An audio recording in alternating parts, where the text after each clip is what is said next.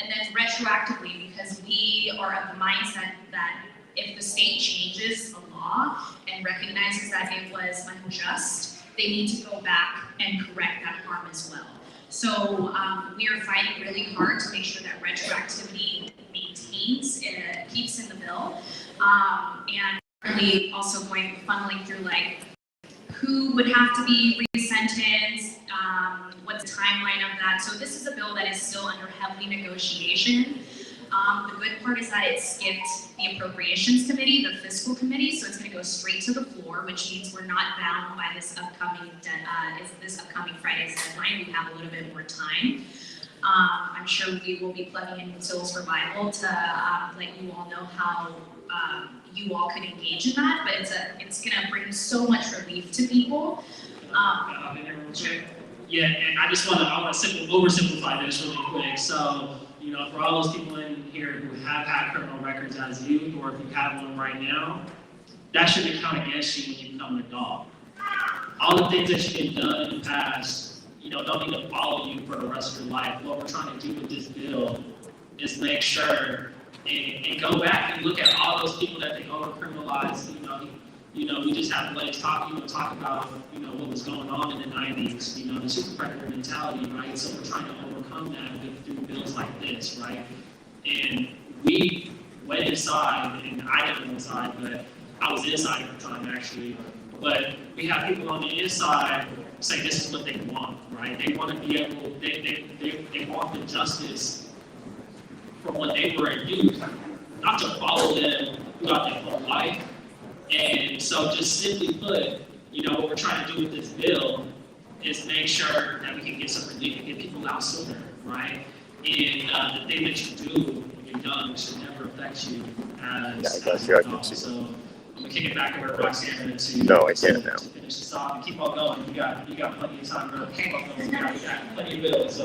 Yeah, there's a lot of bills. So and that's a bill that we are calling fresh start for criminalized youth. To what Anthony said, you know, we should be looking at this as a clean slate. If you served your time in JR, then we should be looking. You should be sort of repenalized because we know who gets caught up in the juvenile legal system to begin with, and we know the racial disproportionality is stark. So this is as much of a racial justice issue as it is a sentencing reform, criminal legal reform issue. So in continuation of kind of the repercussions of the super predator rhetoric that came out of the 1990s, there's this other bill that advocates are proposing, House Bill 1394, and this is regarding the Youth Sex Offender Registry. So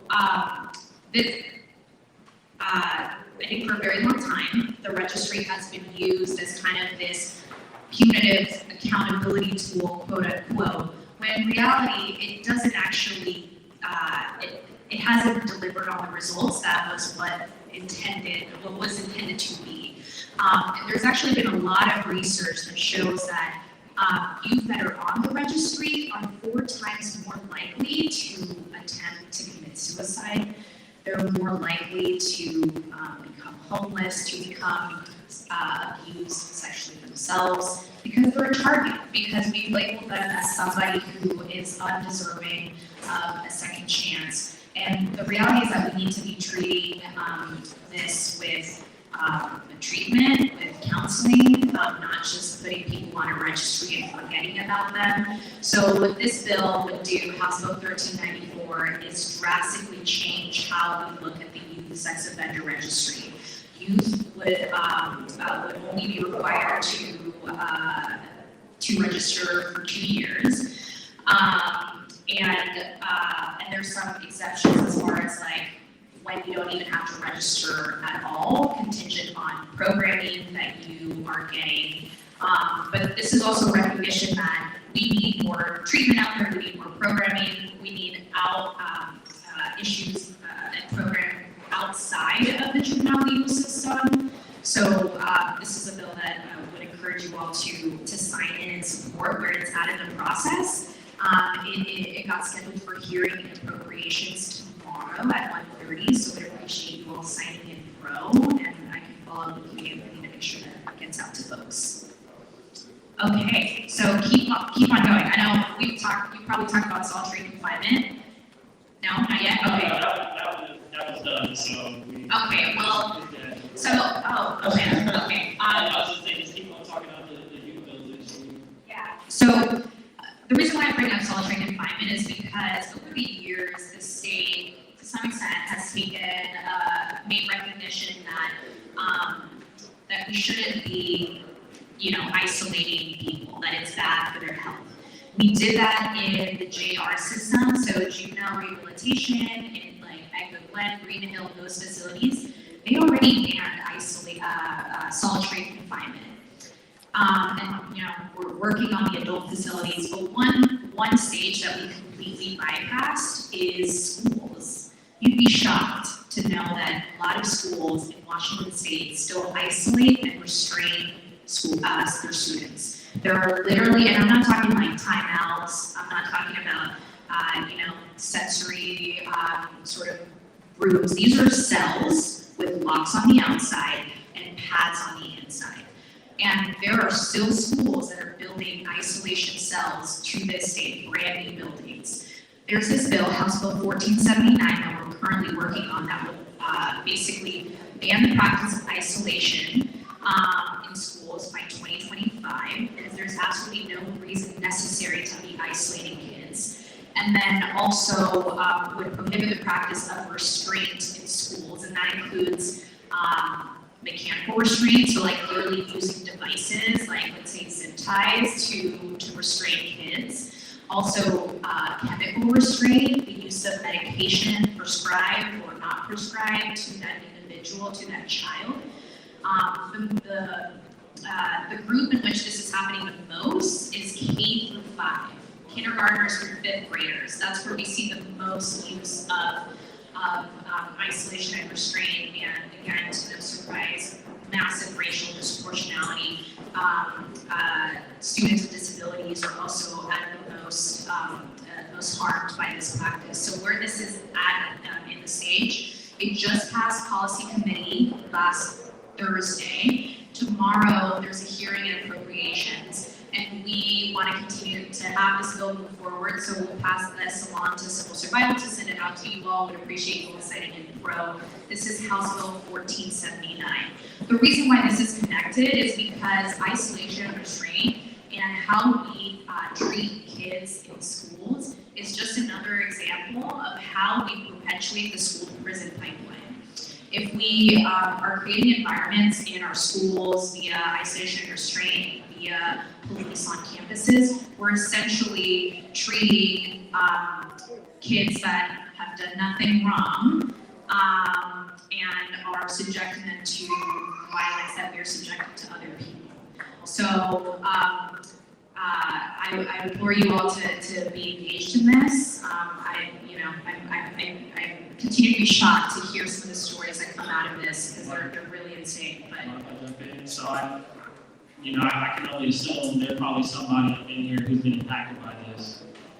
And we got somebody in the back. We got somebody in the back who, thank you for your bravery for telling us, that in itself, right? She talked about the school to prison pipeline. We don't even just put little kids in restraint. She said kindergarten to 5th grade, and I remember I've had friends that they did that to.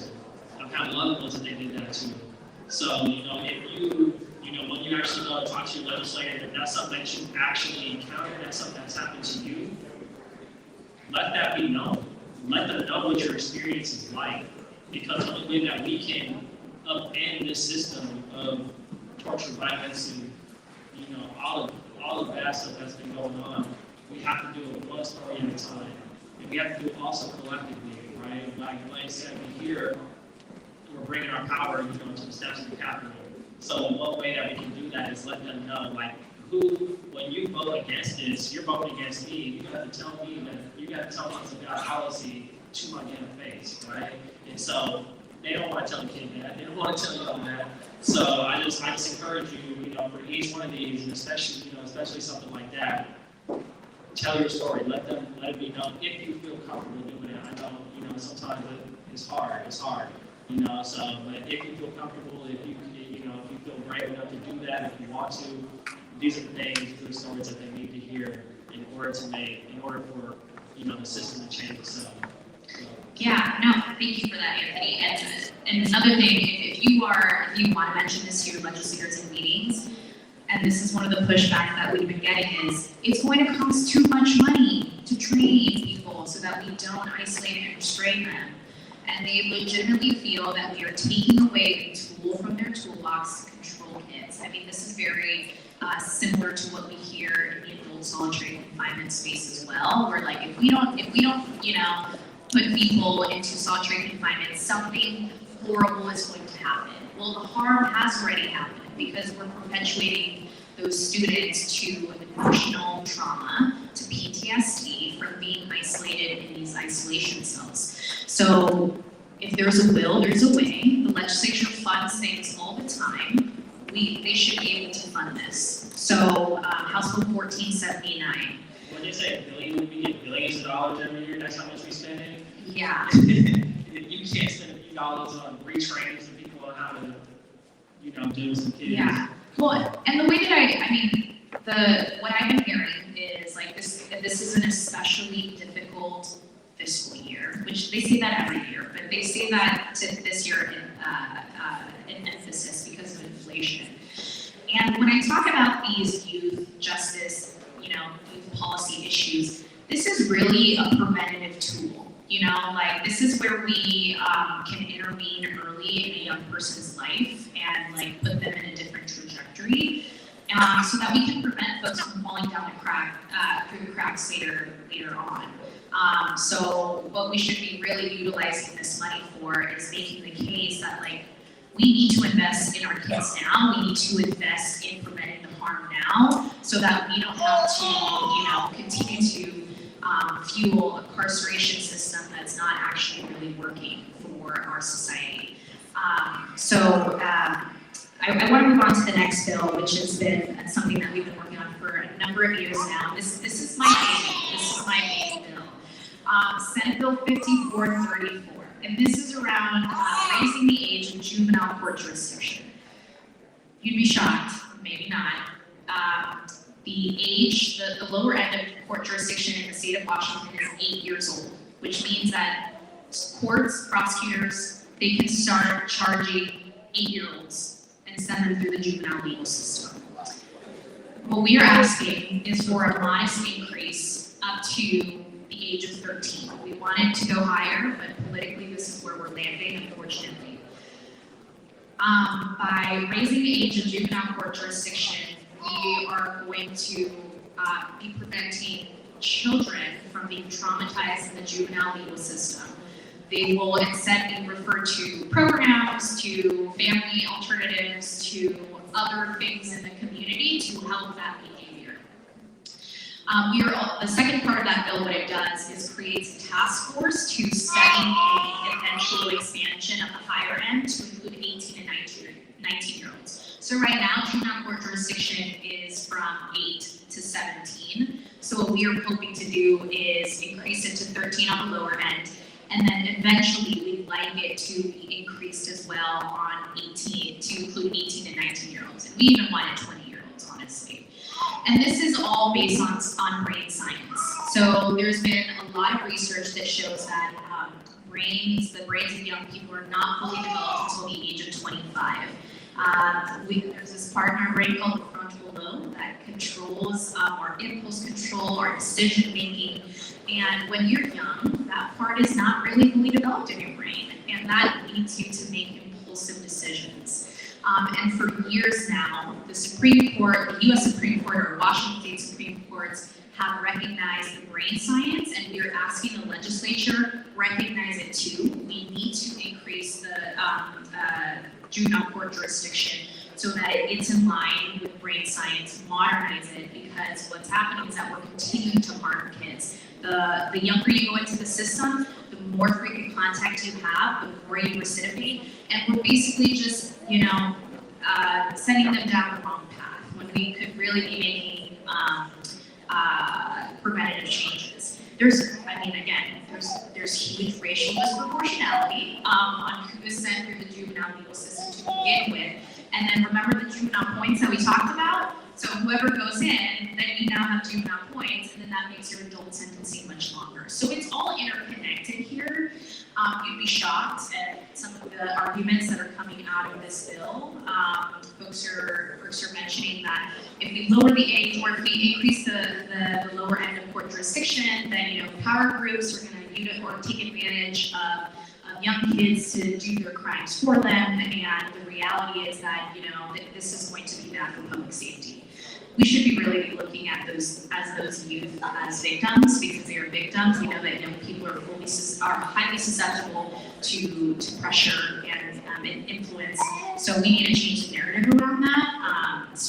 And the reality is that there's already a lot of diversion programs for certain demographic groups. There's already diversion, there's a lot of people that are white and rich that never make it to the juvenile legal system because they have an attorney on call, because they're able to work things out on the back end, because they have the financial resources to figure it out. But inevitably, the burden gets put on the poorest and people of color as well.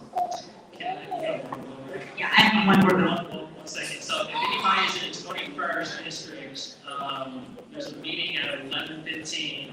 And I'm sure there's somebody here from 21st district, and I will have y'all take a look. So if you are, please head to your meeting now. Thank y'all so much. Thank you. Good luck. Good luck. Back to last one. Okay, yeah, last bill. So, sorry, one more thing that I wanted to say on the raise the age bill. This is actually a bill that we need a little bit of help on because it has to make a stop in the fiscal committee in Ways and Means, and it still hasn't gotten scheduled for a hearing. So I'll follow up with you, Anthony. We are organizing a sign-on letter to be sent to the Ways and Means Committee, urging them for a hearing, and to whatever extent folks would also like to reach out to those senators on Ways and Means, we would greatly appreciate it as well. And then the last bill that I wanted to mention is around youth legal financial obligations. I know Kelly talked about kind of the adult side of LFOs, but for youth, I mean, we're basically setting them up with to fail by tackling on this debt. What this bill is proposing, Senate Bill 5474, is to eliminate the use of or basically wipe out past debt, fines, fees. With restitution, what we are proposing is setting up kind of a victims compensation fund so that rather than the person having to pay, the youth having to pay for restitution, having the state sort of create another entity so that victims and survivors can pull money from that. Because, what we're trying to move towards is a system where we're reliant on one person to fund this thing, but rather having put the pressure on the state to fund that. So this is going to bring a lot of relief to young people across our state who are overwhelmed with debt. That's another bill we'd appreciate your support. It had a hearing on Saturday in the Ways and Means Committee, and it will soon be, I think, scheduled for an executive session in Ways and Means as well. So there's a lot happening in the juvenile legal system reform space. We're trying to make sure that things move forward. There are a few bills that unfortunately did not make it through. One of them around juvenile records. Washington State has one of the worst confidentiality statutes in the nation around juvenile records. And we want to make sure that juvenile records are protected and confidential so that young people who have served their time and done what they needed to do can finally move on and not continue to be held back by their juvenile records. There was this other bill that unfortunately died a tragic death, with kind of in the adult sentencing reform space. Senate Bill 5451, it was around emerging adults. So Washington State no longer has parole, which means that young people who have committed a crime, and were sentenced to life without parole don't have an opportunity for review of their rehabilitation.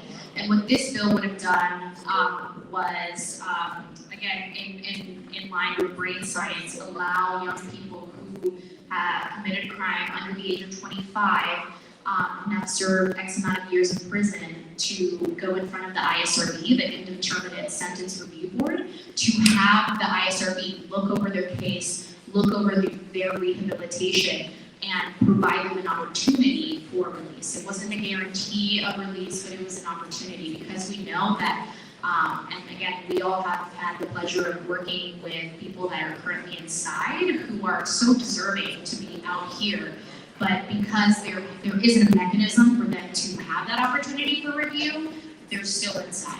So there's a lot of good work that's happening, but like legislators only really want to move on what they're hearing from their constituents, which is why you being here is incredibly important. You like reaching out to them and telling them what is important to you really moves the needle forward. So I'll leave it there. Thank you so much for listening, and I hope that you all will continue to engage. Thanks.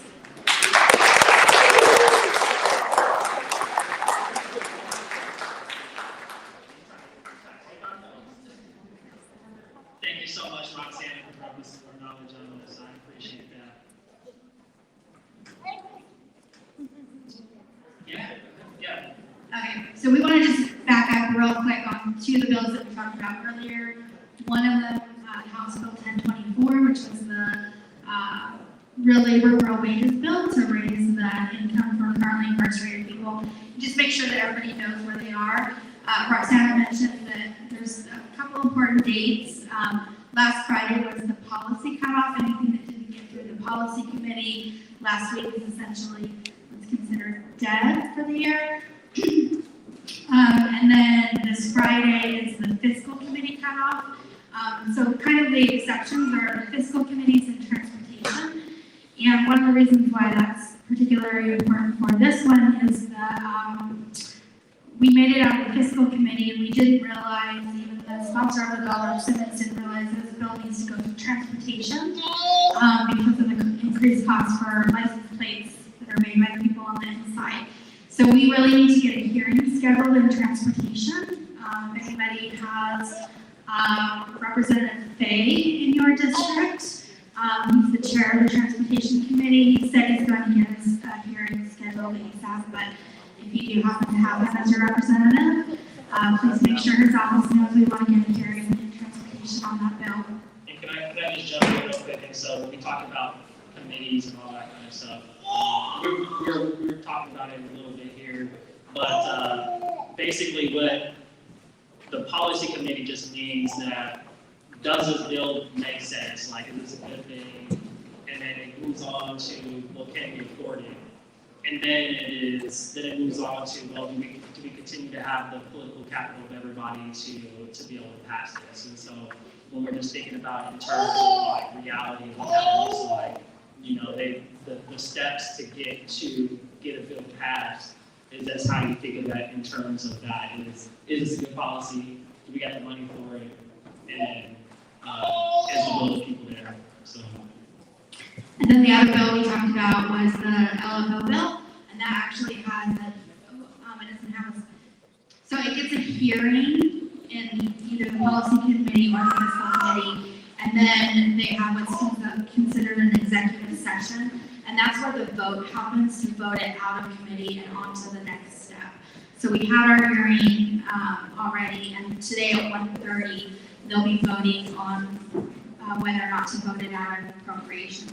So there's not necessarily a lot of action you can take with this executive session other than convincing the members of appropriations to vote yes on it. We might have y'all show up there to that committee and just show some power, just let people know that we're around, right? We're there, we're here, we're watching. Yeah, because the money people, we got an insider, but sometimes it just ain't enough. What's the next one? Okay, improving access, removing barriers to jump-based voting. And so this one right here, we're still trying to get a hearing and appropriations. Basically what they're saying is, well, we ain't got the money, or, you know, what they're trying to say is, well, it costs money to create a plan to make sure that people in jail can exercise their right to vote. This is not a privilege to vote. These people in jail have the right to vote if they want to, right? And so as we've been talking about, the whole thing with this is, well, how can they, society keeps on trying to find ways to reduce our power. One of the ways that we can get that back, right, is through voting, right? We passed HB 1078. Roxana was critical to it. Kelly was critical to it. Corey, who's around here somewhere, was critical to its passage. And, a lot of other people here too, and being able to share, or being able to get people in the room and say, well, we have, we're voters. We put you in this position to be here. Listen to us, right? In order to keep on increasing your power, we got to continue to knock down these structural barriers. One way of doing that is voting, right? And so what we're trying to do, is break down. These are laws that are hundreds of years old. In 2 white states in our nation, I see a lot of people of color here, majority of people of color here. 2 white states in our nation, Vermont and Maine, they allow people to vote while they're in prison. And they ain't even let us vote in jail when they have the right to vote. So what we're trying to do is make sure that those people our people can exercise their right to vote. And so that's what that was about, is really just, we're asking them to create a plan, hand out some flyers, make a video, do something, just anything really is what we're asking. Allow people to have access to what they need to make informed decisions. The less decisions that you have, or less, knowledge you have, the less power you're going to have, continuously trying to increase both of those. So, moving on to the next one. I'm not even going to talk about this one. Kelly, go ahead.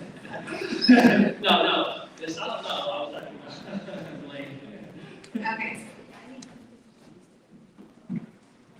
I need to put my glasses on to make sure that I can see. House Bill 1492, this one is providing relief for people who are affected by state versus Blake. You can tell I'm old, I need my reading glasses. So I think a lot of people here are probably familiar with the Supreme Court decision that came down 2 years ago that ruled our possession law as unconstitutional, and just created kind of a lot of uproar, a lot of havoc, a lot of different things within the community. And so there's a couple of different things going on with Blake.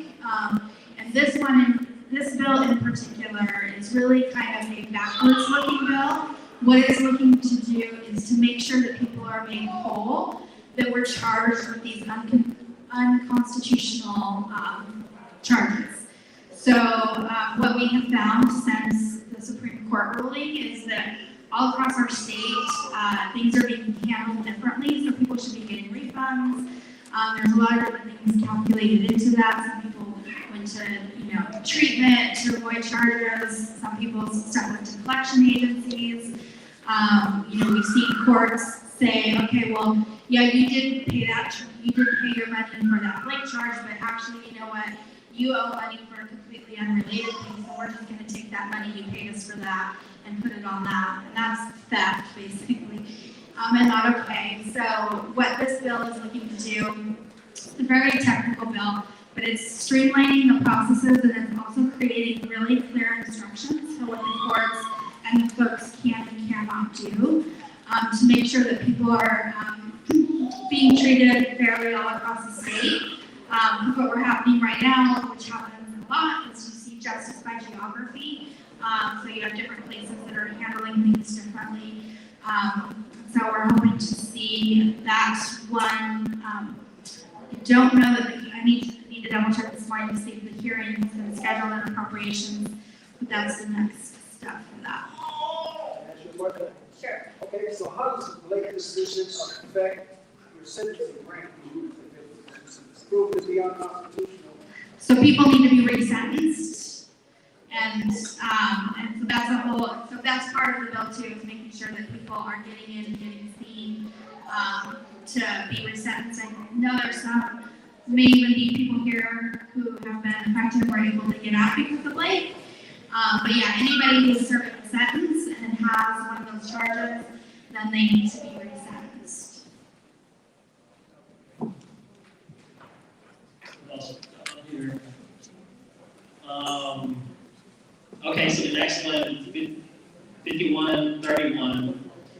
basically what this one is asking is that when you send money into a loved one that's inside, they're basically taking some of that money and then putting it towards, your cost of incarceration, towards whatever restitution that you gotta pay.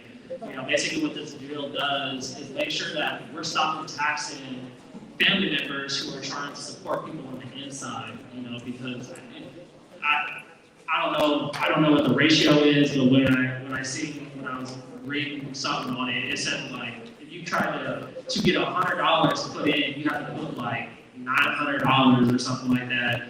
Something crazy, something wild like that. I apologize.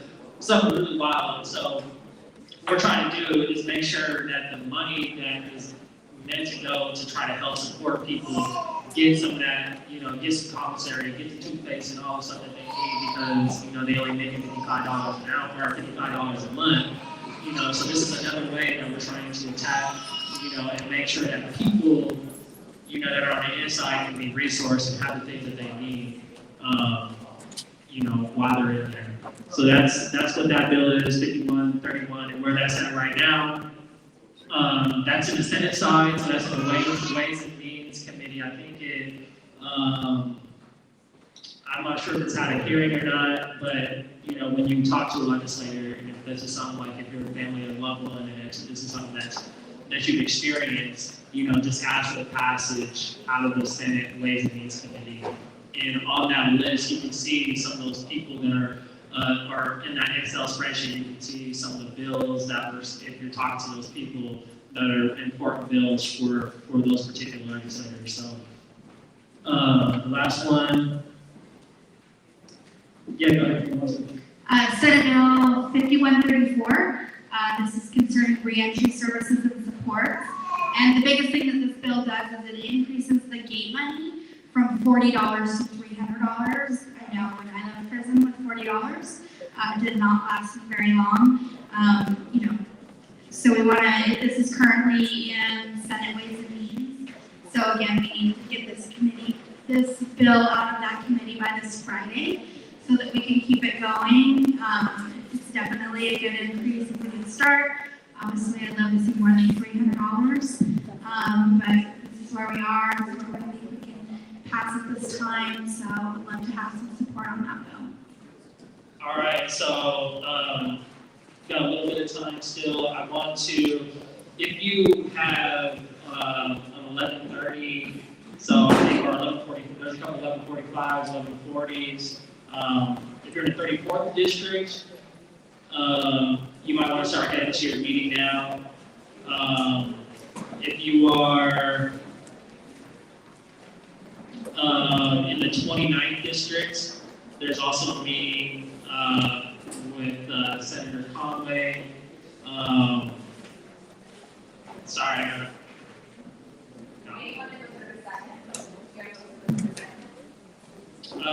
Right now, just read these ones up, but I'll get to that in a second. So the 44th as well. So if you're in the 44th, if you are in 34, or what was the last one I said, or what was the other one I said? Another one, the 29th. So if you all are in one of those districts, might want to go start trying to head to your meeting soon. Thank you. And have to check our agenda to see what's next.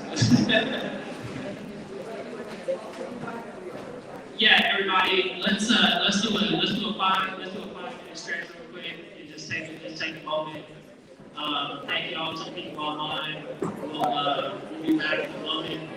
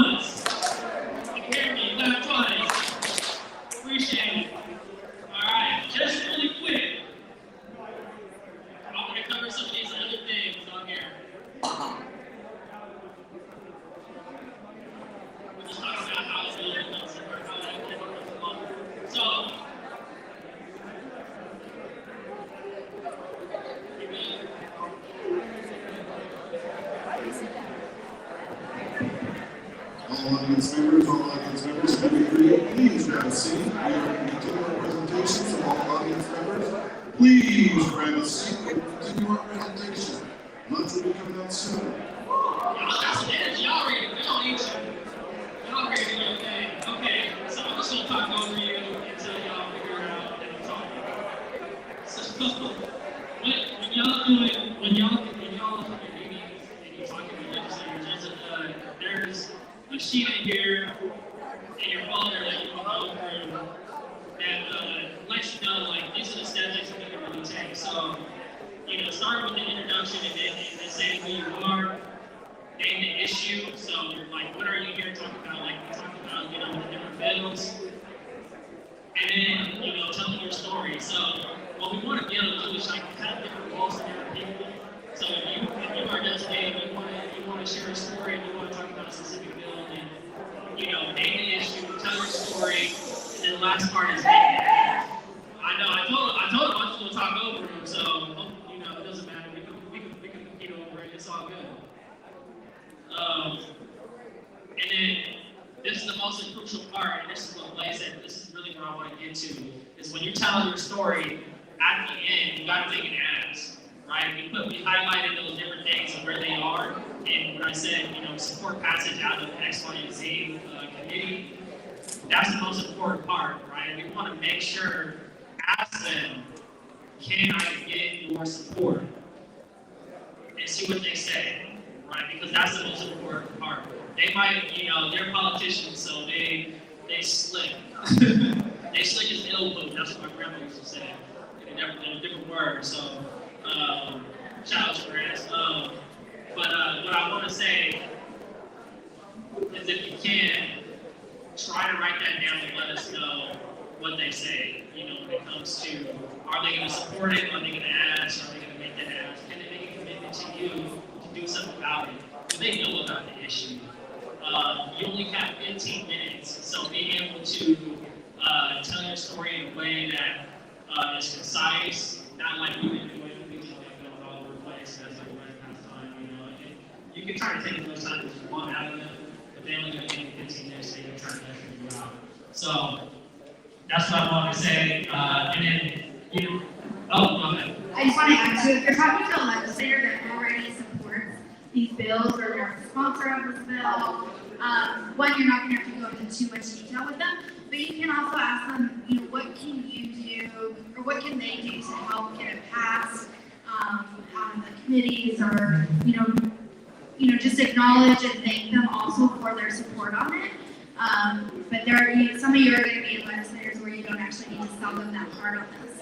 And so you do want to take that time to find out, what it is you can do to help them. Are there other things that they can do to get their colleagues behind this bill, or what is it that you can, what could I can say to the legislator, what could I do to help you get this over the finish line?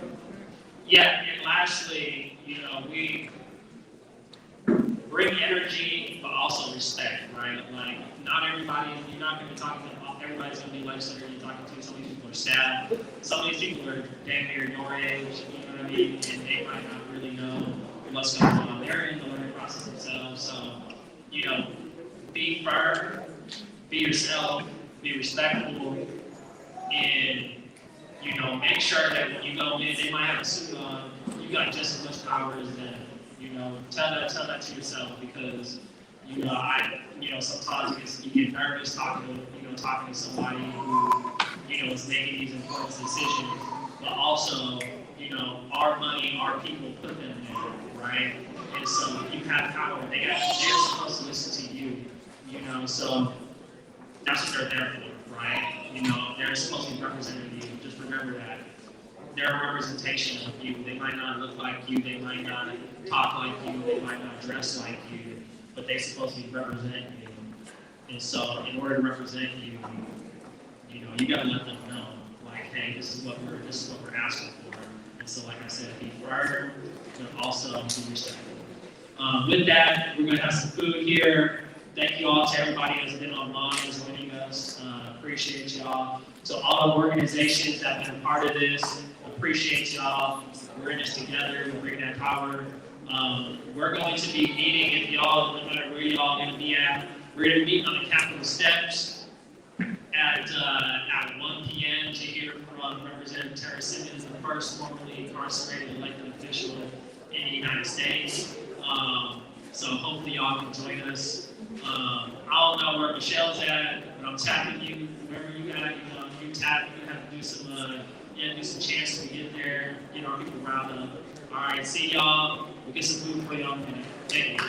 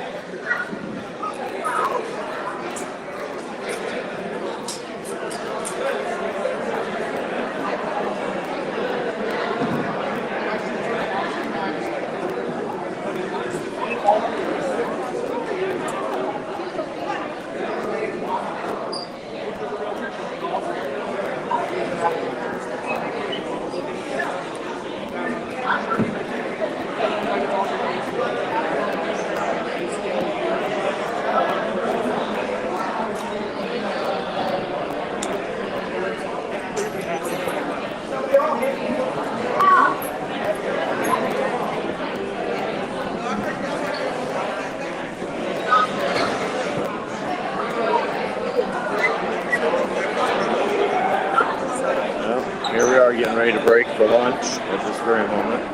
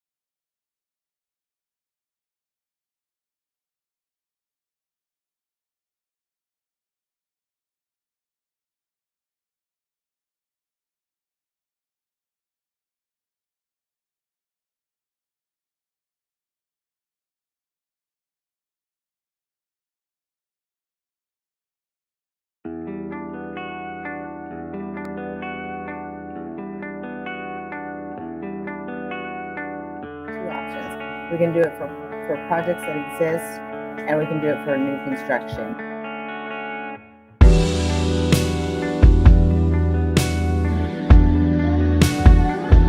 And that's how I'm going to say it.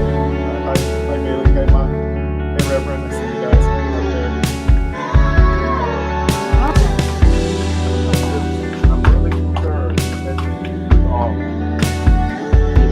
Right, but I'm You are sure. sure, man, this could be poisonous.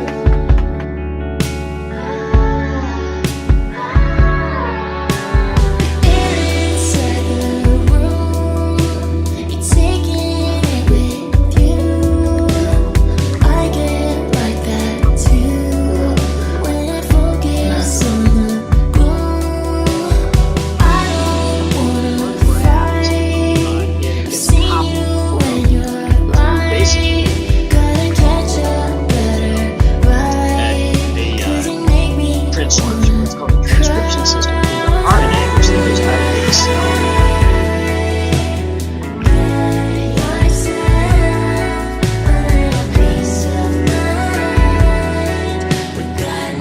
If you have to contort themselves to fit in your organization. So we go.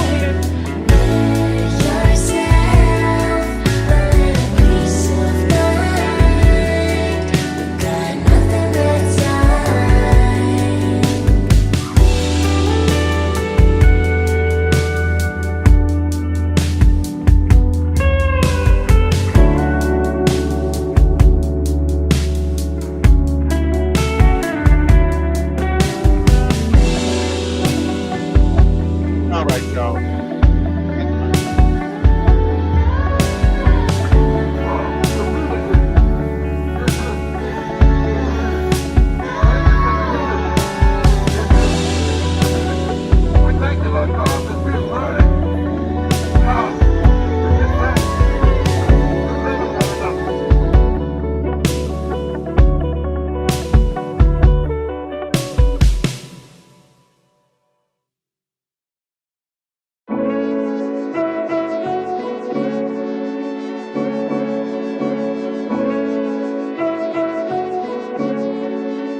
Oh, really?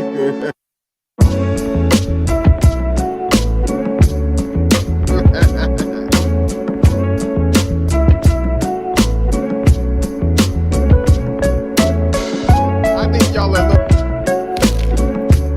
Did you excuse me? Miss Lydia and Miss Toya. All right, well, who are they? You got to introduce them. Now you can't just have strangers on the camera. Oh, they're just to get the system back running. So they're IT? Yeah. Wow, I think y'all are. My father away to prison or jail often took me to prison or jail, and so I never really looked at law enforcement as a friend. But thankfully, our new interim Kitsap County Sheriff, John Kesey, has really sat with me and taken time with me in many, many meetings to build a strong, trusting relationship. And the hip-hop in Tacoma was targeted. Captain that day. I remember vividly as a little boy sitting there, and they wanted to date my three sisters. My father being that protector.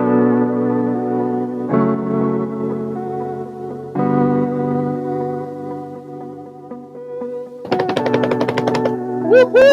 Oh, up! All right.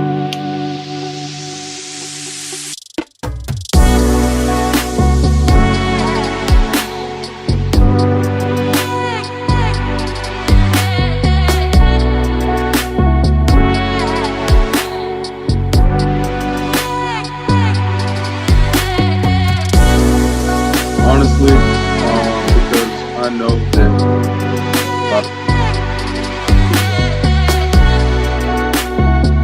we can make bigger decisions on their life, bigger.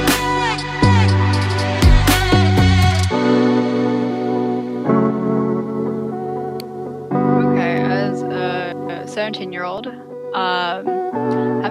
haven't had much experiences,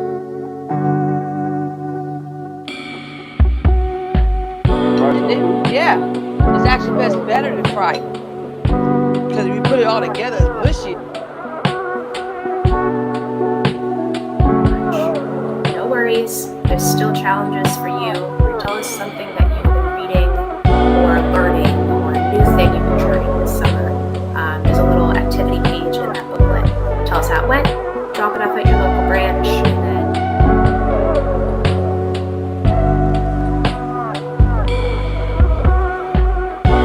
and so the budgets aren't really set up to be looked at policy. So I had how are we building what I call emergency relations and with diverse communities? Because I mean, They're asking us our materials because they're very, very specialized mural materials. They're professional and highly advanced. They're imported.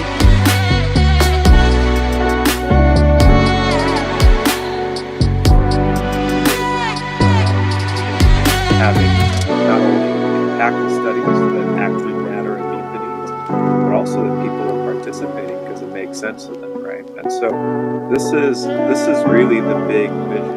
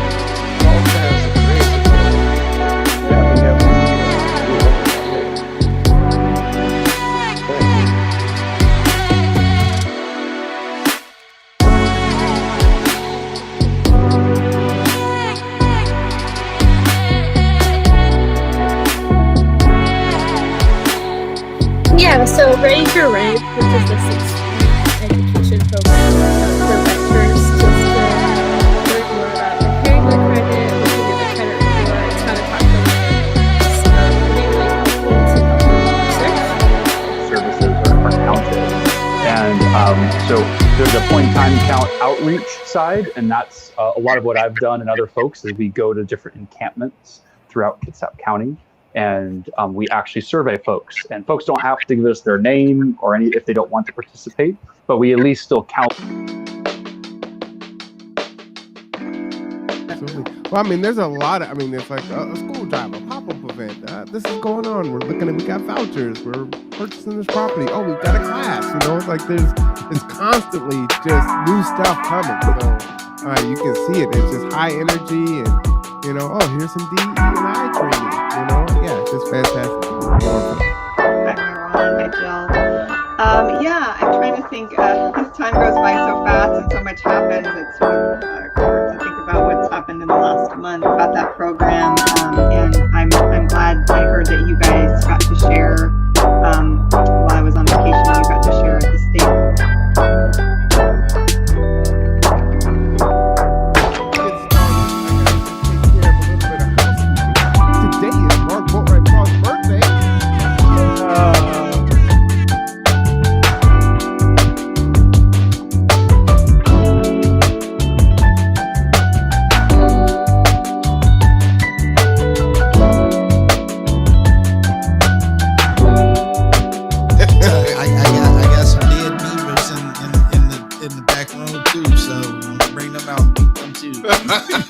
All right, y'all, this is devolving into something else.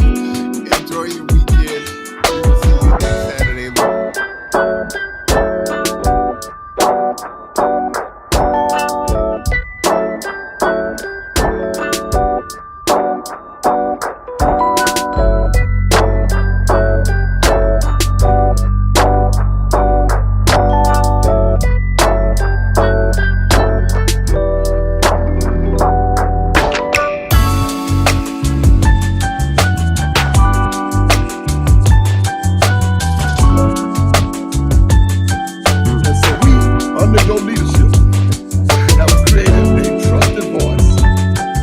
with a trusted space. Thanks, Marwan. I really appreciate the platform and the opportunity to talk to the public in a way that maybe I wouldn't be able to do otherwise. I think your commitment to having this sort of ongoing conversation about housing and homelessness issues is really important, and I just appreciate you right back. Thank you. All right. Well, you heard it there.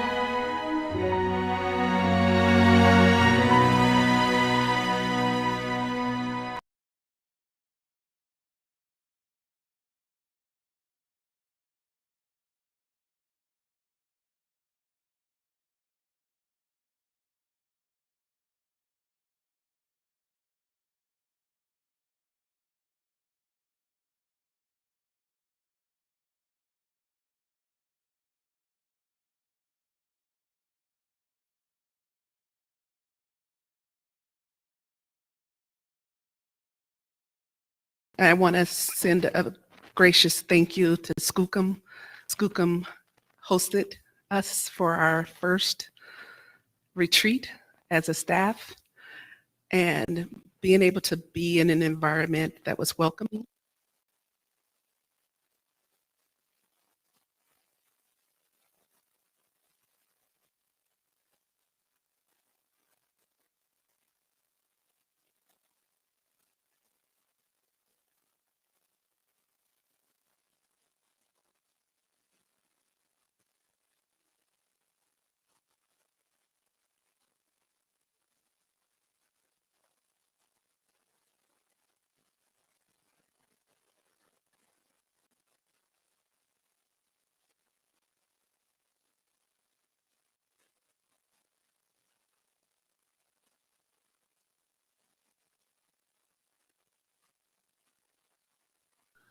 We should be good to go. So we're just waiting on that. And it should be all right. There we go.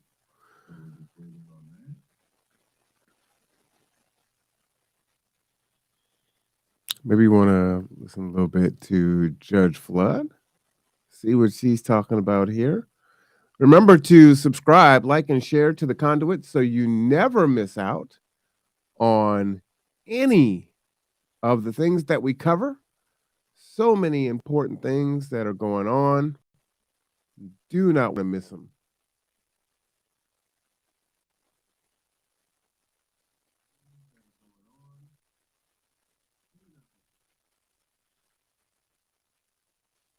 Right. Lots of information going on this year. Go ahead and subscribe, like, and share at the Conduit. If you would like to support the Conduit so that we can continue to do what we do, the QR code is there.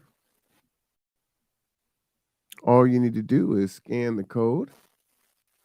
And what's great is you can support the Conduit or you can support G2. QR code is there. If you would like to support this particular stream, you can do that. Say, buy me a coffee. I need to change that. That actually should be donate a ride to someone who can't afford it. Okay. This is a new Departments advise us option to make there. sure that we err on the side of caution when we're in certain public settings and in large crowds. And if you're feeling ill, to make sure you have a mask, stay home. So we're still monitoring that, but we have moved into where we are fully functioning with trials. Previously, there had been in place a mandate for jurors to be vaccinated. Over the last year, that has not been the case. We did end our mask policy for the courthouse as far as mandatory was December 31st. We have continued to have hybrid hearings. The remote hearings access for our courthouse to even be able to come into the courthouse and appear via Zoom if you're feeling ill or not, being able to have that access through your own means, but also in how we have our hearings for those that are in custody. Zoom has been a vital part of the court hearings process, and not only for our courts, for superior courts as well as district court. And I do want to acknowledge Judge Hemstreet, who's here from Superior Court.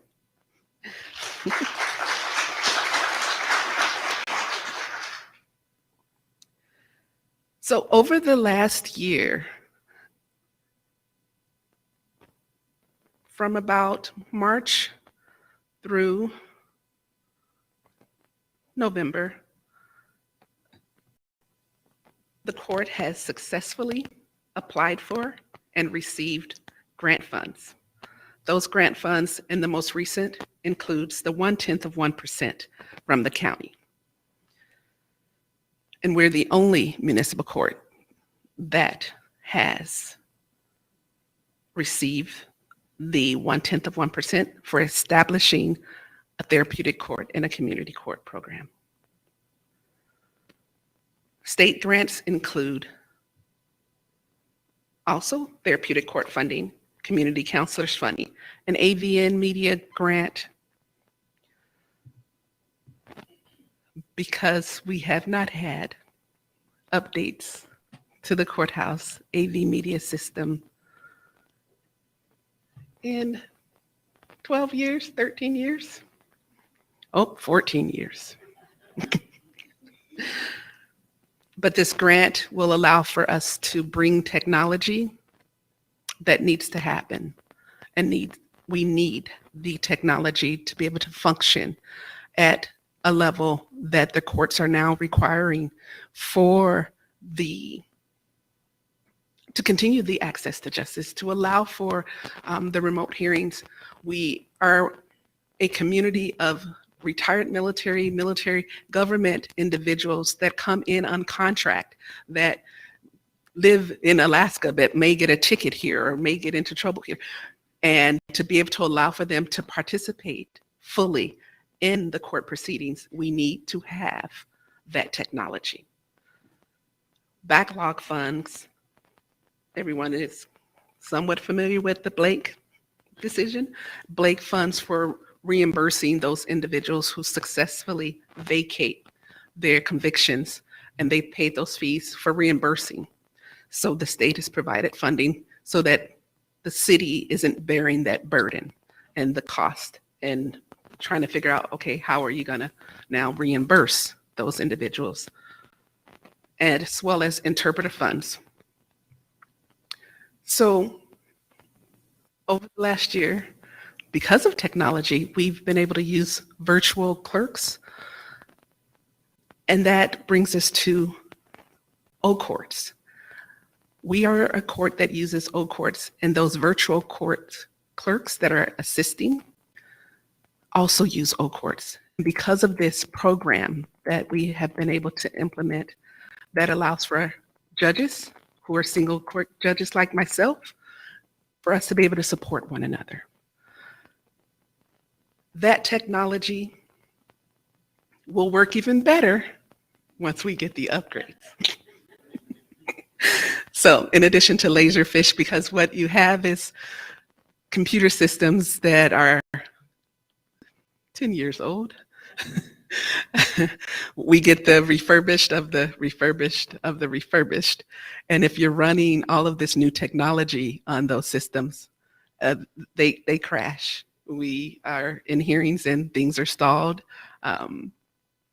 I also want to acknowledge in the room is Mr. Murphy, one of our public defenders, and working with the jail over the last year and being able to use O-courts in the jail. That is something that technology has moved us forward with. That software is very vital to our day-to-day functions, especially in a day and age where the appearance in a hybrid fashion is needed for access to justice. We have a new AV media cart with the most up-to-date equipment. And there is a thank you to our IT department for providing the support in getting that AV cart up and running. We have been able to use that AV cart in our trial proceedings. We've had, I think this last week was our maybe 5th trial, and the AV media cart allows for the prosecutor and the defense to be able to share evidence. And we actually also had an expert witness appear from across the country via Zoom and utilizing that AV cart.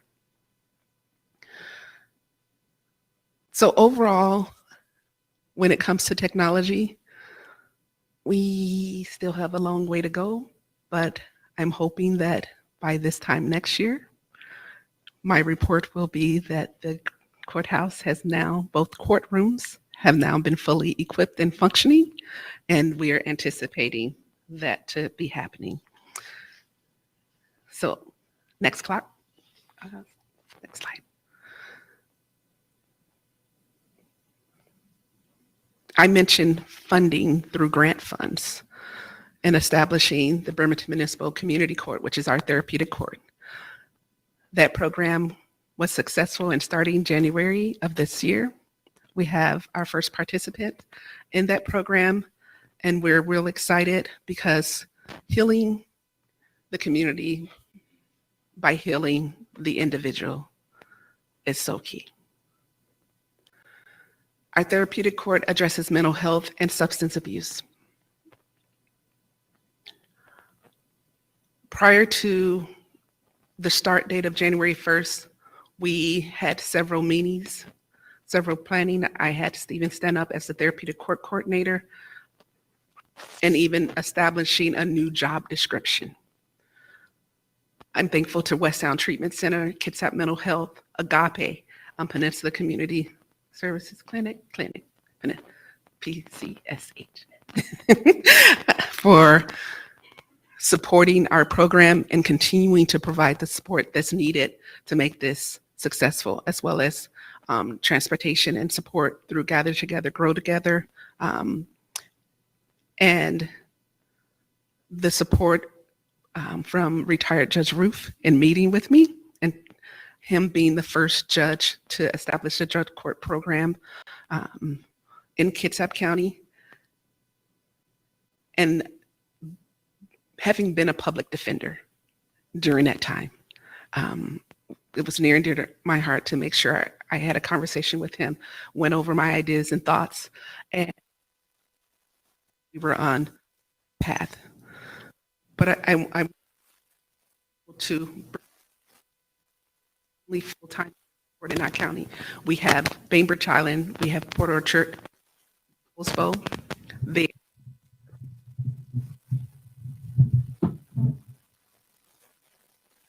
All right, let's tune back in with Judge Flood here in a minute.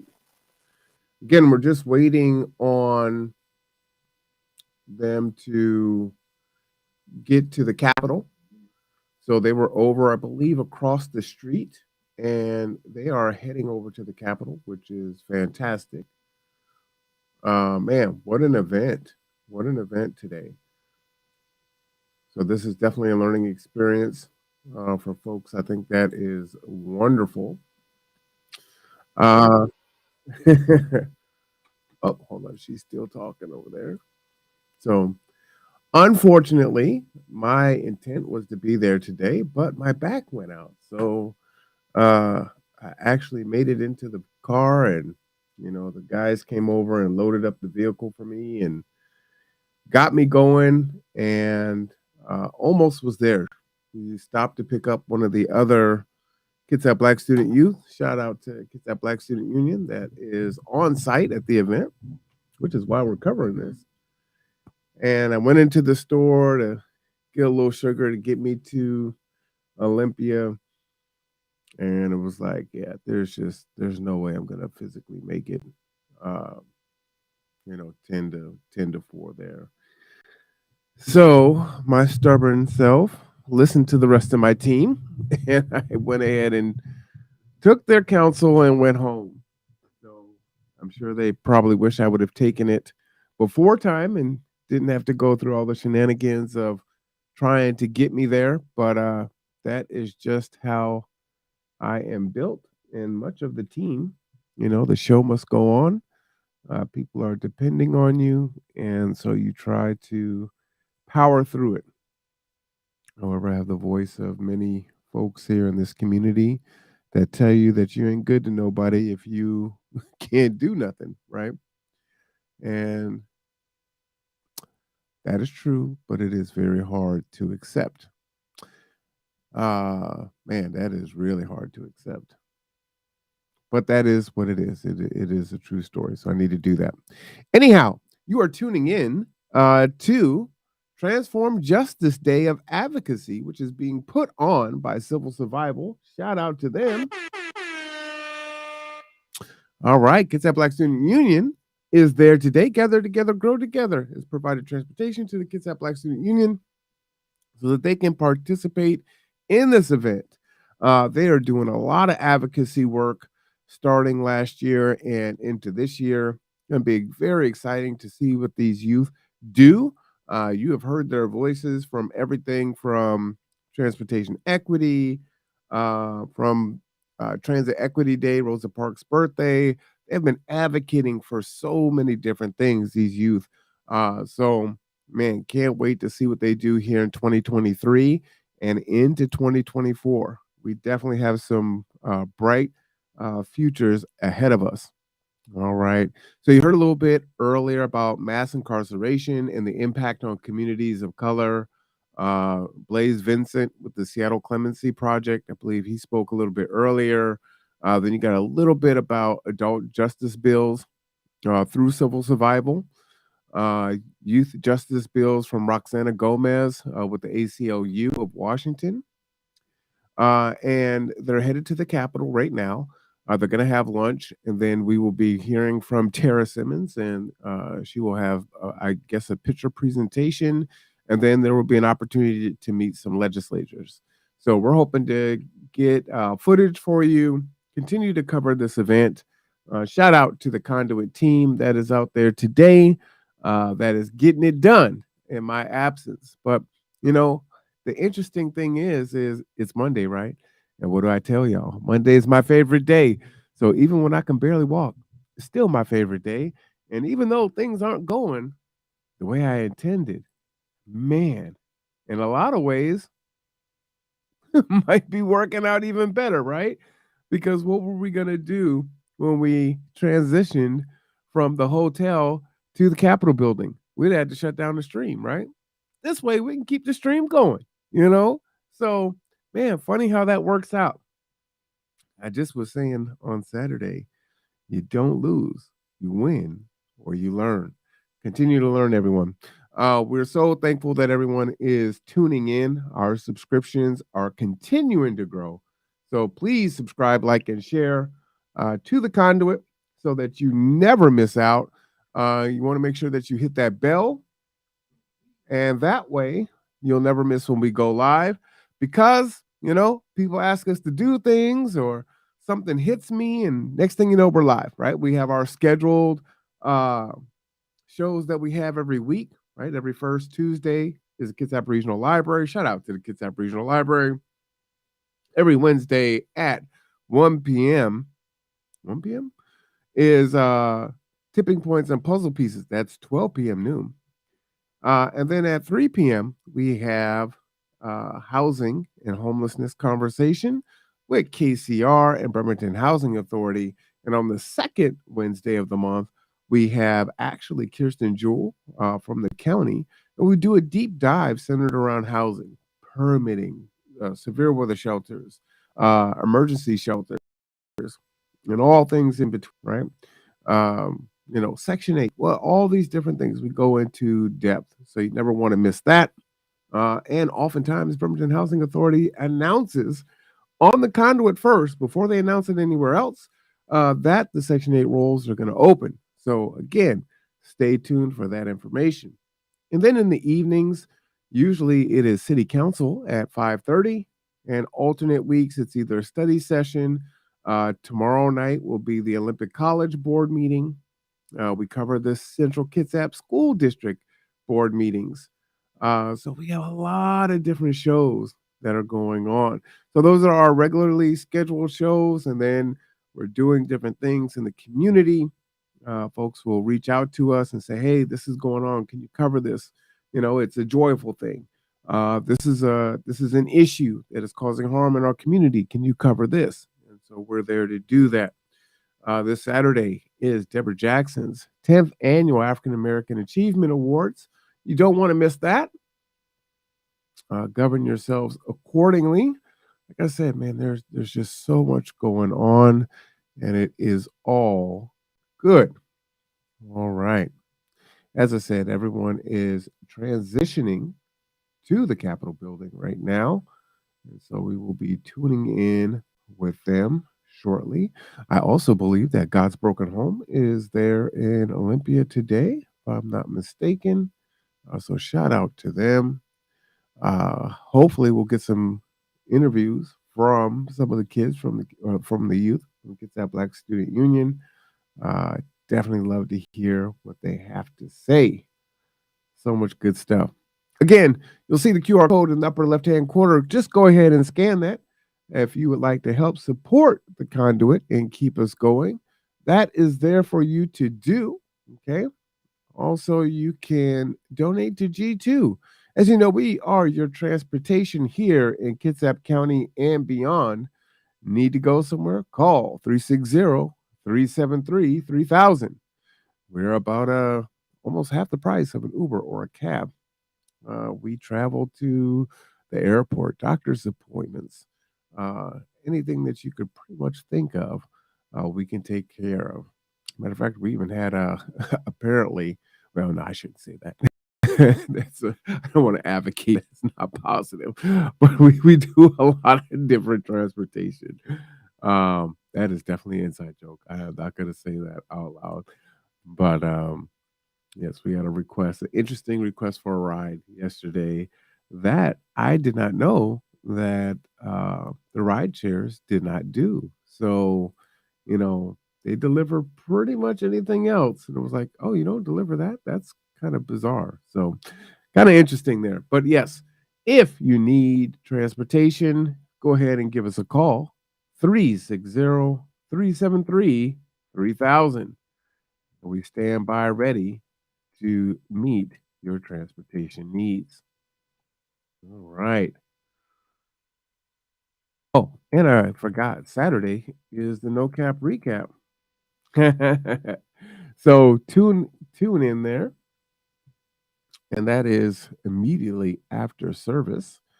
New Horizon Ministries, 4040 Wheaton Way, Suite 203 on Saturday. Little bit of information about that transportation. So the pastor there, Ellington, he changed service from Sunday to Saturday because there's no Sunday service. Now, allegedly, coming soon, here around August, there's going to be Sunday transportation, which would be fantastic here in Kitsap County, right? But he wanted to ensure that people could come to worship that did not or relied on public transportation. So he changed it to Saturday. So I love that kind of forward thinking, problem solving in that regard. So after that service is over, it's there. Every first Saturday is open, and folks can come in. And right after service, there is a fellowship meal. It's usually like spaghetti and fried chicken, just really good stuff. Don't want to miss that. All are invited. Again, that is 4040 Wheaton Way, Suite 203 in Bremerton, Washington. Come on down. Super friendly and good folks for sure. Let's see. What else do I need to tell you? Now, this is important. This is definitely important. So let me go ahead and share this information with you, and I'll go ahead and put this in the chat for you also. It is tax season, everyone. It is tax season. All right. Now, you may be eligible for a tax credit this year. So, you want to see if you are eligible for a tax credit? Super easy to do. Go ahead and play a little quick video for you.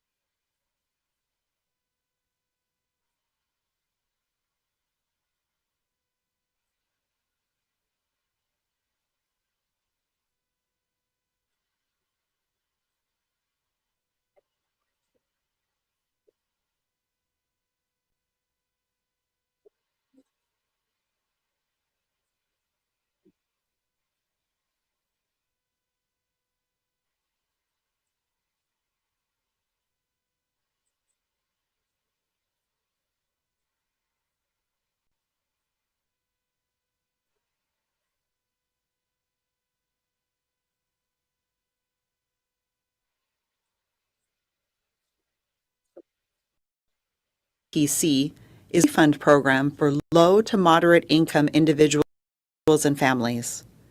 It provides a refund of up to $1,200 that returns a portion of sales tax paid. This is direct cash into your pocket each year. It's modeled after the federal Earned Income Tax Credit program. The amount of the credit depends on your income and the number of children you have, if any. We're working closely with community organizations to assist everyone that is eligible to apply. Applications will be accepted starting in February and must be submitted by December 31st each year the previous tax year. Working Family staff is ready to assist by phone or email. Simply visit workingfamiliescredit.wa.gov or call 360-763-7300.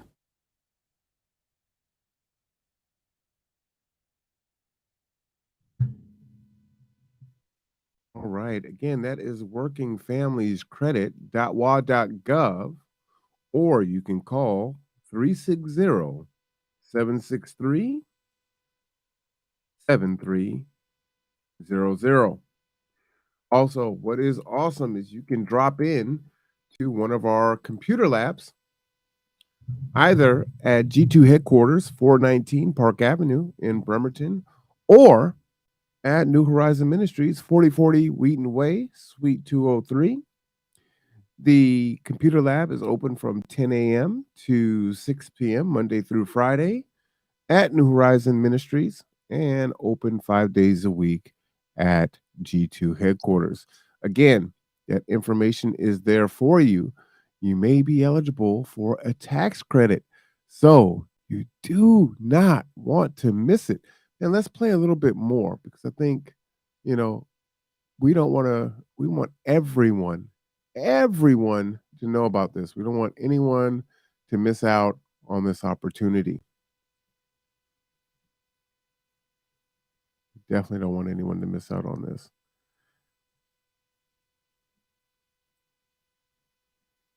All right.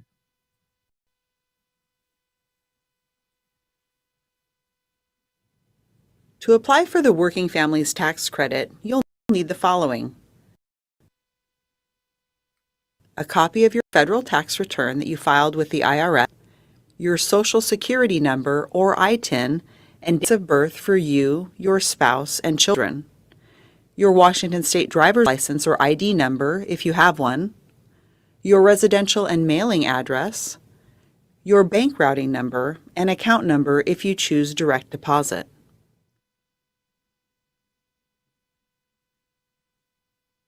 All right. Again, all you need is a copy of your federal tax return that you filed with the IRS, your Social Security number or your ITIN number, and the dates of birth for you, your spouse, and your children, your Washington State driver's license or ID number if you have one, a residential and mailing address, and your bank routing number and account number if you choose direct deposit. So they are making this super easy for you to take advantage of. So please, please, please take advantage of that. Let's go ahead and take a look at the residency requirements. That might be helpful to look at also.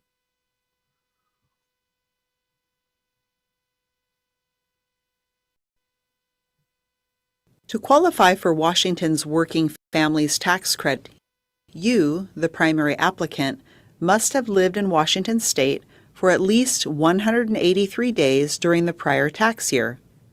When you apply, you will be asked to attest this and provide your current residential address. If you're experiencing homelessness and do not have an address for your primary residence, you have options. We accept residency attestation letters from community-based organizations. If you are in the military and live outside of Washington State, but are married filing jointly, and have a spouse that resides in Washington, you're still eligible and should apply. Here are some examples. Miguel lives in an apartment in Tacoma, Washington. He lived there for 300 days during calendar year 2022. Then he took a job assignment in Utah for the remaining 65 days of the year. Since Miguel lived in Washington for at least 183 days in 2022, he meets the definition of a Washington resident for that calendar year. He would be eligible for a Working Families Tax Credit refund during the year if all other requirements are met. Anna lives in Oregon, works in Washington. She drives to her work in Washington every morning and drives back to her home in Oregon every evening. She does this for 300 days during the 2022 calendar year. While Anna may be physically present in Washington for at least 183 days, she didn't live in Washington. She's a resident of Oregon and simply commuted into Washington, so she does not qualify as a Washington resident. All right. So again, there are some nuances here to this particular tax credit. So you want to make sure that you are eligible for it. And again, we are here ready to assist you for that. Now, you might need a ITIN number. So why don't we go ahead and check out how you go about getting that?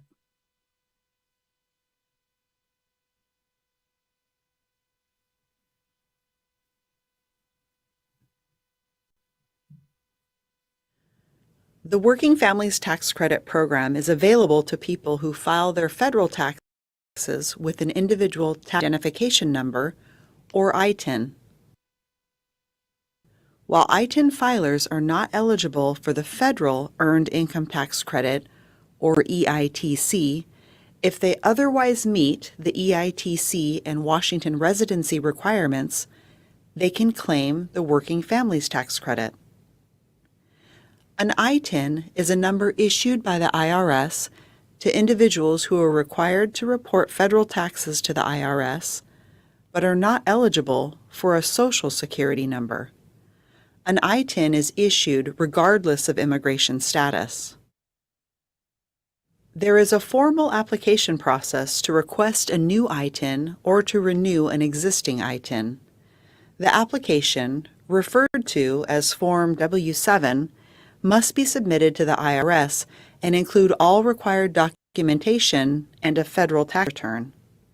Refer to the IRS website at irs.gov/ITIN for more information and how to submit an application. To be eligible for the Working Families Tax Credit, you must have a valid ITIN. This means that the ITIN has been issued by the IRS, is current, and isn't expired or revoked. You, your spouse if married filing jointly, and your qualifying children must all have a valid ITIN or SN to receive your Working Families Tax Credit refund. If you haven't received your ITIN, you may apply and select the checkbox on the application indicating that you, your spouse, and or qualifying children are waiting for an ITIN from the IRS. Your application will be accepted if filed by December 1st, even if it's missing an ITIN for you or any of your family members.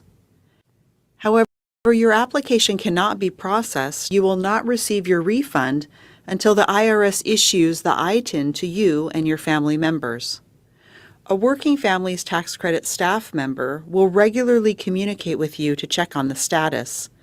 However, you are responsible for notifying Working Family staff when the IRS issues the ITIN. After we receive the ITIN from you, we will process your application and issue your refund as soon as possible. Please note that it can take the IRS many weeks to process an ITIN application and issue a number. You can find more information for ITIN filers on the Working Families Tax Credit website at workingfamiliescredit.wa.gov, including frequently asked questions about the ITIN application process and a list of community partners who can provide assistance. All right. Lots of good information there. Okay, also want to let you know there is a wind advisory in Bremerton, Washington, and it has already started. It was supposed to start a little bit later today, excuse me, but it is already here. So we will stay with you as long as we can, but the winds are blowing pretty severely right now. So please be advised, especially if you have to go out in this weather, if you're driving. It can push your vehicles into other lanes. So please operate with safety. Again, you are watching the Civil Survival, which is presenting the Transform Justice Day of Advocacy. They are transitioning from where they were at the hotel over to the legislative building, to the Capitol. The youth are enjoying lunch right now, and then after lunch, they will be back. We'll hear from Tarra Simmons, and we will also talk with legislators. So stay tuned for that. Man, so many good things going on. Let's continue on with our conversation on these taxes here. Again, please let people know this is really important, right? We are in some pretty hard times right now, and every dollar helps. Every dollar helps. Okay. In this video, we will cover who is considered a qualifying child. Washington's rules for qualifying children follow the federal Earned Income Tax Credit requirements, including your child's age, relationship, residency, and whether they filed a joint return for their federal taxes. All 4 of these requirements must be met. Additionally, all qualifying children must have either a Social Security number or Individual Taxpayer Identification Number, also known as an ITIN. The unique part about Washington's credit is that children with an ITIN can qualify. Let's go over the requirements for qualifying children. Generally, a qualifying child must be 18 or younger at the end of the tax year and be younger than you, the applicant, or spouse if married filing jointly. There are a couple exceptions to the 18 or younger requirement. We're going to cover those now. If the qualifying child is enrolled as a full-time student, they must be 23 or younger at the end of the tax year and be younger than you or your spouse if married filing jointly. If the qualifying child is permanently and totally disabled at any time in the tax year, there's no age requirement. A qualifying child must be related to you in some way. They can either be your child, sibling, or descendant of your child or sibling. For example, a qualifying child can be your own child, including adopted children, stepchild, foster child, or a descendant of one of these, such as a grandchild. A qualifying child may also be your sibling, half-sibling, step-sibling, or descendant of one of these, such as a niece or nephew. You cannot claim a child's spouse as a qualifying child. A qualifying child must have lived with you or your spouse if married filing jointly in the United States for more than half of the tax year. There are a couple exceptions to this requirement that we'll cover now. If a child was born during the year for which you claim the credit and they lived with you for more than half of their life during that year, they meet the residency requirement for a qualifying child. If a child passed away during the year for which you claim the credit and lived with you for more than half of their life that year, they meet the residency requirement for a qualifying child. A qualifying child must not have filed a joint return for the tax year unless they're only filing to claim a refund of income tax withheld or estimated tax paid.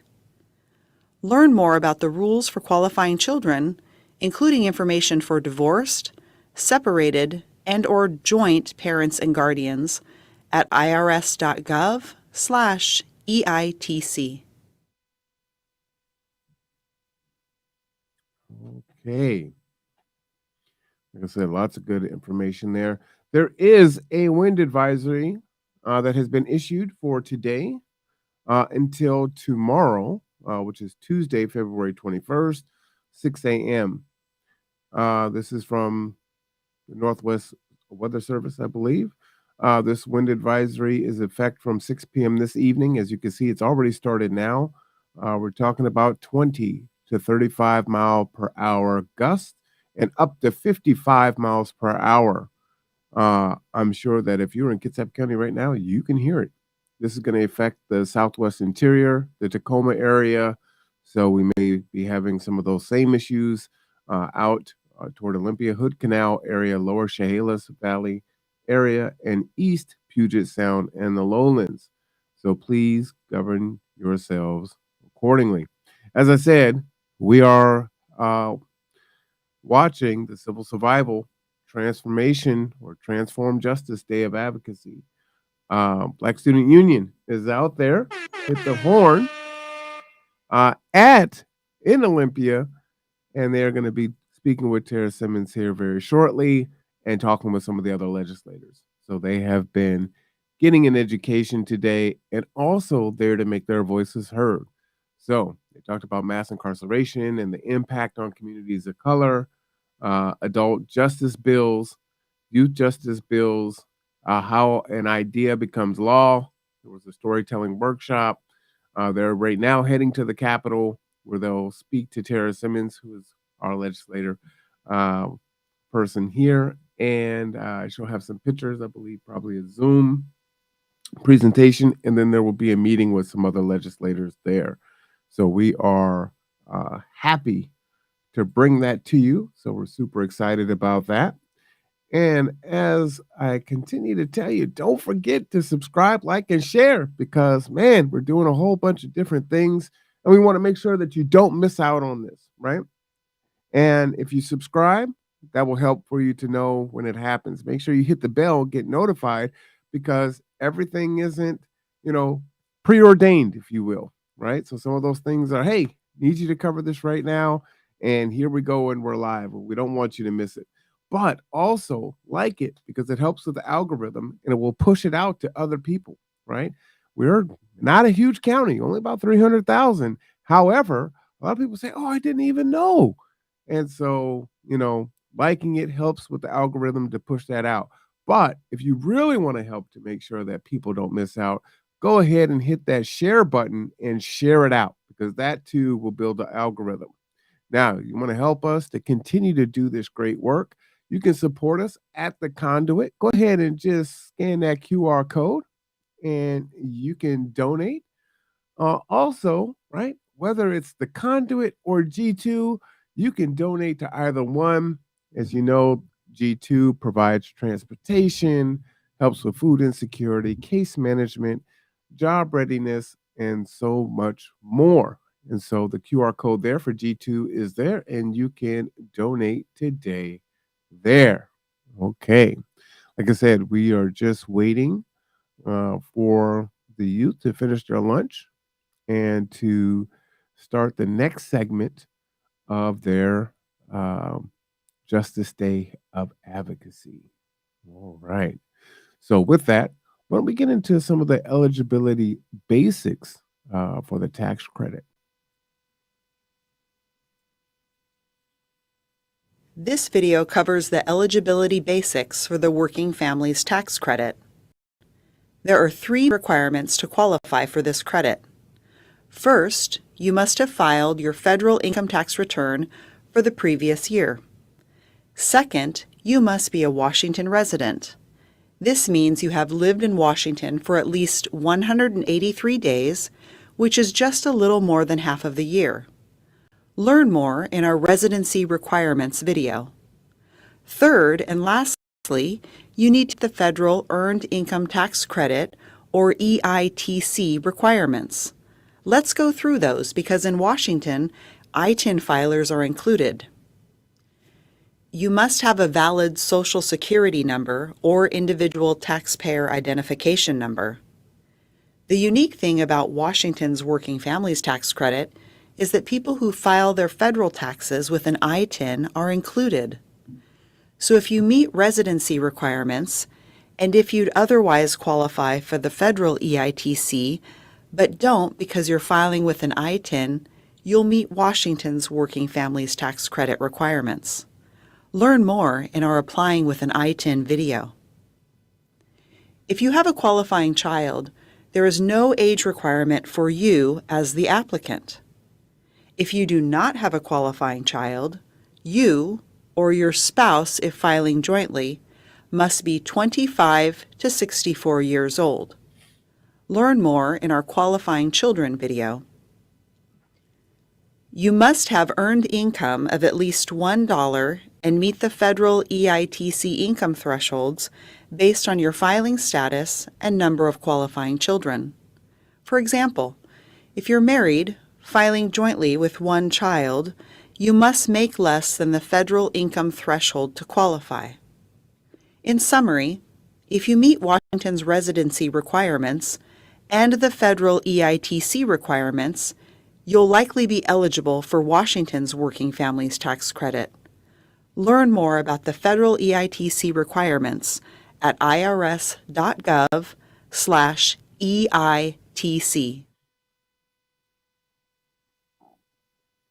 All right, this appears to be a pretty low bar to qualify for this Working Families Tax Credit. And although it says Working Families Tax Credit, you do not need to have qualifying children. So that information was there for you. So I encourage you to check that out. And again, we stand ready to help you navigate that so that you do not miss out on this tax credit. Like I said, tough times. We want to make sure that you have all the information that you need. The website is workingfamiliescredit.wa.gov, or you can call 360-763-7300. But of course, G2 is ready to help you out at all times. 360-373-3000 is our number. We are available Monday through Friday, 12 a.m. to 6 p.m. You can drop by our computer labs, 4040 Wheaton Way, Suite 203, Monday through Friday, 10 a.m. to 6 p.m. Or you can come down to our main location, 419 Park Avenue in Bremerton, Washington. All right. I know that they are finishing up lunch here in about 20 minutes is the report that I'm getting. And so, oh man, I'm so excited for this next half of this. I think it's going to be just really informative. I hate that I'm not there, but at the same time, this is for the kids, for the youth, and their voices need to be heard. I got plenty of time to go and make my voice heard. Just thinking about it, I'm 50 now. I think I testified right before my birthday, and we have junior high school students and high school students that are politically and active in their government, and I wasn't even thinking that way back at that time. So some very impressive youth. So I'm definitely happy to be in a position to support Kitsap Black Student Union and their efforts and the things that they have and they're working on to achieve. Definitely some impressive young men and women. All right. Like I said, about 20 minutes out, and we should be tuning back in with them.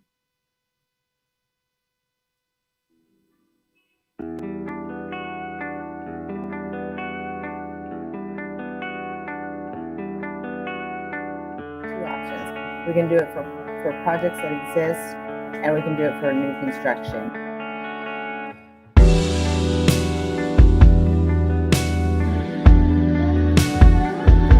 And that's how we need to say it. Hi, Bailey. Hey, Mom. Hey, Reverend. I see you guys up there. I'm really concerned that you all.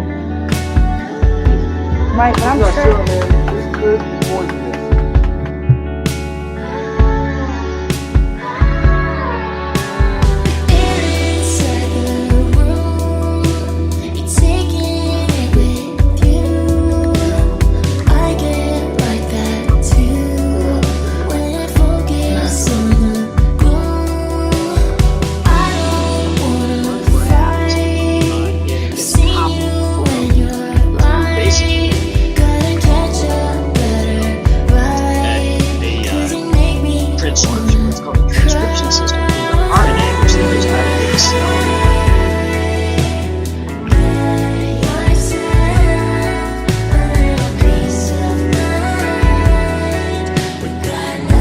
you have to contort themselves to fit in your organization. So recruitment.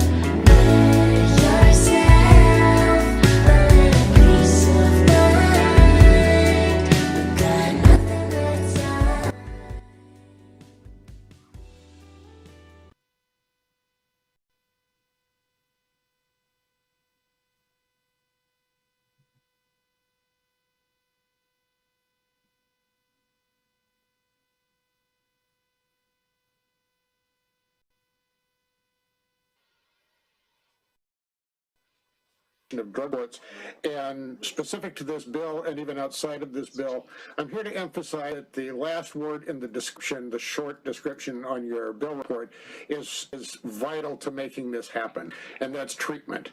You have to fund treatment. You have to fund drug courts through the criminal justice treatment account and fully appropriate that. The governor's budget has $21 million for courts of limited jurisdiction for those gross misdemeanor charges. You have to have treatment available on demand across the state. It has to be just as available in Hump Tulips as it is in downtown Seattle. It has to be immediate. As staff pointed out, the faster that process gets going, the better off you are. And in answer to a question that I did here, drug courts have a very high success of reducing recidivism, about a 70% or better success rate. So therapeutic courts do work, but you have to fund them, and you have to fund associated treatment that would be outside of this bill and into the budget. Thank you. Be happy to answer any questions. Thank you. I think you answered Senator Hasagawa, one of Senator Hasagawa's questions. If you have any evidence-based research on drug courts, I think the members of the committee would appreciate it. So send that along if you have it. There is information from a couple of WISP studies, and I will send that along. Thank you. Scott Brandon. This is Democracy Now!, democracynow.org. We'll be playing Democracy Now! Not that we have anything against them. It's just that's not what today is. So again, subscribe to the Conduit. We have a lot of conversations that are centered around legislation that impacts Kitsap County and our citizens. So again, very important, so critical.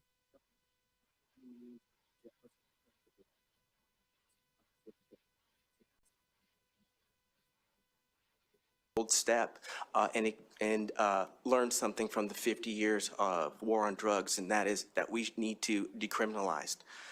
We can't coerce people into treatment. We should take advantage of our laws that we have to allow us to involuntarily commit people if they have drug problems. We should use our lead. Also, getting to the point of the financial costs. Right now, if you criminalize, fully fund public defense, fully fund it all over the state, especially in your municipal courts. Right now, we have part-time public defenders, part-time judges, and part-time prosecutors. If you're going to do this, give them the money, but also provide the treatment to do so. I heard some stats on before Blake, there was 9,000 people who got drug offenses.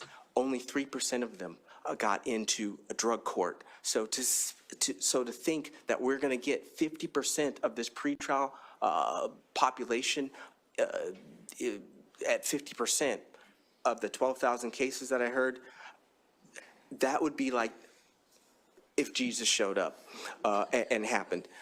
And the other thing is you're going to need to fund the lab, because I, as a defense attorney, is going to demand that information on every single one of these cases, and that's going to slow them down.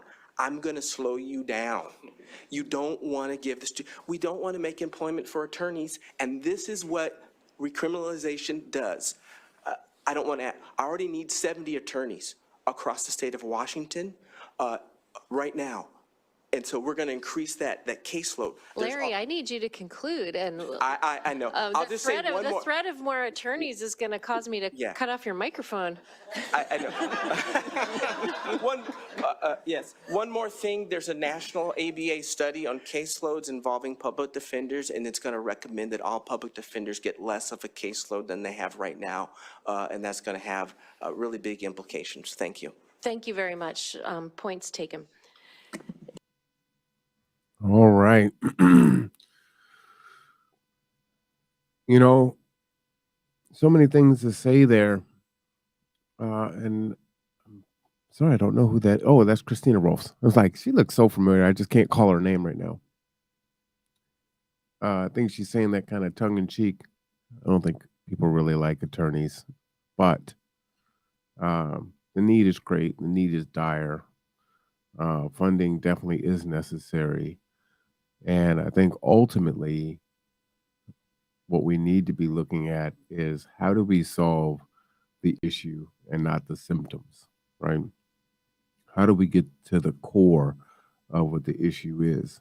And I'm sure that many people will say that the core of the issue is so many different, a myriad of reasons that people can give. I would say to you that it's basic humanity, basic human caring and needs, right? Shelter. Everyone should have housing. We are the richest nation in the history of humanity, and therefore everyone should be housed. Everyone should have health care. No one should be hungry.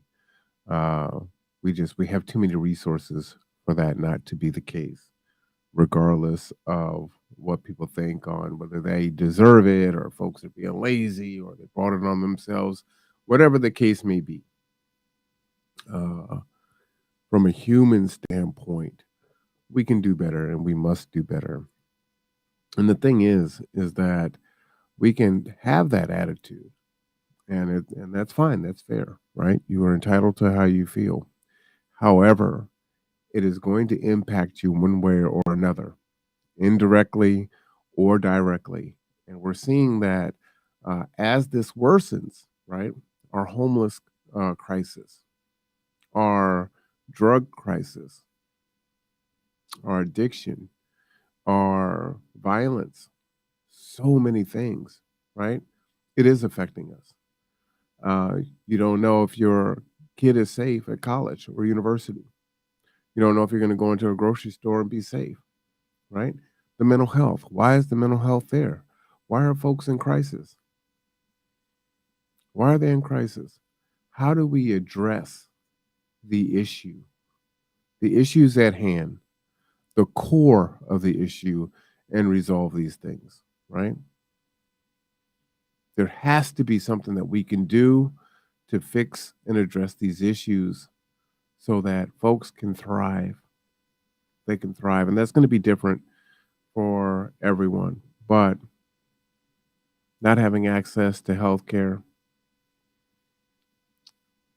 using the criminal justice system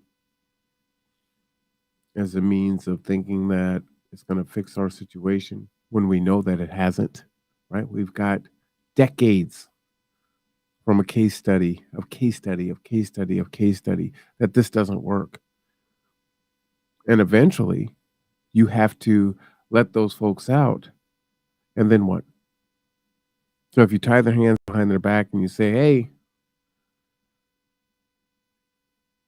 make it, and they can't, then how are we surprised when a different result manifests itself? What about the folks that haven't done anything and they're losing help? They're losing hope because there is no help out there for them. They know what direction they're headed in, and they can't see a way out. So indirectly, it affects us, even if you look at it from that standpoint. You know, hey, I'm going to focus on me and my family. Whether you believe those folks deserve it, they brought it on themselves, as I said before. Look at it from that standpoint. But either way, However, whatever lens you gaze at these issues through, still comes down to humanity. Just quite simply, that's what it is. And we have the capacity to do something different. The left and the right lament on how the other side is so polarized and so divisive. The thing is that someone is going to have to say enough. The divisiveness isn't going to work. The attacks aren't going to work. And again, we're human. So if you attack me, if you say something negative about me, if you go against my core beliefs or my morals or my values, right? That's a problem. But how do we go forward and say, hey, we agree on these things over here. I don't agree on this. This is a big one over here. Abortion. Let's use that because that's a big third rail. But housing and food and healthcare, all of these things we agree on. And we could separate healthcare out from abortion and tackle that in and of itself and make an agreement that we're not going to horse trade on issues and have proxy wars over issues. Well, I'm for abortion, so I will trade you on the debt ceiling or whatever the case may be. It's not working, people. And we have to do something different. And I can't believe that for those of us that have children or nieces or nephews or just love kids, want them to inherit what we are leaving them. It's a scary world for my daughter to become an adult in regards to opportunities, safety, danger. Don't want her to be jaded, cynical. I want her to thrive, have a family. That Maslow's hierarchy of self-actualization. I want that for her. I don't want that for your children.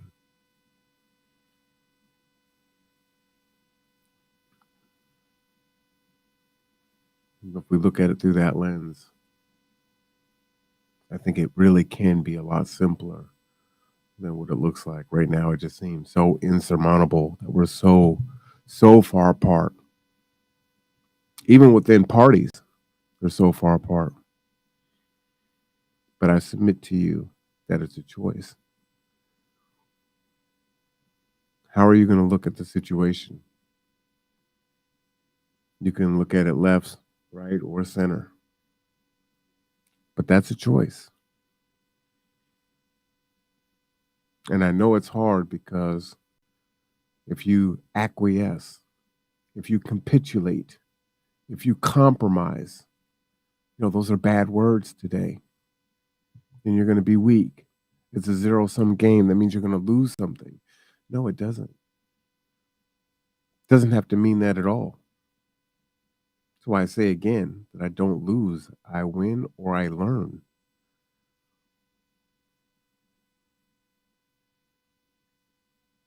What would you do? What would you be willing to do if you knew the next time that you went to a grocery store, there was going to be an active shooter there? What would you do if there was a train derailment in your town?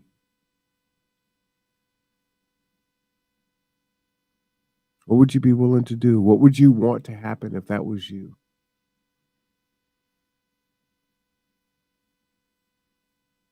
And how can we be supportive of that? Supportive of each other? How much is enough?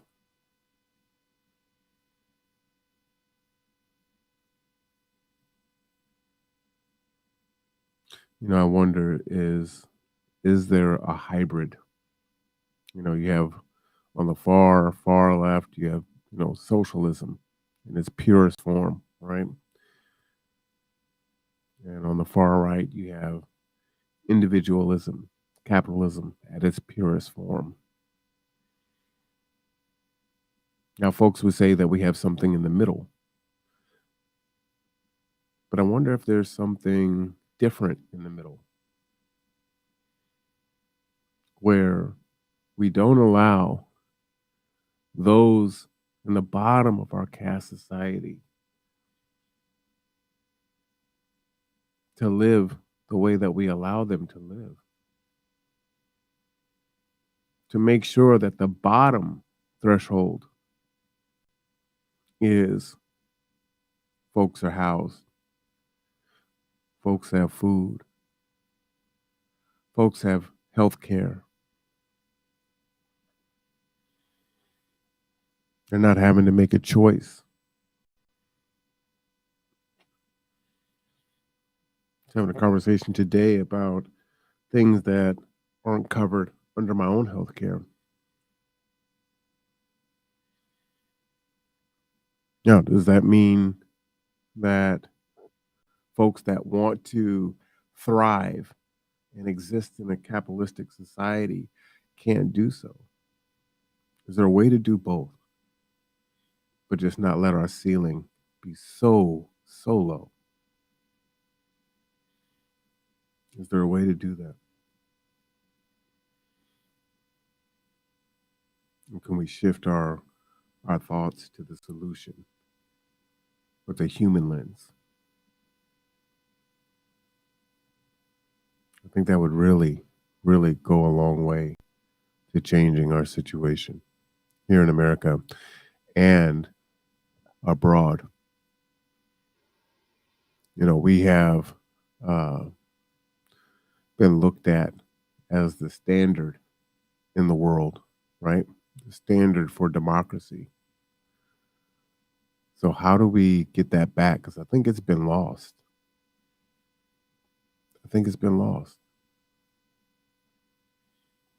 And the world is not looking at us in that way any longer.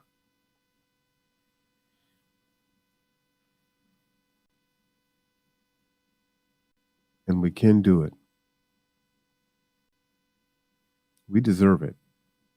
And our children definitely deserve it. So how do we do that? I submit to you that we can. We really can. Have the capacity. We really do. Again, if you're joining us, we should be joining Civil Survival's presentation of Transform Justice Day of Advocacy, where the Kitsap Black Student Union is in attendance shortly. It's been almost 20 minutes, so they should be coming back online here momentarily. So glad that you can join and tune in with us. Don't forget to subscribe, like, and share. But you know what? We actually need your help. This takes a whole lot of doing to bring you this information, bring you this access. QR codes are there for you. If you would like to donate, you may do so. We so much appreciate it. These are for the conduit here, as you can see from the right underneath the QR code. And if you'd like to donate to G2, there are the QR codes there. You can donate a ride, a meal, help us do the work that we do. We have a lot planned for 2023. We've already done a lot in 2023, and many of the things just popped up in 2023, or at least at the end of 2022. So the need for the conduit is great, but we need your support. So we're asking you to support. There is a way that you can do one-time donation, or you can set up a monthly donation if you want. They'll give you the whole cup of coffee spiel for a cup of coffee, for one cup of coffee per week, $5 a week. you can keep this going. So help us keep this thing going. Help us to bring other people to do this work, because I can't do it alone, and I'm not. There's like 6 people today that are helping make this thing happen today. So shout out to all of them. But what we would also like to do is provide opportunities to our youth and to our young adults or folks that are changing careers. As you know, things are getting tougher, right? Through automation, through automation, through outsourcing. We are losing jobs. You're seeing it, right? Self-driving vehicles and restaurants that are ran with no humans, self-checkout. You see images and examples of this every single day. So where are these folks supposed to go? You see the massive layoffs in so many different sectors, Amazon, Facebook, and the such. So what are folks going to do? And if you think about it, people are being squeezed in the middle, right? Those that are doing well and making their 6 figures in Amazon, and not all of them do, but they're losing their jobs and they've got to find something else. If they can't move laterally, they're going to move down, right? And because they have all these skills, they're likely to fill up those gaps. We have all these folks down here that are trying to maintain, but housing costs are so high, they're working 2 and 3 jobs to try to pay their housing costs. I am having conversations with someone who is under the threat of eviction every single day, including the weekends, including Valentine's Day.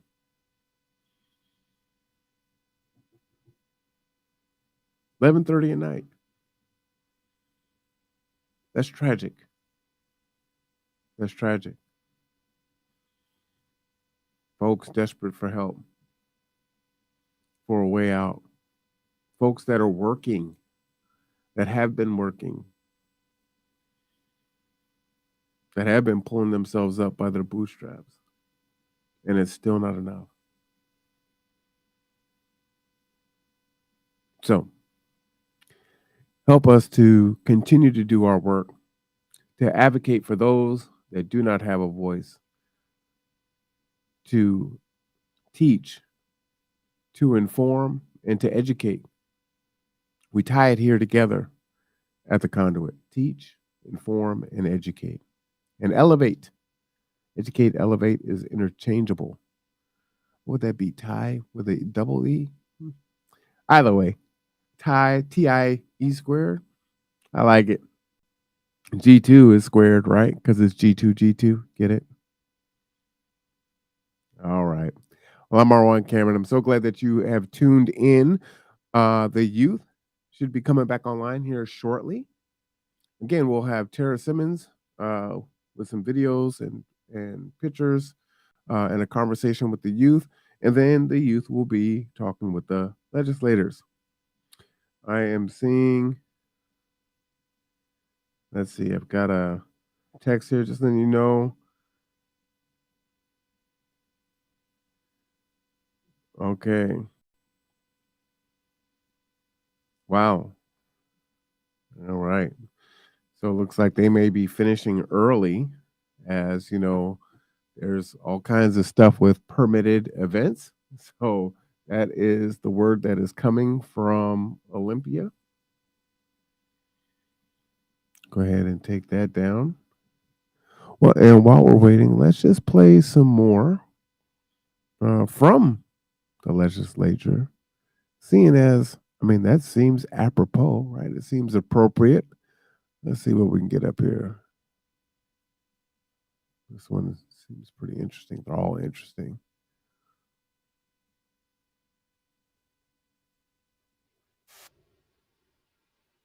The committee. House Bill 1771 concerns relocation assistance for tenants of mobile home parks that are being closed or converted.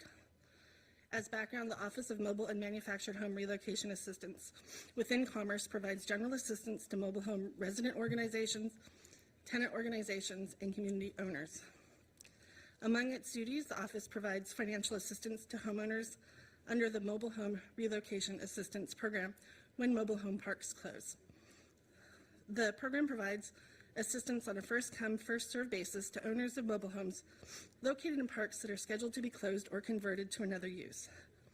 To be eligible for the assistance, the tenant must reside in the mobile home park at the time the closure notice is issued, and the tenant's household income must be no greater than 80% of county median. Eligible tenants may receive up to $17,000 for a multi-section home and $11,000 for a single section home, which is distributed in 2 payments. The initial payment of up to $12,000 or $8,000 respectively may be used to relocate the home or secure alternative housing. To receive the remainder of the assistance, tenants are required within 90 days to transfer title of the home to a park owner, relocate the home, or demolish and dispose of the home. A tenant is not entitled to relocation assistance under certain circumstances,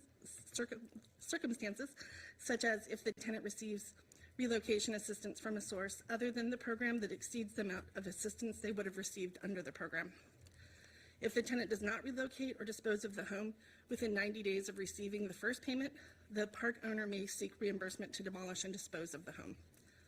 Turning to the bill before you, it changes the date by which the tenant must take specific actions to receive that second payment from 90 days to the date of the park closure.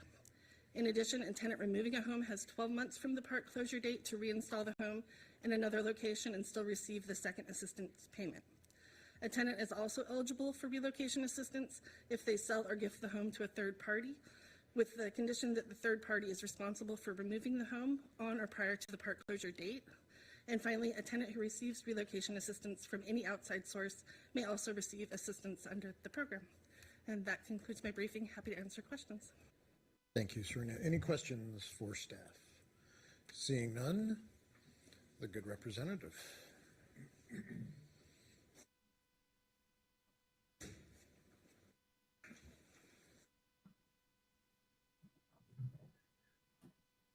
Go ahead, you're good. Thank you, Mr. Chair, members of the committee. For the record, my name is Brandy Donaghy. I'm All right, looks like they are Legislative coming District back online. of Snohomish County. Let's check them out. The idea of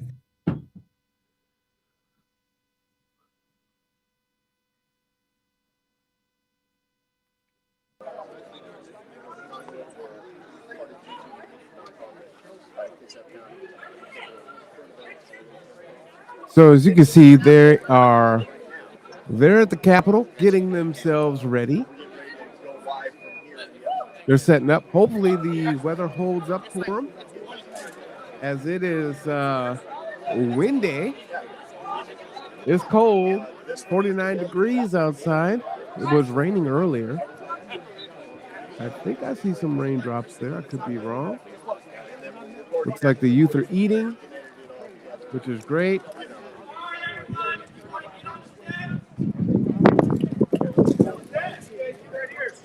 Yep, you can hear the wind there.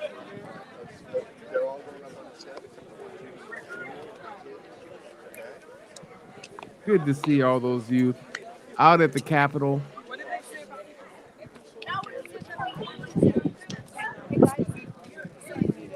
Hopefully we can get the camera to swing around there and kind of give us some good images there.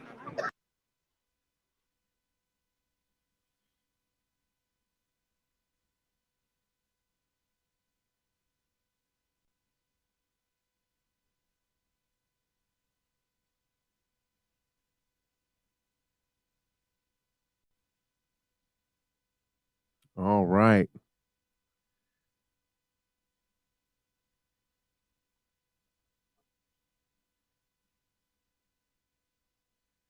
Just letting them know.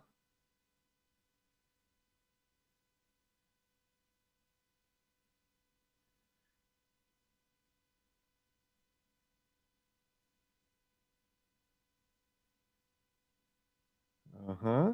All right. Okay. Okay. Nice. Look at that. Look at that. Isn't that great, y'all? Look at all those folks out there learning how to be we the people. Sure Mark would enjoy this here. We the people. So as you can see, everyone is headed. Oh, some are at the Capitol. They'll be getting started here soon.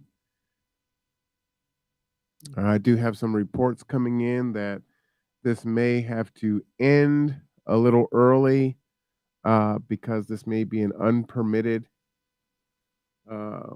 event, and there is a permitted event that is scheduled at 1:30. So we'll see what happens there, and so we'll just stay tuned and check in and see what indeed is happening.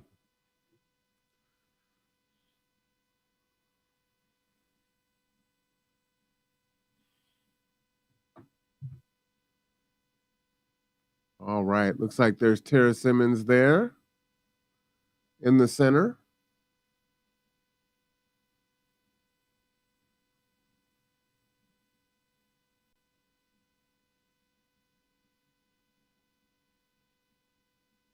Excellent.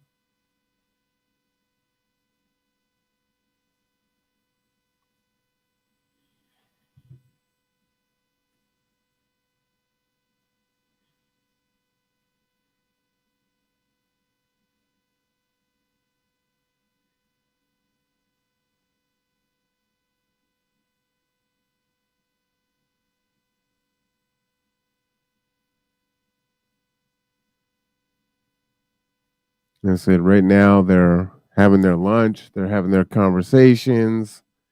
I'm sure they'll be convening here shortly.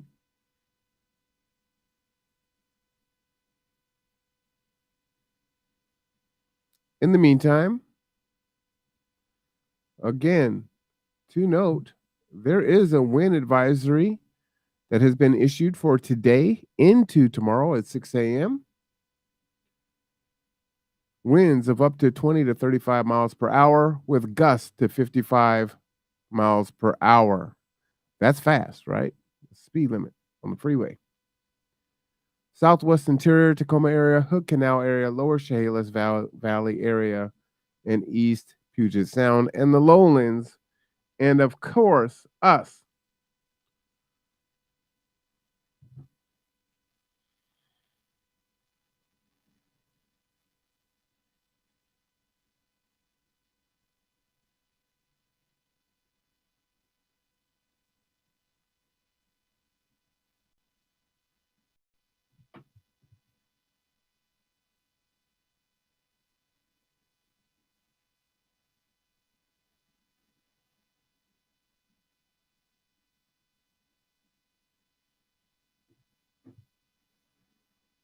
All right. Let's see if we can hear what they're saying.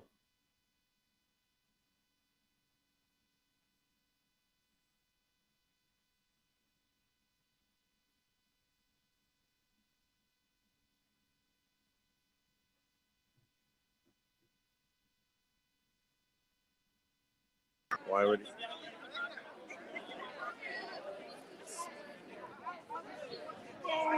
You folks are recording, taking video, taking pictures. Great event. Up here comes the bullhorn.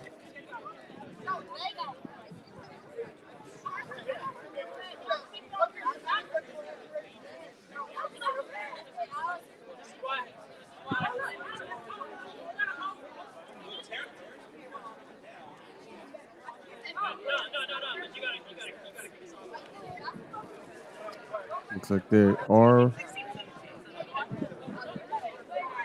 right on the verge of getting going here.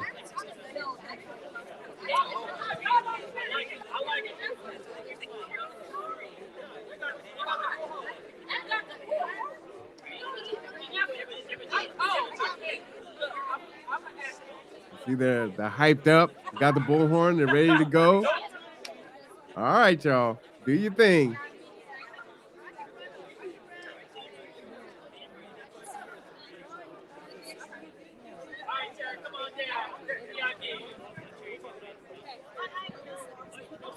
Look at all those youth. If you can hear me, clap twice. family, come on up. Yeah, come on up. This is your people, these are your events. So. I got you, we got you. Hey, so we try to create a chant for everybody. So it's transform justice. What's the other part of it? Set us free. Set us free. All right. All right. Good afternoon, family. Good afternoon. See, that's what I'm talking about. Thank you for engaging. Thank you all for being here today. My name is Michelle Jenkins McClendon. I am the lead facilitator for Civil Survival Project. For those of you who don't know me, thank you all for making the trek. However you got here, plane, train, automobile, skate, skis. I don't know how you did it, but you did it. So give yourself a round of applause. Thank you. That means you are here because of your core values and what you believe in, and how we want to restore humanity and justice and what that looks like for each and every one of us. So salute. Indeed. Okay, so real quick before we introduce Rep. Simmons, the choir, this is my choir, y'all. Everybody got choir somewhere, right? So we thought about something that was important to us, and we believe in transforming justice. We believe in education, liberation, and motivation, right? We do all those things. We have an ask, and there's a way we go about doing that. Who knows? Just take a guess. I see all of y'all standing right here, right? What happened? Some of y'all are here for the same reason. How did that happen? Anybody know? Say it again. There we go. I hear it. Okay. Give me another one. Organizing. Impacting. Education. Community building. Solidarity. Love. Oh! Come on. Unity. Healing. Healing. Let's go. Man, if you don't man. Yes. Yes. Together. Yes. Absolutely. And we're doing all this by organizing and also by telling our word. Word. Thank you. Again, thank you all for being here. Thank you for allowing me to take a little bit of your time. I am very, very, very, very excited to be here with you all. I've been doing this work for a long time, one of the original founding members of Civil Survival. So I'm excited to be here. Boots on the ground. Everybody. So thank you. With that being said, I'm going to go ahead and let my choir kick it off for y'all real quick. Dr.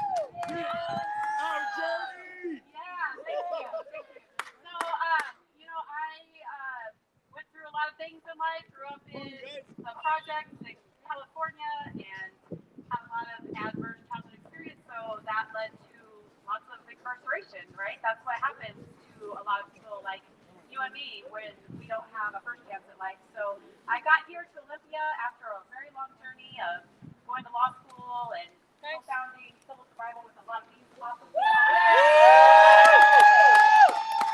And got elected here in 2020, and my first bill, the freshman bill, was restoring the right to vote for people as soon as they leave prison. And now we're working on making sure that people in jails can have access to their ballot because they have a right to vote.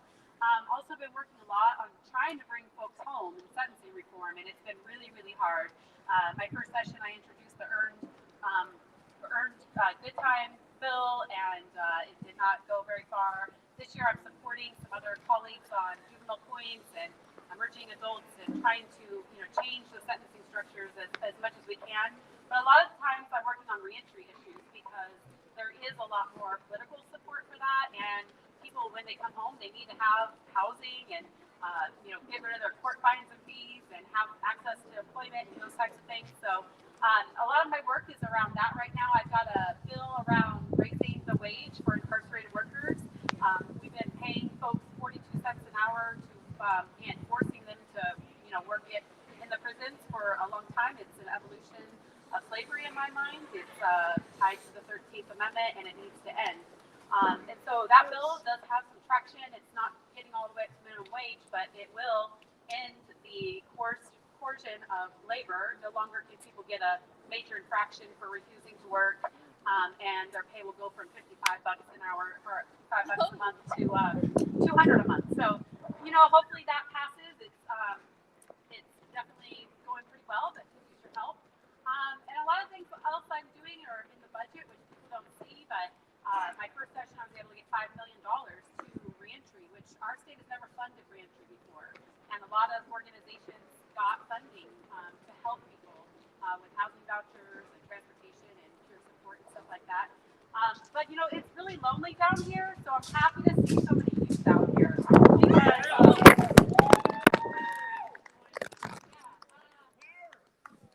I need some more people to run for office. It's pretty lonely being in a community of one and not having anyone else who has incarcerated, and very little that even have family members that have been incarcerated, and even those folks don't necessarily see it the same way I do. And it's really hard. So when I see community, you all keep me strong because the amount of tears I shed and the amount of trauma in relationships that I experience down here with people who don't see it the same way as I do, even sometimes people within my own party, it's really, really hard. And so I am so grateful that you all are here today to give me some love and also share your story.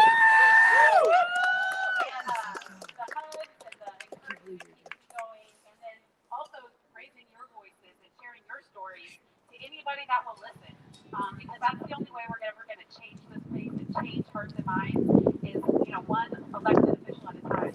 We have to reach them, and you all have the stories and the experiences to do that. So thank you again for coming, and I really hope that the youth here will make sure that this doesn't continue to happen for generations, and that you'll get up and run for office too. So.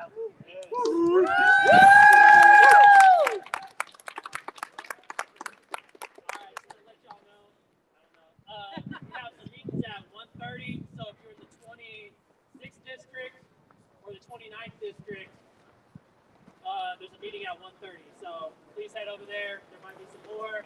If you all do have your region. Oh, Tacoma, I don't know where it's at. Gig Harbor, Tacoma. Y'all got some meetings over there? Oh. I thought you were going back over there.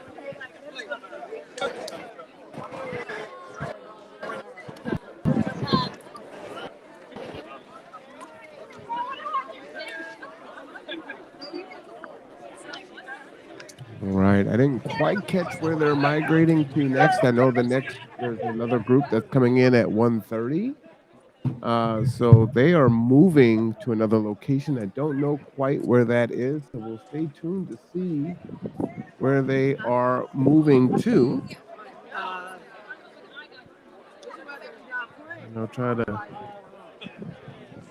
hear from the team where they're headed.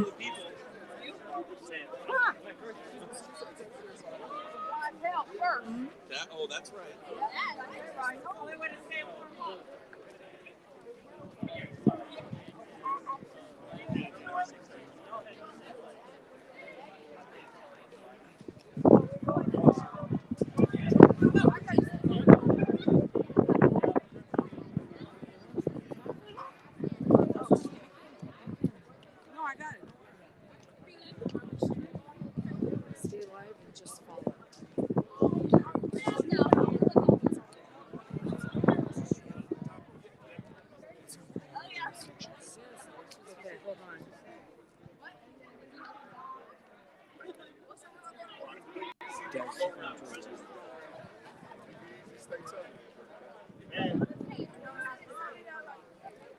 Spirit of love. Come on.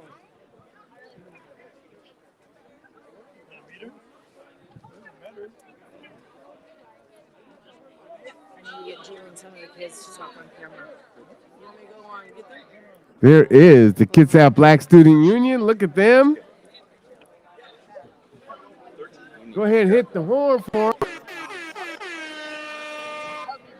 Oh, that looks like Monk right there. God's Broken Home University.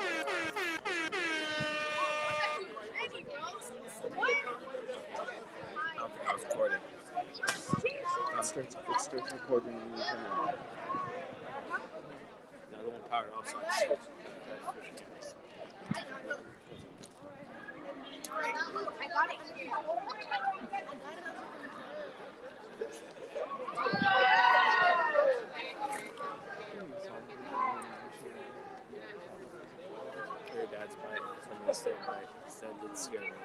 All right. So you see there Stephanie from G2. She's got on her purple. That's how you know G2. And there's Jewel. Kitsap Black Student Union. And many of the fantastic youth from the Kitsap Black Student Union.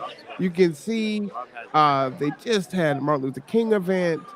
They had Martin Luther King Day event. I mean, these are some busy youth that are constantly bringing knowledge and information to the old folks. The old folks would be us. So it's good to see them so invested, so interested in their community, and pilots in their own lives, which is really powerful and important.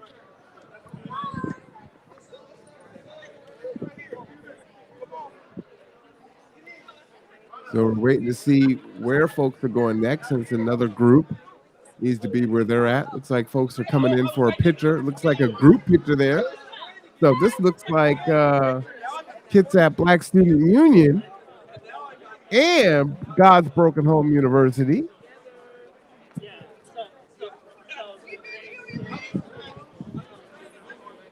Bam. That's what we're talking about. Look at that now. Wonder Twins activate.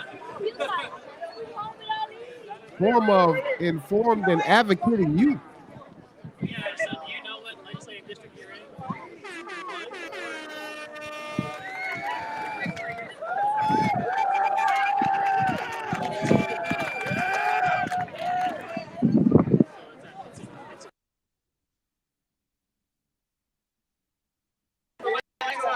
Relate to our other meeting. What's up? After we missed the first one. Let's go.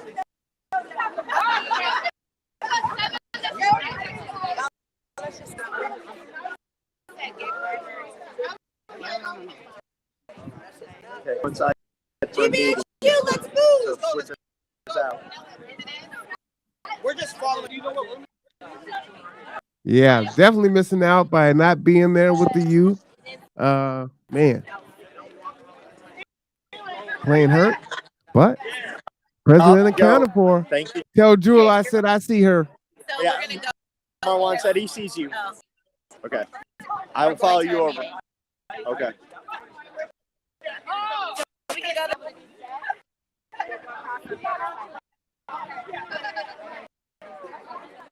All right, so looks like we're gonna follow them over, which is pretty cool. So we'll get to see them heading on over and get a good shot of the Capitol there. Come on, monkey.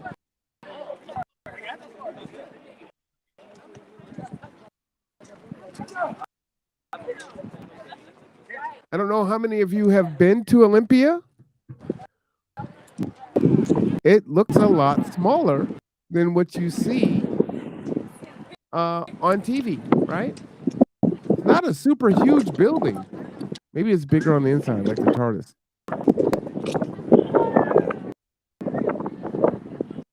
Try not.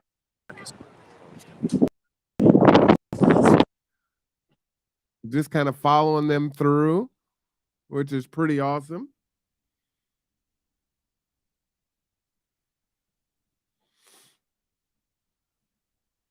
All right.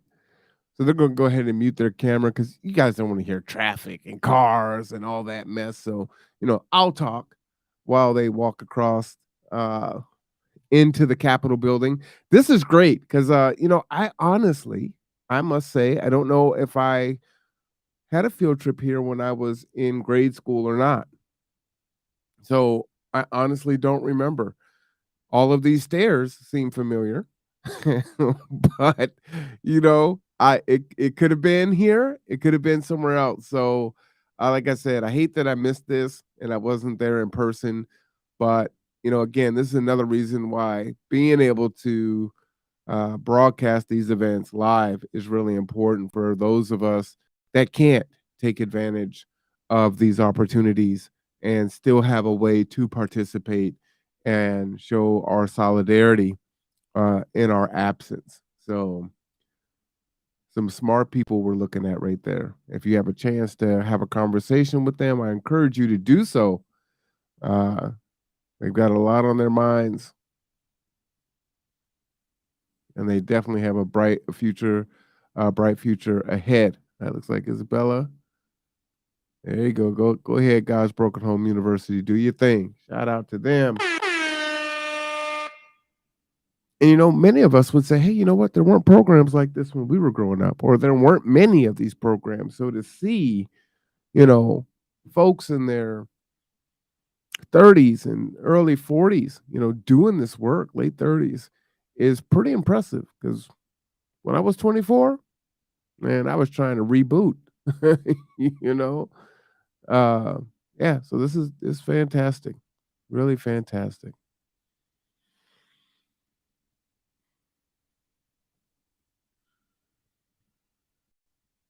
Got the doors there. I wonder if you have to go through a metal detector. See, this is interesting. Look at that. That's probably marble. All right, so we don't know how our Wi-Fi is going to go. Real quick, Mr. Cameron. It is. Yeah, go ahead. It is incredible in here. It is all marble, and let me kind of slowly pan up so you can see the ceiling too. This is if you can go a little bit slower. I'll try. Yeah, only because I think the Wi-Fi with the marble is dropping off a little bit. So if you go a little slower, it would be a little smoother image. But look at that. Wow. Yeah. Wow. I'm going to mute you as I'm walking through here to catch up with the Black students broken home for their meeting. Yep. Go ahead and take your time. You can walk slow. That's fine. Like I said, it'd be better for the image. If Monkey wants to go a little faster, he can, because I'm just broadcasting your camera now. So if he wants to move ahead and capture it, I'll just capture your camera. All right, look at that. So, like I said, bigger on the inside, right? From the outside, when they were across the street, this didn't look that big. Matter of fact, when they started to ascend the stairs, it looked a lot bigger. So, it's like when you're driving a car and you're looking at your side mirrors, right? Objects in your mirror may be closer than they appear. So it is definitely looking larger on the inside. And boy, if you're looking for a workout, here it is. I don't know where the elevators are, but they just walked up what looked like 50 stairs, and now they just walked up some more stairs on the inside. So you can get your cardio in if you're at the Capitol, for sure. All right, lots of marble, lots of wood. Yeah, I just honestly I don't remember if we did a field trip or not. I don't remember. I really don't. There we go. Nice.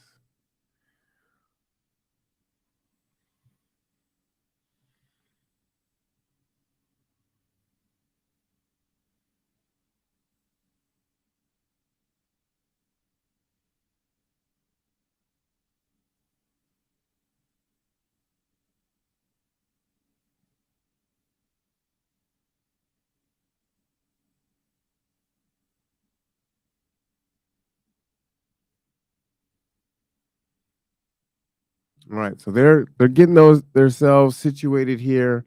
Like I said, Wi-Fi won't be quite as strong one as we're on the move, but two as they try to get to where they're going here. So matter of fact, I'm going to try to switch off this 'cause this signal here is better, or allegedly it was. So we're going to let them go ahead and get into place. And once they do, we'll come back on. Definitely a good day. Glad to see that they're inside because it's a wind advisory and you got an event outside. So I guess that's just how it goes. What can you do? What can you do?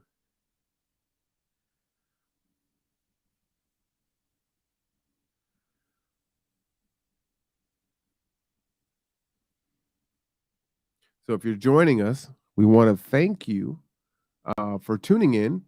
This is Civil Survival presenting the Transform Justice Day of Advocacy, which is a fantastic event for the youth.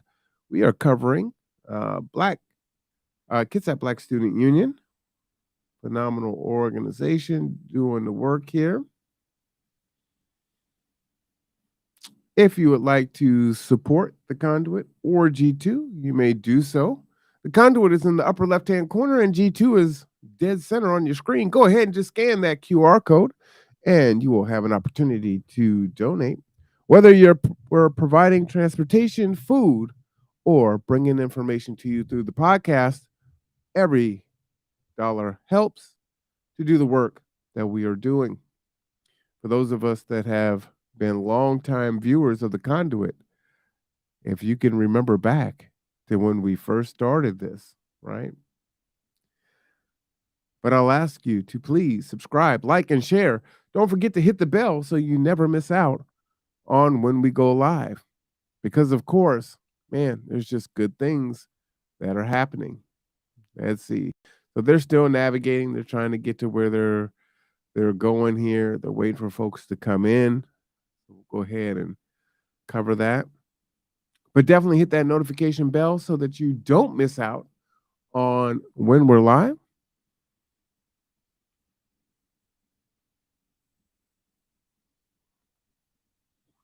And again, there is a wind advisory that has been issued that is in effect now until tomorrow morning at 6 a.m. The southwest winds are 20 to 35 miles per hour with gusts of up to 55 miles per hour. So be careful while you're out there, especially as you're driving over bridges. 55 miles an hour is enough to push you over or push you into the next lane. So please take care while you are out there today. All right.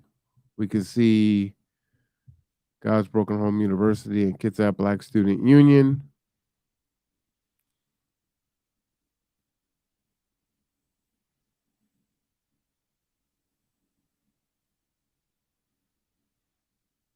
They're waiting to go inside, and I believe Tara Simmons and Representative Simmons and others will be speaking to the youth.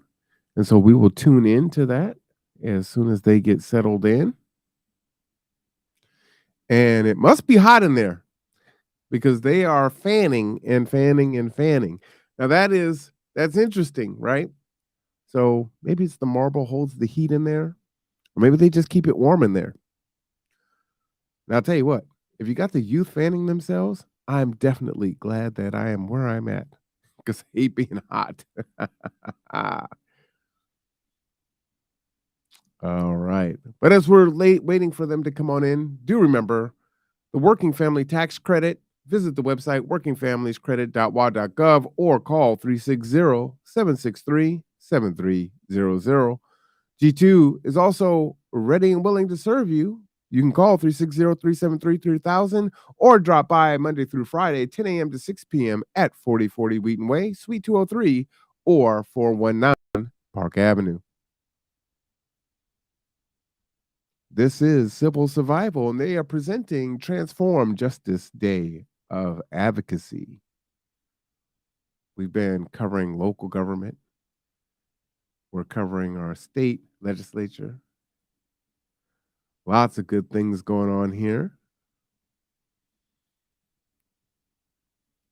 All right. We can see them moving and navigating to where they need to go. So we're going to, like I said, continue to let them get there. In the interim, let's tune back in to some testimony.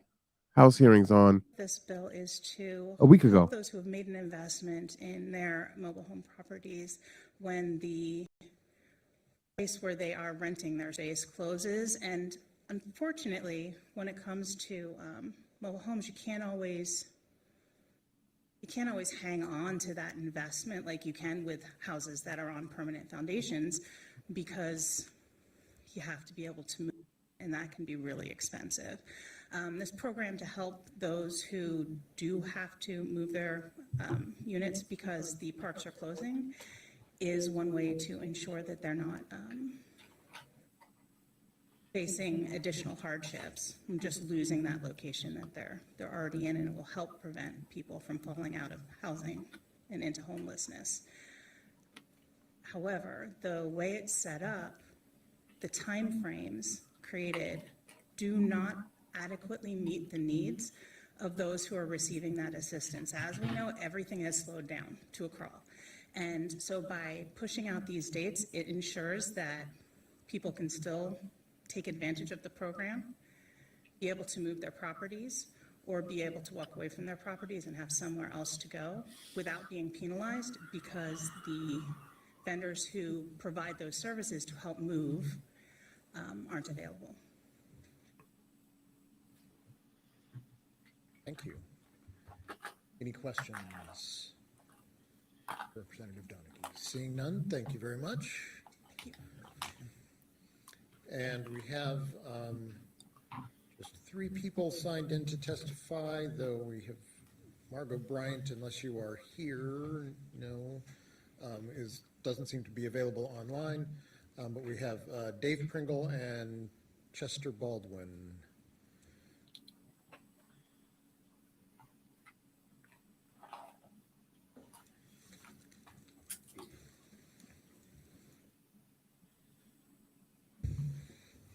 Go ahead, Dave. Thank you, Chair Peterson, and thank you to Representative Donaghy for bringing this bill forward, and welcome members of the committee. I'm Dave Pringle with the Department of Commerce. We're signed in support of House Bill 1771. The bill before you, as staff and Representative Donaghy talks about, adjusts the timeline issue that we're seeing as some residents that are eligible for manufactured mobile home relocation assistance are having trouble meeting. As you know, the department is notified of planned closures of parks, and our response team works to connect with residents once we receive that notice to help them transition. We work to provide residents application information and connect them to resources either through our program or other programs as they become available for folks as they transition to new homes. Financial assistance specific to the relocation program due to closure comes from fees collected when a home is purchased the manufactured mobile home community, and as well as a portion from the community owner's annual registration with the Department of Revenue. And as noted, the 90-day window for resident to move, transfer title, or dispose of park can be difficult to meet. In particular, moving and reinstalling a mobile or manufactured home to a new park is difficult to achieve given the need for a moving company, possible permits within the county that they have to face, and some of the other issues. And we've seen this. It limits their ability to meet this deadline and ultimately receive the assistance that they're otherwise eligible for.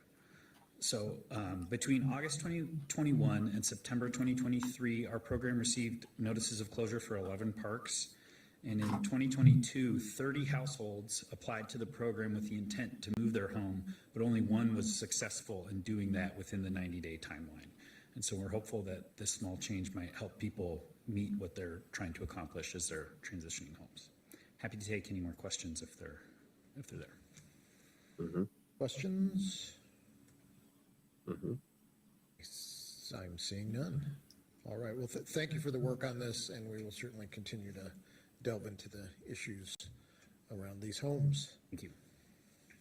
And I am seeing neither Chester Baldwin nor Margot Bryant is not available online. All right. So with that, we will close the hearing on House Bill 1771. And we will open the hearing on House Bill 1690. This is Democracy Now!, democracynow.org, the War and Peace Report. I'm Amy Goodman with Juan Gonzalez. As we continue to look at U.S.-China relations, we turn to the growing U.S. military presence in the Pacific. The Biden administration recently reached an agreement with the Philippines to give the United States access to 4 more military bases in the former U.S. colony. This will allow the U.S. greater access to the South China Sea and Taiwan as tensions rise between Washington and Beijing. The deal was announced after Defense Secretary Lloyd Austin met Philippine President Ferdinand Marcos Jr. in Manila. We're joined now by David Vine, professor of anthropology at American University, co-founder of the Overseas Base Realignment and Closure Coalition. His books include Base Nation, How U.S. Military Bases Abroad Harm America and the World. Welcome to Democracy Now! I mean, this is right in line with what you write about, Base Nation. Talk about that image of... Well, Democracy Now! Seems to love to come up on my feed, doesn't it? That's not supposed to happen. Sorry there, folks. All right. So we are waiting for the youth to be let in so they can engage with the legislature there. Kind of cool to get a behind the scenes of what it looks like. This looks like a regular office. You know, I mean, when you come into the main part of the building, you know, definitely super fancy. Looks like a Capitol building. Then, you know, outside looks like a regular Capitol building. And then once you're in there, now it definitely looks like you know, just kind of like a regular office with cubicles, right? So interesting. Pretty cool.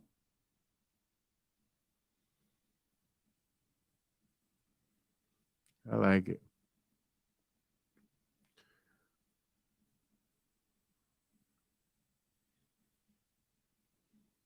Tune in, back out on the main hallway there, or I guess maybe one of the hallways. So remember that thing that I was saying, where it's like, man, that looks so much smaller than you think. Oh, sorry to interrupt you.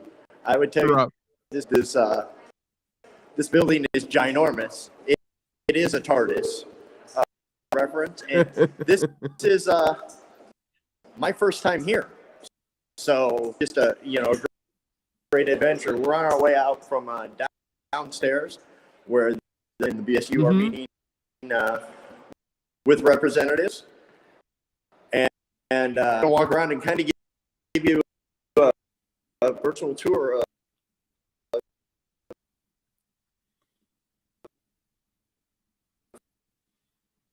Nice. So keep in mind, everyone, that on location there, you're in a marble building, so the Wi-Fi isn't going to be great, especially in the stairwell. So I appreciate the Conduit team getting that footage. So fancy.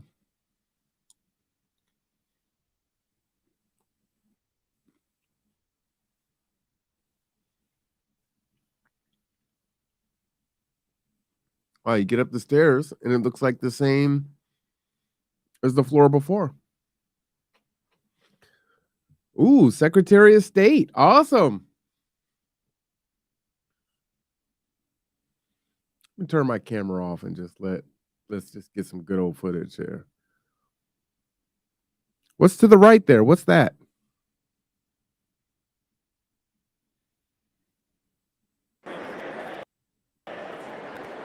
Down to the right on the far end of the hallway there.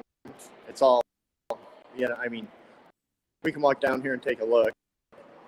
No. I mean behind you. There was a bookcase or something with papers. Oh, okay. Hold on. Okay.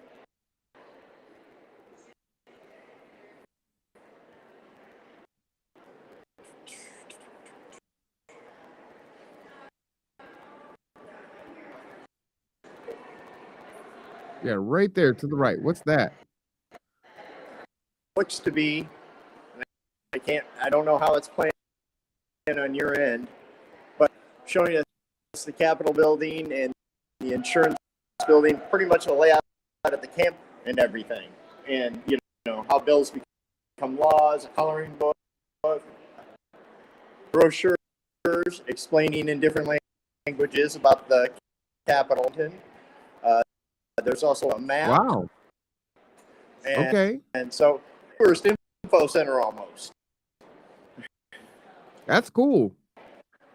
Yeah, that really is cool. And this place has a ton of steps. You are 100 right ahead of me where I'm pointing the camera now. I'm going to assume this governor's office. There is a Washington State patrolman standing guard there. Oh, wow. Okay. So, and then as you had seen earlier, we went up a bunch of steps. Well, hey, guess what? There are More a lot steps. of marble steps in this building. No, and it's, Wow. I mean, this building here, I'm going to pan up from here. Stuff. It is incredible. I mean, to see if the camera's going to do it justice, my friend. You know? It's ginormous. Yeah. So. Wow. I mean, is that the back of the building? Well, I don't. It's got both ways. You've got doors on both sides, doors and walkways up. Hmm. I'm kind of standing, basically, and I mean, there's the let me pass seal of the state of Washington, right there and laid in the floor. Cool. Get a little closer if you can. Okay. Let's see if I can get to it for you. Ooh, nice. So, that's they've got it cordoned off so people don't go stomp, but it really is awesome. The center of the building because as I pan around, I've got stairs going up, in front stairs going down, and as I come around where you saw us was down here, and then literally back over to the other side over here. Sorry about the fast pan. Huge. I got people all over the place, so I apologize. Then you can no worries. See it's huge. Panning down also. It is equally big either way. This is the center of the building. And I mean, I'll walk up these stairs and or how far to the left me go.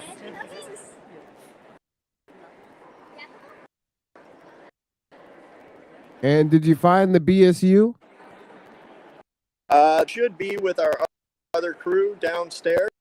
They should be catching up God's broken home so they can continue their track. I will head back down a virtual look here real quick. Oh, what's that? Those on the easels. It looks like paintings that people did of the legislature, the chambers. Nice. Wow. I mean, as you can see, very nice paintings. Very well done. Looks like a picture. That's how well it is. It is, and then you can't quite see it from here because I can't zoom across there, but they have the same thing on the other side. The same, Gotcha. pictures of Yep, the I can chamber see on it. that side. Yeah, I can see it. Yeah. So this is really incredible. I mean, really is phenomenal. And I mean, even growing up in Michigan, as I did, I never got to see that. This is kind of an experience for me. Mm-hmm. I was just talking about that earlier, about how, I testified for the first time at the beginning of this year, and we have the youth that are not only in this building, but they're providing testimony and advocating, and, it's powerful. It's awesome. Here we go. So this is the reception room. I'm in the reception room because I can't quite get in, but if you can see the change, wow. That's about the best view I can get because I'm not allowed in the room. So. Oh, wow. Look at that. Then I'll take you over here. As I'm walking around, this in front of us is the House chamber. The door that you see open right there and stuff. House chamber. Okay. So I'm going to be able to, I might be able to get a little bit of the House chamber, but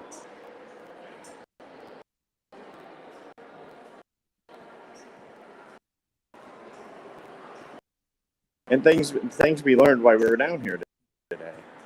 So that's what I can see is the hallway outside the House chamber, and then we're here to show you the pictures that are painted. Like the other side had pictures painted of the Senate chamber, also painted pictures of the House chamber.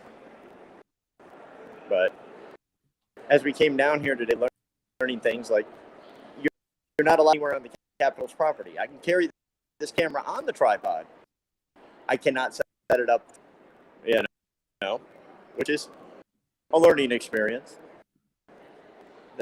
Oh, you can't put a tripod down. Yeah, no, you can't put a tripod down. They had no problems with that. But you can't set up your tripod. You couldn't bring the bags in with the equipment. You had to bring in what we. So. Wow. You can carry it. You can bring. So. Learn though, That's lucky for us. Yeah. So. All right. Well, I took you around the. I am going to mute and go down and see the rest of our crew. And all right, thank you for that. That is our intrepid reporter, Mr. Rob Dent. Wow, that's the most I've talked on camera. Well, we appreciate you for sure, because otherwise we wouldn't get this footage, which is fantastic. How awesome. All right, so we're going to go ahead and let Rob mute there. Experience. because his signal is kind of falling off. And yeah, how awesome is that, right? What a great opportunity to get I say a bird's eye view. That's even better than a bird's eye view. We're getting in there, and then we got some narration of what we were seeing at the same time. So that was fantastic. Really enjoyed that and appreciate it. And I can tell you, yeah, there was no way I was going to make it there today. Not with all that walking in the stairs. They would have had to leave me. They would have had to leave me. Trying to find everybody. What was that, Rob? You unmuted yourself there. I was just saying, I was asked by Brandon back from moving stuff, and I said I'm trying to find everybody. Sorry. Ah, got you. Well, I was just telling the audience that I wouldn't have made it there with all the stairs and all the walking. So I would have definitely been a liability. No, it is I had a lot of stairs. Forced myself to come. Yeah. So with my condition today, yeah, there's no way I would have made it. All right. So Rob is navigating back to where the youth are, and they'll be listening to the legislature. What I'm going to do is, excuse me, go ahead and play a little bit from some of the testimonies while he gets back to where he is. Let me go ahead and turn that on for us.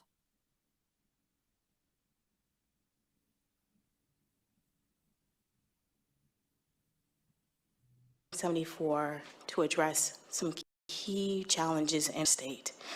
As we are addressing the impending and ongoing housing crisis, addressing supply, addressing the needs for supports, and the needs for stabilization, we have another factor that we still need to address. Home ownership is an economic cornerstone of modern American society. You purchase a home, you build equity,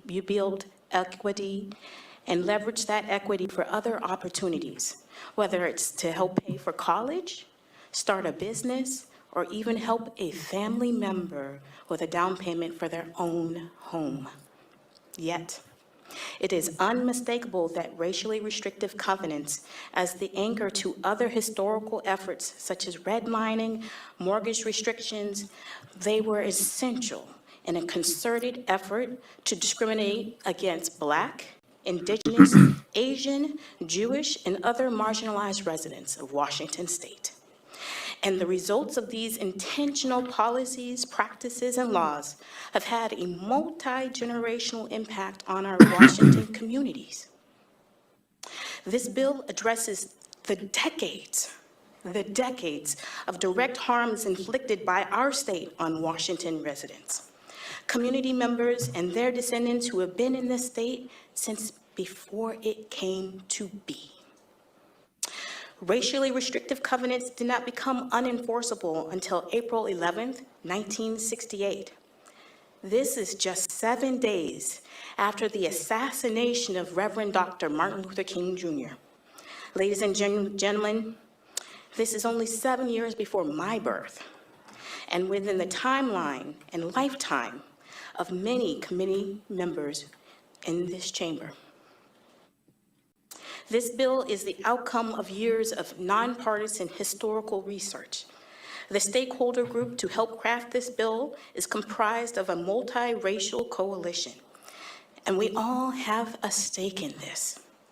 With this bill, Washington can be a leader in the nation at addressing the harms of its own peculiar past through a direct and focused endeavor to build an inclusive economic future for all of its residents.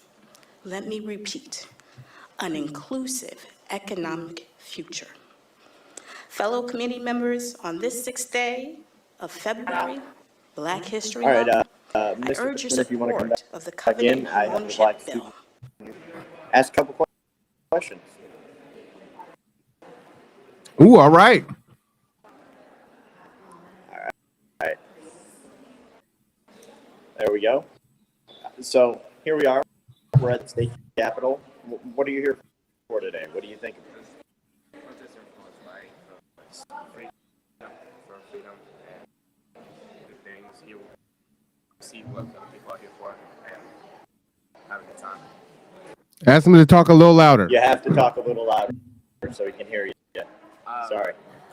Advocacy is to express what we feel is right and for our freedom, mostly for our freedom. And also hear what other people are protesting for and understand what they're protesting about. Okay. Let's move on down. Awesome. Thank you. Thank you. What I believe we're here for today is to just kind of like on different bills that the law has made and different bills that they're and then also just kind of like get a tour of the Capitol and like from speakers today. It's important that we're here today because I feel like we don't usually get the opportunity to come to the Capitol. And I also feel like it's really important to like learn about the bills and the laws that have, and so it's also important to learn about like how the when it's not giving us justice. Thank you. Thank you. I think what I'm here for today is to better understand the legislative process. Okay. Thank you. I'm here to understand the bills. Yeah. How's your experience here? I mean, what do you think of the building? And It's interesting. I never seen it here, but like it's very cool. The building's very beautiful. I've never been here before. It's very nice. It's nice. I like it here. we were comparing it to because it looks so much smaller on the outside than it is once you get in here.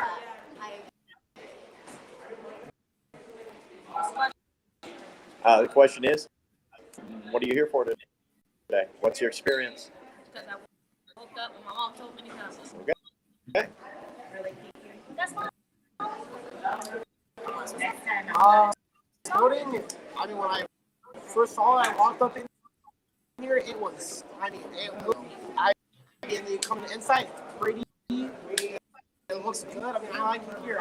I like the change and just like, maybe just like more, just like people grovel on the feet. No, this is just like respecting the change.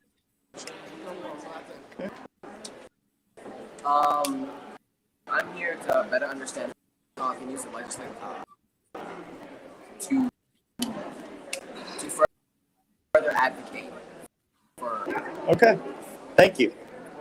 All right. Then the last person I'm going to talk to you about.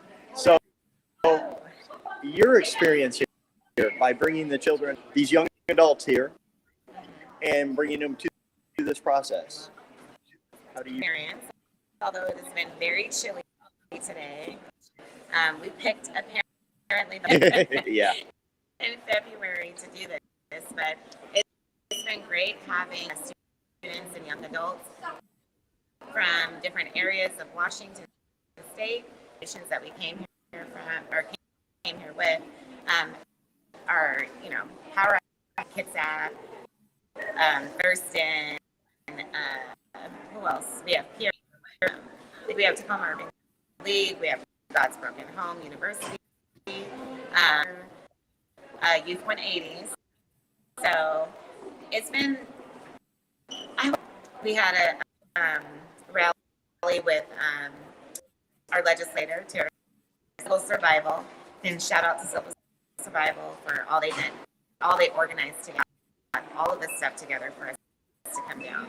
So we're excited. Today is welcome to the Capitol to see some of the different legislators. We were taking appointment, but to wait. We have an appointment at 3. Okay. Well, good. I mean, from my experience, I've never, as I was speaking and walking around, because upstairs of all the marble and everything, I've never been here. Oh. Michigan, and I had never been to the Michigan State House either. So this is an experience, and stuff is just incredible. The building is awesome. Yes. I've been here a few times, organizations over the years. What I really love about this Capitol is they maintain it immaculately, and all the details. Like if you ever go to the page, it gives the history of where they talk about all the gold.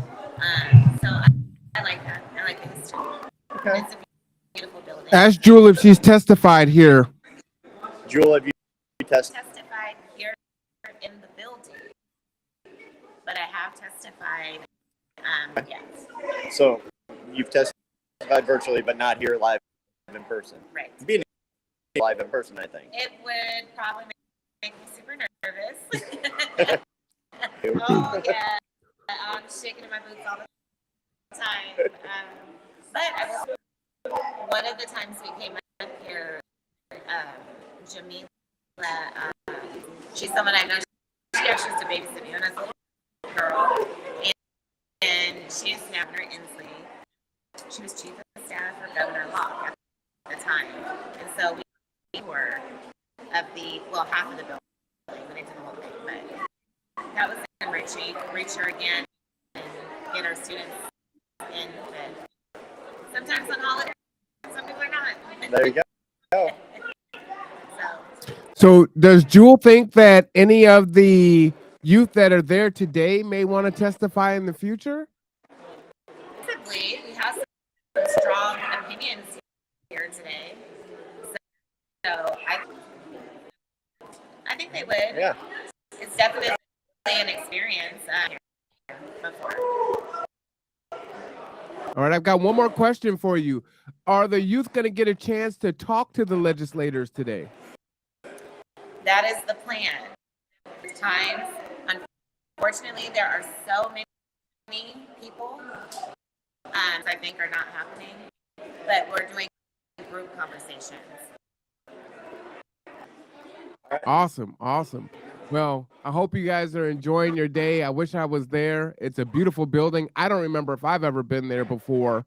So it is a sight to behold, to be there and to see it. And, I testified virtually too this year. But yeah, it's just looking forward to the advocacy. And I was been bragging about the Kitsap Black Student Union youth and, making their voices heard. And look at the experiences that they're giving to a plus 50-year-old man who has never been to the Capitol building before, right? I mean, he's only here because Kitsap Black Student Union is there, right? That's a powerful thing to think about. We never know the doorways we open by just crossing paths to one another. With that, thank you for your time. You're welcome. I'm going to bring this camera around one other way. And we're going to talk to a member of G2 and ask him what his experiences are here with what he's got to see, because he's here working. Tell me, what do you think about it? What I think about what I've seen so far? Yes, speak up. So far, it's pretty interesting. It just teaches me more about government first. And when I was in the office, talking with the other group, talking with the lady, she could pass bills. She was talking about she could pass bills. And she said that she also said that a person come under and shadow her and they get paid $35 and like a week. That'd be a good lesson to get out there for people, a little opportunity for people. So. And what do you think about the building itself, Keyshawn? The building's amazing. All right. Thanks for your time. All right. I love it. Thank you for those interviews there. little hard to hear because I know it's noisy and the microphone isn't the strongest in there. So if you talk to folks, just try to see if you can get even closer, almost like right up in their face. You got to be up in their personal space. But yeah, that's good. So when do we think we might be going on in? It'll be the next one. Next what? So the next interview will be about 3 o'clock. Okay, so we got about 45 minutes? Yes, sir.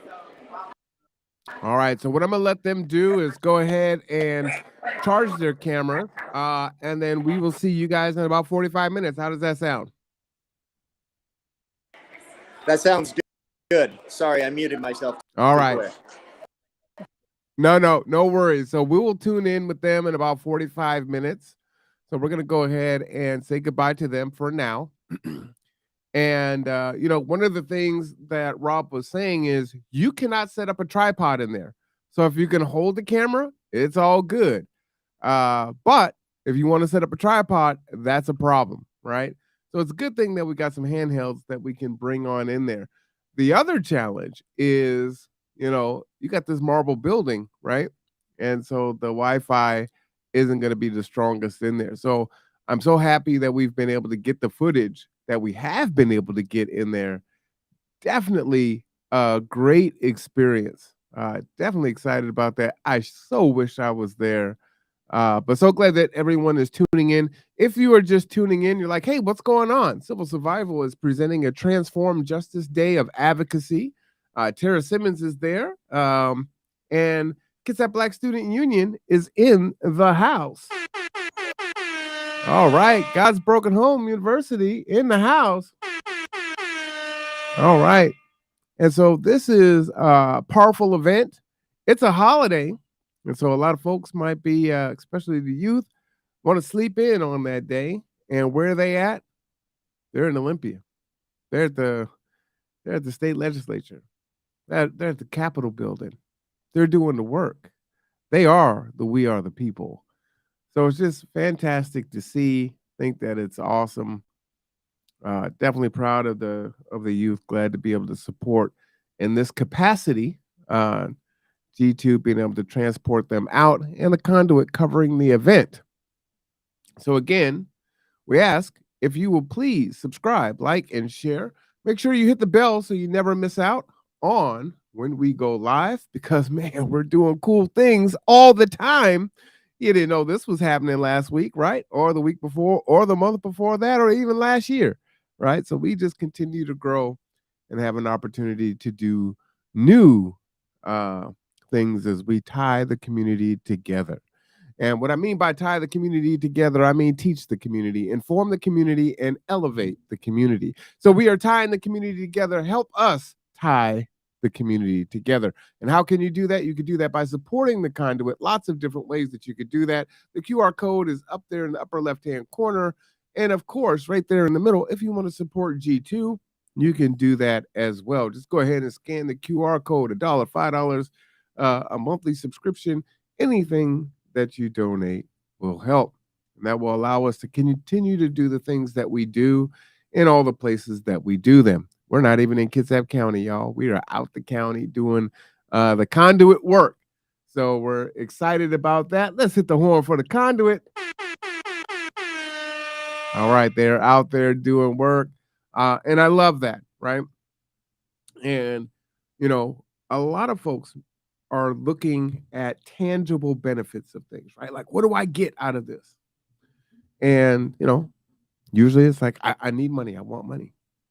And that's understandable. But sometimes those intangible benefits are just as important, if not more important. And so you have, I believe Rob is 53, 53-year-old man who's never been to the Capitol. You have a 21-year-old young man who is his first time at the Capitol and who's there with his mom, Keyshawn there. And coming and having this experience, right? It's more than just, running a camera and carrying cords and cables, right? This is experience for them too. This is a learning opportunity for them too, right? This is community building for them too. This is relationship building for them too. So many of those intangible things that we may not put down on that benefit sheet on what do you get out of participating with the conduit or G2. But those are the things where the real change is going to be made, right? Those relationships, that advocacy work, that support work, again, that tie work, right? So help the conduit, tie the community together, teach, inform, and elevate. That is what we are here to do. We will continue on with the youth at 3 p.m. They're just waiting to get in. Now, what is really amazing here is this is a holiday, and it is packed at the Capitol, right? So while a lot of people are taking advantage of this holiday, a lot of folks out here doing the thing. So a shout out to all of them. What I'd like to do is get into some more testimonies because I think this is important and it will be informative for us to help us to understand what is happening in our community and also to understand how to make your voice heard. So let's go ahead and tune in with some more testimony here.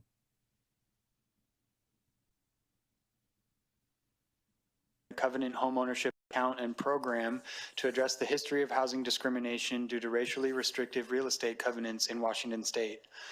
To provide some background, county auditors collect fees as set by statute for recording documents. Restrictive real estate covenants were recorded across the state until 1968 when the Federal Housing Act prohibited real estate covenants that would discriminate on the basis of race, color, religion, or national origin.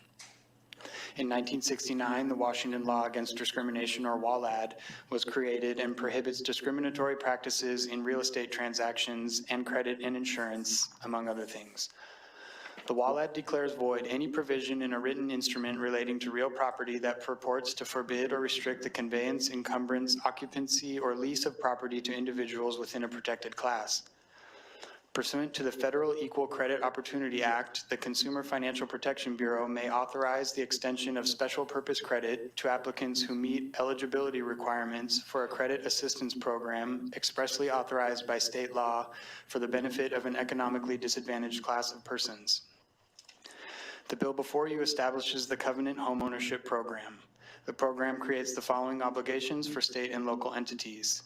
First, the Housing Finance Commission must complete a Covenant Homeownership Program study that recommends potential policy changes to reduce racial disparities in homeownership to remedy the impacts of past and ongoing discrimination against Black, Indigenous, and people of color and other historically marginalized communities. Second, Commerce, together with the Housing Finance Commission, must create special purpose credit programs to provide down payment and closing cost assistance to the economically disadvantaged class of persons identified in the Covenant Homeownership Program study.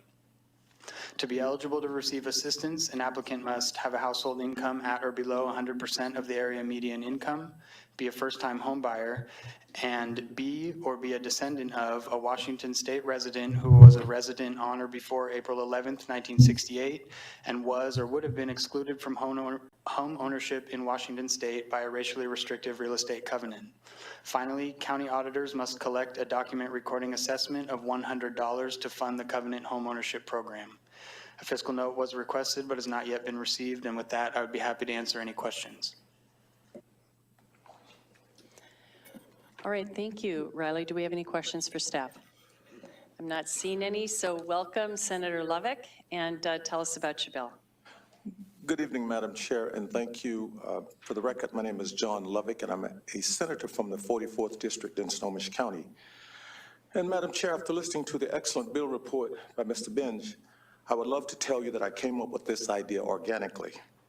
But inspiringly, it was a dear friend and colleague, Speaker Emeritus Frank Chop, who first brought this to my attention. We all know Representative Chop's enthusiasm for homeownership. He is a stalwart supporter of housing justice. When Representative Chop showed me the covenant restrictions that existed in Washington State, in a word, I was appalled. appalled that such texts could still exist, appalled that these agreements are still pervasive by the thousands. This hatred is written in our state's DNA. I say surprisingly because after we spoke, Representative Chop and I met weekly with stakeholders from the community to galvanize this cause. So that's why I'm here today. Homeownership is the primary wealth builder for many Washingtonians. As a matter of fact, in the United States, it is the primary means by which people become self-sufficient. And yet, for generations, Black, brown, indigenous, and people of color have faced massive barriers to homeownership. Homeownership rates among people of color are nearly 20% lower than white Washingtonians. When you compare Black families with white families, that gap widens to nearly 40%. We have a massive wealth disparity in the state, and today we can do something about it. Senate Bill 5496 will help close this gap. I'm before you still appalled and ashamed of where we are. No one could read one of these restrictive covenants and not be ashamed. Madam Chair, since I spoke with Representative Chop 5 months ago, I have to confess, I live with deep shame in my heart. And when I say deep shame, the shame is because in 1973, 5 years after covenant restrictions ended in Washington State, I purchased my first house using a GI Bill. My down payment was $200, and the government actually sent me back $150 with an apology that they took $200 in the first place. So when I say that I'm ashamed, I know that a lot of people sacrificed so much for the privileges that I was afforded. Was it the GI Bill that allowed me to purchase my first home? No. 51 years ago, it was our state deciding to make things right. Our state decided to end the enforceability of these restrictions and to reckon with our past. But the shame that those before me endured still hurts my heart.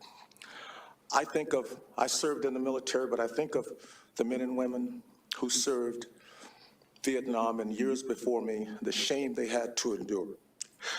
So I was no better than anyone else, no more deserving of the pursuit of happiness.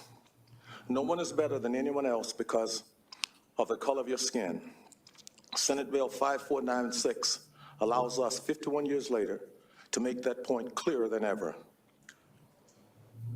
To take that work further, it gets us closer to a world where we are recognized by the content of our character and not by the color of our skin.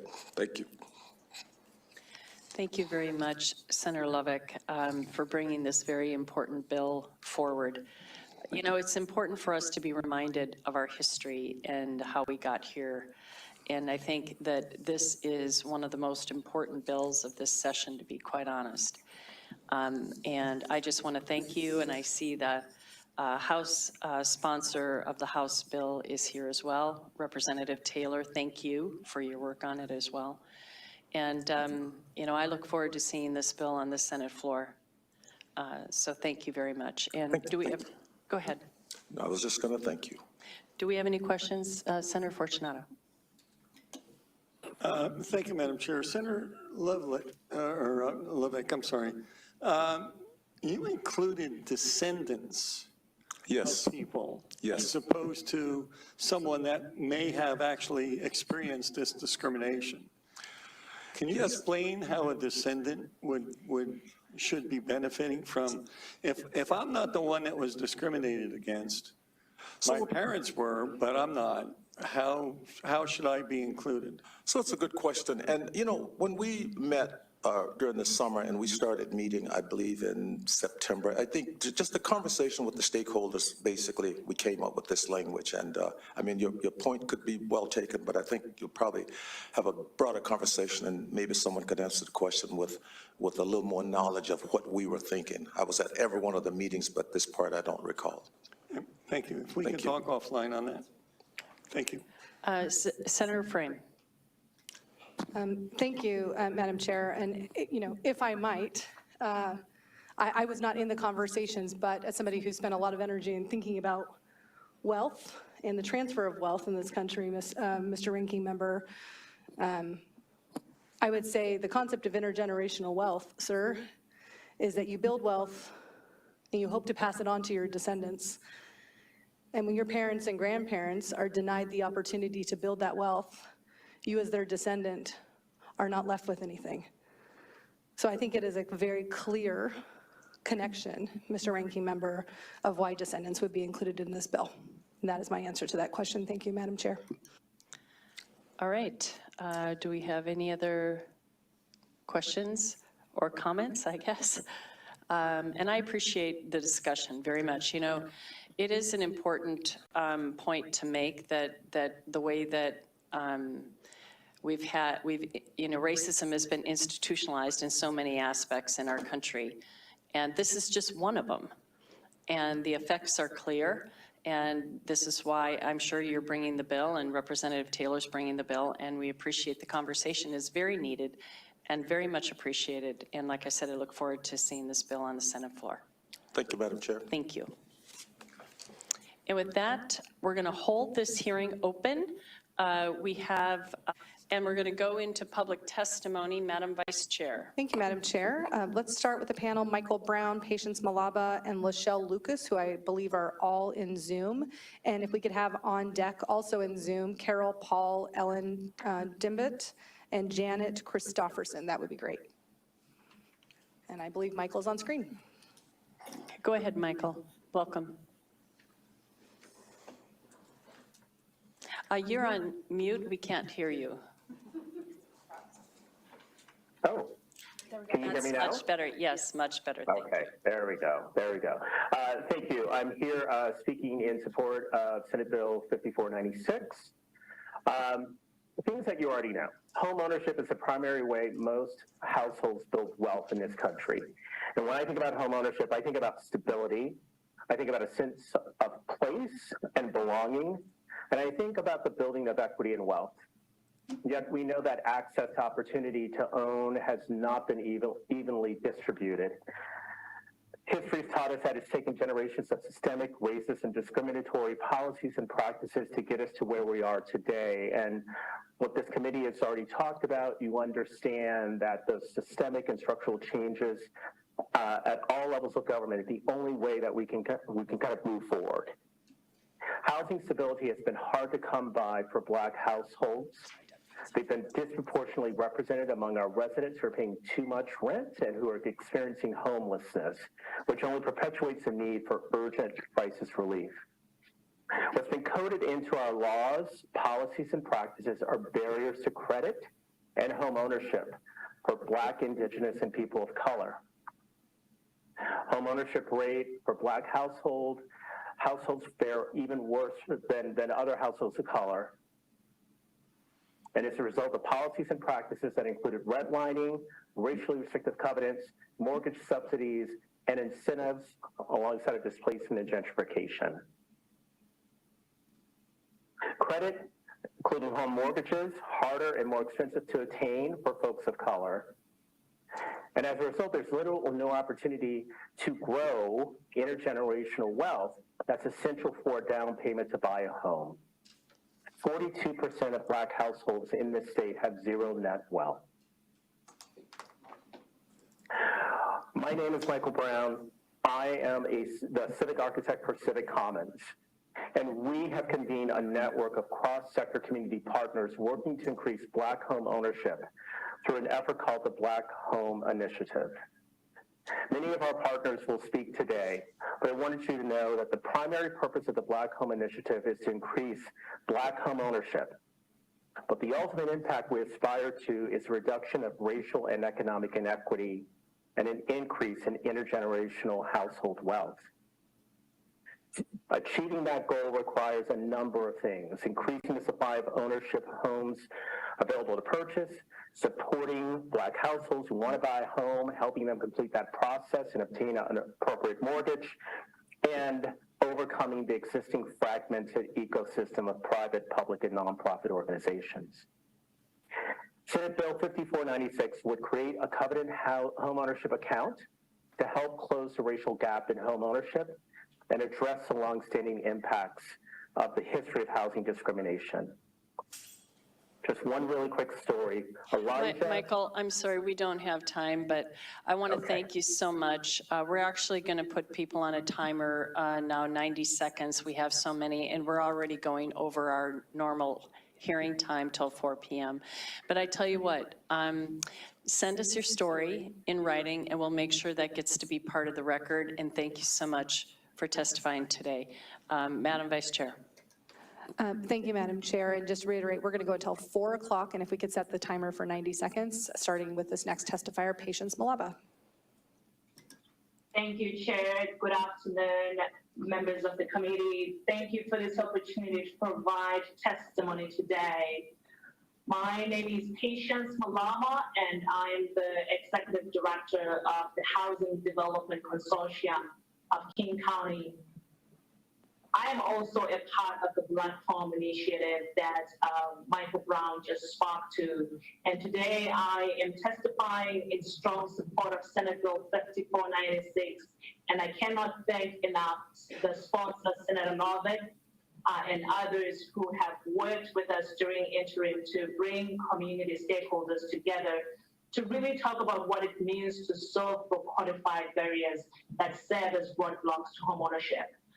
This is truly a once-in-a-generation monumental step toward addressing the home ownership rates gap in our state. And let me start by telling the story of the opportunity that is created by this bill. This bill would create a covenant homeownership account and a program to provide down payment and closing cost assistance to groups of people who will be identified through a covenant homeownership program study. Those participants will, of course, have to be first-time home buyers with income limitations, and they have to meet other criteria. This is groundbreaking in terms of a step in the right direction, leading the nation and demonstrating our commitment to change by setting the first in the country government-led special. Patience, I'm sorry, the time is up. The timer goes really fast. But please send us the rest of your comments or your whole comments, please, and we'll put them in the record. Thank you. Madam Vice Chair. Lachelle Lucas next, and just a reminder, we can have Carol, Paul, Ellen Dimmet, and Janet Christopherson ready. That'd be great. Yeah, and if you're in gallery mode, you will be able to see the timer, so please put yourself in gallery mode so you can see that. All right, very good. Thank you, Madam Vice Chair. Lachelle.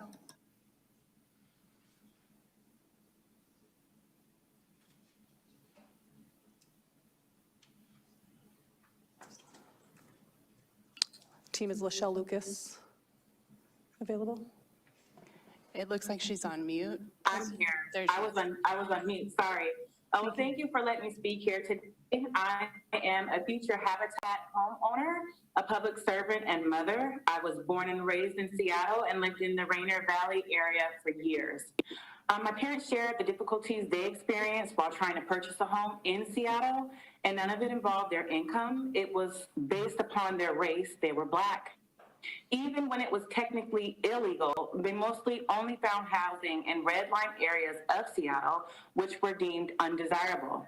Today, drive down Rainier Avenue or Martin Luther King, and there are brand new homes that have been built that I would never be able to afford to purchase because they're too expensive. Because of tools of discrimination like racially restrictive housing covenants, my grandparents were impacted. That made it difficult for my parents to acquire home ownership. When it came to my turn to purchase a home, they couldn't help me with the down payment. But recently, I found a pathway to home ownership through the Habitat of Seattle, King, and Kitsap County that will make my dream come true. We can do more. We can pass this bill and create paths to home ownership, housing stability, financial security, and pride for millions of Washingtonians like me. I ask that you please support SB 5496. Thank you. Thank you so much, Lachelle. All right, Madam Vice Chair. Thank you, Madam Chair. My understanding is the three people we called on deck, Carol, Ellen, and Janet, are not in Zoom. So we'll go to our next panel in person. Clifford Cawthon, Carl Schrader, and Amanda Sandoval. Sorry, Amanda Sandoval is on Zoom. And then if Kathleen Robertson and Michael Babbitt, who are on Zoom, could be on deck and ready to go, that'd be great. But let's start out with Cliff. Sorry. Oh, there we go. Brilliant. Thank you, Chair Cooterer, Vice Chair Frame, Ranking Member Fortunato. It's an honor to speak here today.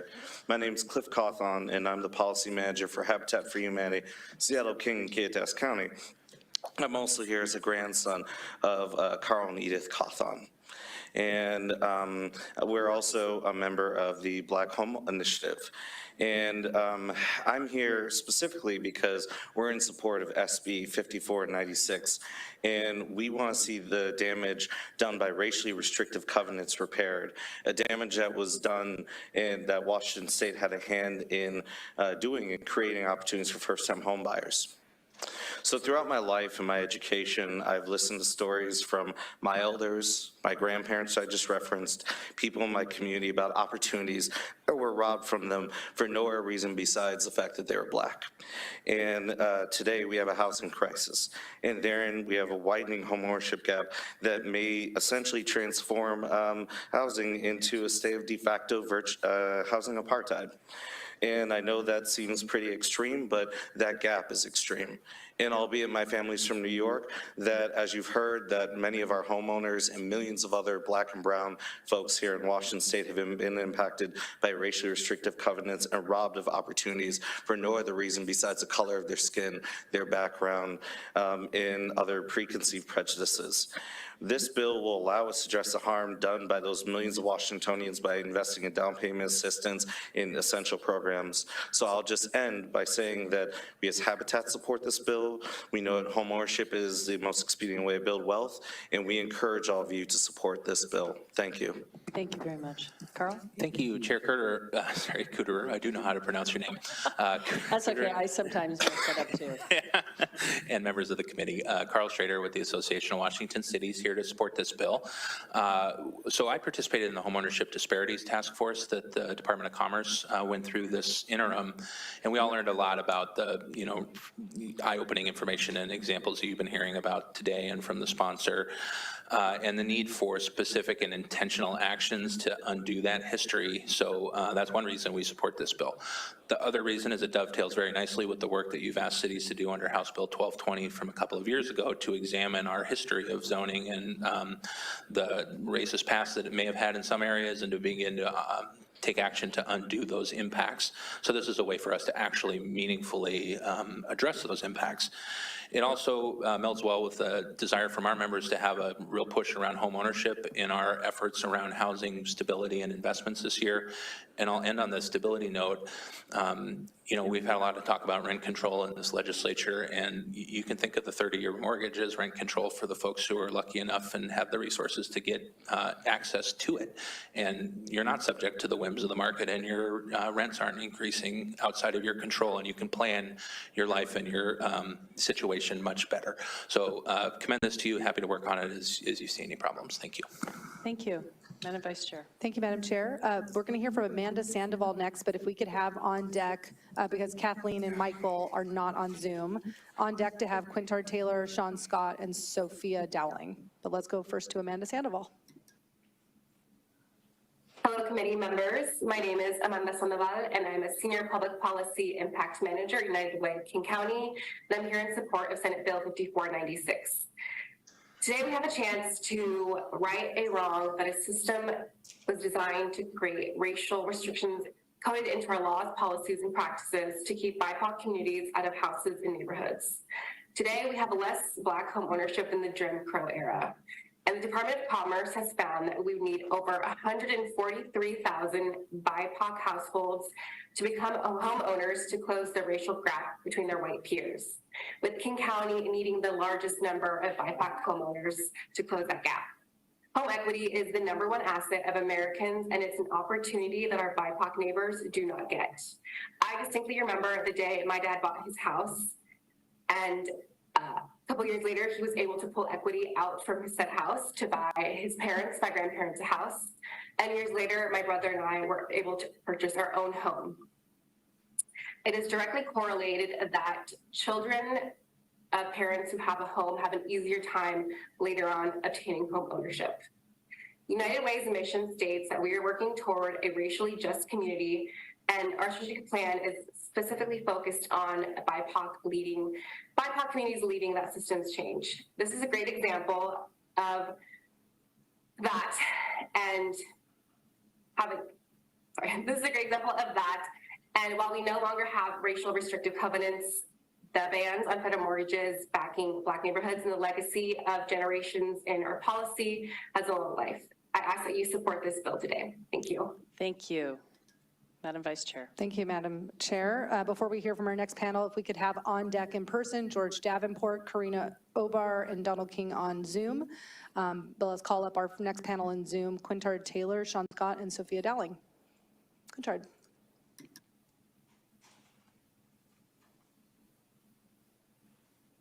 Is Mr. Taylor there perhaps and just on Zoom? Or on mute, pardon me? Yes, I can hear you. Great, now we can hear you. I only have, yes, can you hear me? We can, please proceed, thank you. Okay, I'm going to take a slightly different approach because I only have a few seconds. Let me quote the Republican Secretary of State of Washington, a man named A. Ludlow Kramer that some people may remember. He said, "The blood of every seep deeply into the American soil and cannot be easily removed. But here in Washington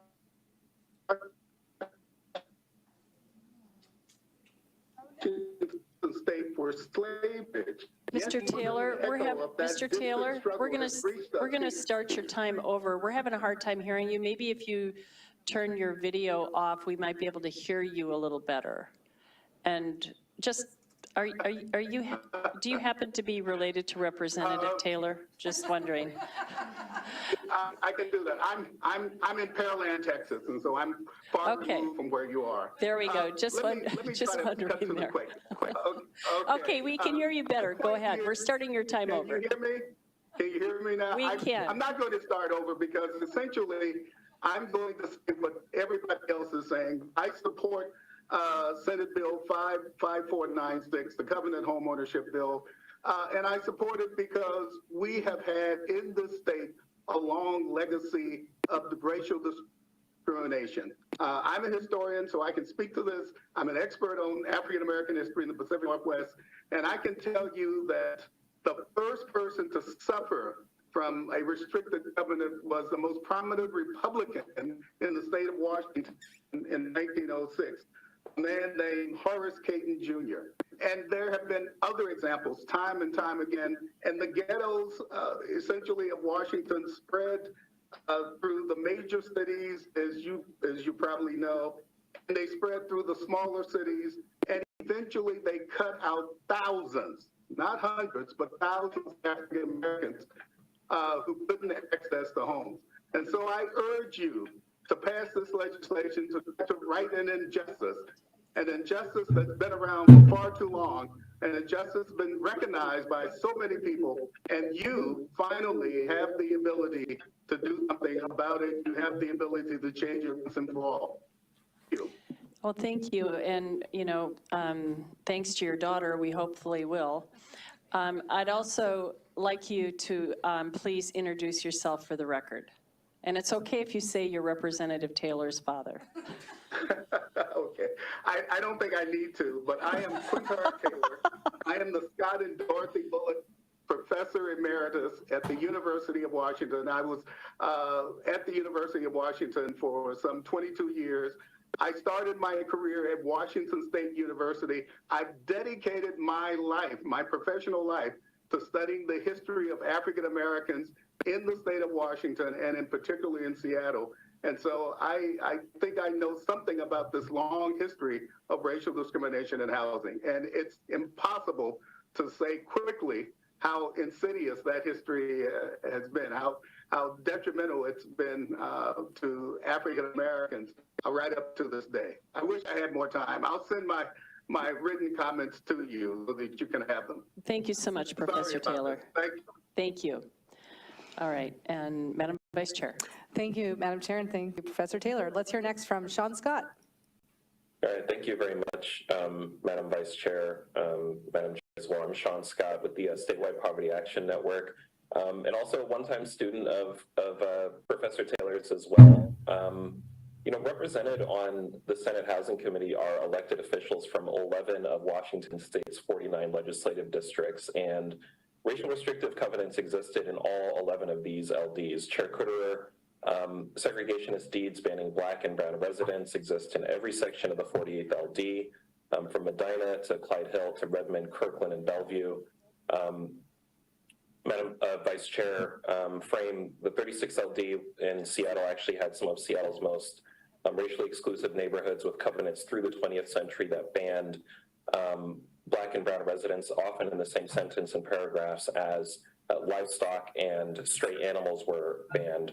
And Ranking Member Fortunato, in your 31st LD subdivisions built by the Auburn Development Company, the Western Washington Corporation of Seventh-day Adventists, and other realtors, only permitted non-white residents as domestic servants. So as we have these conversations about whether or not structural racism is a faded tragedy that we read about in history books, or if it's something that continues pervading through the lives of Washingtonians, I think we have a real opportunity in front of us to create a housing stability fund by assessing a fee on these covenants. The history lives, and it lives in many unfortunate ways that I think this body has the opportunity to correct.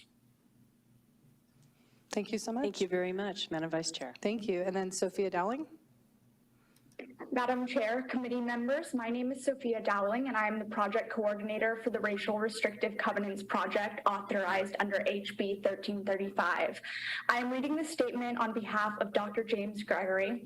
Although far from complete, we have documented more than 50,000 properties that have racist restrictions across Washington state.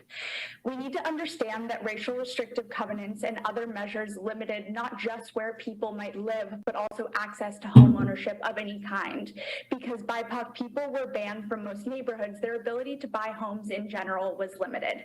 And the effect was compounded by federal policies and local planning decisions, which made it difficult for people of color to access loans and mortgages. So for generations, Black, Indigenous, and Asian Americans had lower rates of home ownership. The price escalations of the last 40 years exacerbated this harm, making it impossible for those who were previously shut out of the housing market to gain entry. Today, only about 1/3 of Black families in Washington own homes, and in King and Pierce County, the numbers are even lower. This bill is about the 14th Amendment to the United States Constitution that requires each state to ensure equal protection in their laws and policies to all persons regardless of race. Washington state violated that guarantee when, through delegation of power to counties and cities, it authorized racial restrictive covenants. This bill acknowledges the financial losses that resulted from racist policies by government entities in violation of the 14th Amendment, and it will help some of the families who were denied the chance to buy a home and build wealth through home ownership. Great. Thank you, Madam Vice Chair. Thank you, Madam Chair. Let's hear next in Zoom, George Davenport, Karina Obar, and Donald King. And if we could have on deck here in person, Ann Campbell, Denise Rodriguez, and Michonne Preston, that would be great. Let's go to George Davenport. Madam Chair and the committee, I am Pastor Reverend George Davenport, and I am the present pastor of the People's Institutional Baptist Church, which on Sunday we will celebrate our 81st anniversary of being in the Central District. I've had the pleasure and honor of being able to be the pastor over several seniors. And it is clear if they were here to speak, they would speak about the tragic history of them being denied in several occasions home ownership due to unfair housing restrictions. They've suffered long enough, and they have lacked the ability to have the dignity of being able to just be a citizen of this state. We believe that it is time now to be able to correct the evils of the past, as I have watched and followed several of my members to to death, they have not been able to take pride in being able to have wealth, to be able to leave for their children. We're also part of the Nehemiah Initiative, and we are poised to be able to use our properties to be able to create affordable housing. We support SB 5496. We believe that this will be a game changer, especially as far as people of color, to be able to enjoy the dignity of home ownership and being a citizen of this state. Thank you. Thank you very much, Madam Vice Chair. Let's hear next from Karina Obar.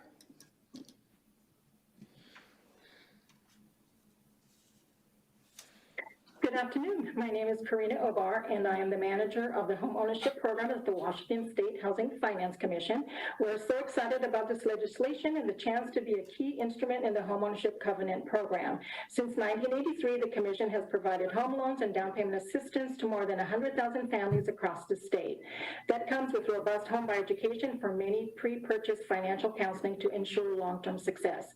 We have the expertise, experience, and partnerships with lenders and real estate professionals across the state to implement this program immediately, and it is critically needed. With home prices soaring out of sight, much deeper down payment assistance is needed, especially in communities of color. Last fiscal year, we helped 5,638 families to buy a home in Washington, but only 7% of them were Black families. 17% were Latinx, 4% were Asian, about 3% were Indigenous or Native. Of course, we try to target disadvantaged communities through partners such as HomeSite and through marketing and advertising efforts. We also have a small pool of down payment resources that can bring home ownership within reach for lower income folks, but that resource pool is too small and the racial gap is too large, and it gets wider every day. But programs based on race are needed, programs that are explicitly undo the lasting impact of discrimination, not just with outreach efforts, but actual funding that unlocks opportunities for these families. And we urge you to support this legislation, start to undo the state's legacy of housing discrimination, and change the future for BIPOC families. Thank you. Thank you very much. And I'm going to have to go to another meeting, so I'm going to turn the meeting over to my Vice Chair, Senator Frame, and we will be going until 4. And thanks, everyone, and Madam Vice Chair. Thank you, Madam Chair. Let's hear next from Donald King. Good afternoon. Good afternoon, Vice Chair and members of the committee. Thanks for having me here this morning, or this afternoon, I'm sorry to say, but I'm a 4-year resident of Seattle Central District. I'm Donald King, 4-year resident of Seattle Central District. And I'm president and CEO of the Nehemiah Initiative.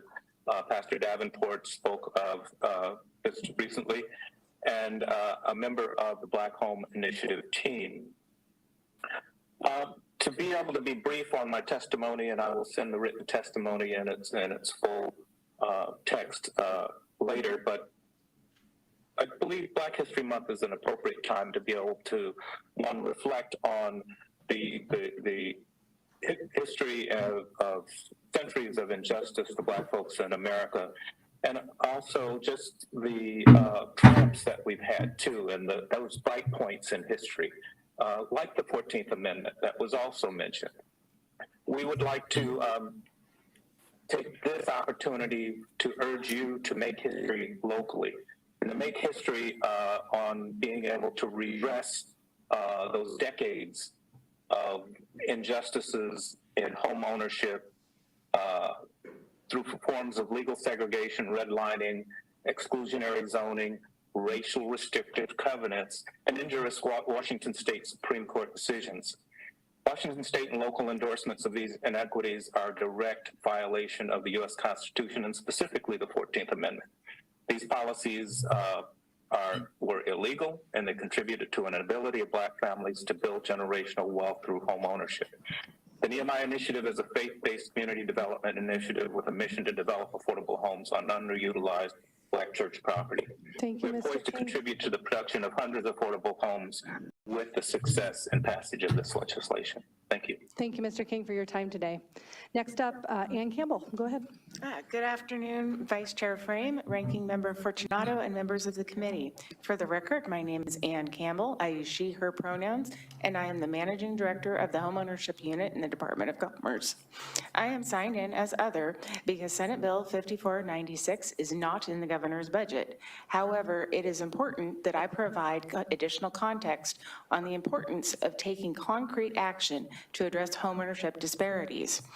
The Homeownership Disparities Work Group issued a report improving homeownership rates for Black, Indigenous, and people of color in Washington State, which is authorizing the creation of special purpose credit programs. This bill is authorizing those. As was cited by this report and prior panelists, homeownership rates for BIPOC families are low, 19% less than non-Hispanic white families. The discrepancy of homeownership rates is also reflected in high-income Black families, who are still 20% less likely to be homeowners than non-Hispanic white families. Why? You have to have a stake in the game. That stake is a combination of good credit, a healthy chunk of savings for a down payment, and 3 to 5% of sales price to cover closing costs. Yes, we have a wide array of homeownership assistance programs to assist, but these programs are unable to address the needs identified in this bill. So we know that homeownership is both a wealth generator, the primary way most households accumulate wealth, and it requires wealth to get in the game. This bill helps the most vulnerable to displacement and gentrification and is an excellent concept. We have shared ideas with the sponsor about a different approach on the governance of this bill, and we appreciate the partnership and look forward to further collaboration. Thank you, Ms. Campbell. All right, Denise Rodriguez. Good afternoon, Vice Chair Frame and Ranking Member Fortunato, as well as the other members of the committee. For the record, my name is Denise Rodriguez, and I'm Executive Director of the Washington Home Ownership Resource Center, also known as WHRC. Our mission is to increase and preserve home ownership in Washington State. Our home ownership hotline, which launched over 25 years ago, provides home buyers with information, education, and referral to pre-purchase counseling, down payment assistance, first-time home buyer classes, and many other valuable tools to make the dream of home ownership a reality. WHRC has been participating in the Black Home Initiative Network, and I was also a member of the Racial Disparities Work Group convened by the Department of Commerce. Last year, the legislature requested via proviso that the Department of Commerce convene a work group to examine the causes of homeownership disparity for Black, Indigenous, and other people of color, and make recommendations to you about what actions you can take to increase homeownership parity. The program proposed by this bill speaks directly to the recommendations of that work group to increase the amount of funding available for direct assistance to homebuyers, prioritize assistance to people who have current or historical ties to previously redlined neighborhoods, and to pilot a special purpose credit program for people historically denied access to opportunity in the financial system. As a member of that work group, I am grateful for the leadership that the Senate showed last year in calling for this report and its recommendations. I'm here today to urge you to continue that leadership and pass this bill. I'm looking forward to working with you and the many allies who've spoken here today to increase access to home ownership for those historically locked out. Thank you. Thank you. Michonne Preston on Zoom. Hi, I'm on Zoom. Good afternoon, Vice Chair Frame and committee members.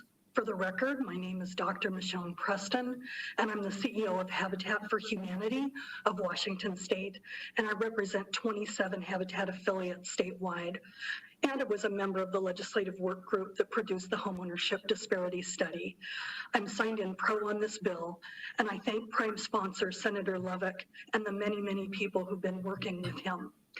The study took a deep dive into BIPOC homeownership rates statewide, and for practitioners like Habitat, it's allowed us to build in better metrics county by county. We were really surprised when we heard through the Building Industry Association of Washington in their report in 2022 that stated that to qualify for a homeownership mortgage, a household had to have an income now of $172,000 a year. That's about 15% of Washingtonians, and that's a fraction of BIPOC families. And Habitat for Humanity and other homeownership developers can make home ownership possible for BIPOC families, but not without the financial resources to make the projects pencil. This bill is the beginning of fixing the holes in the fabric of our society, and without it, the gap widens. Through affordable homeownership models like Habitat, BIPOC families have been closing the door on poverty permanently.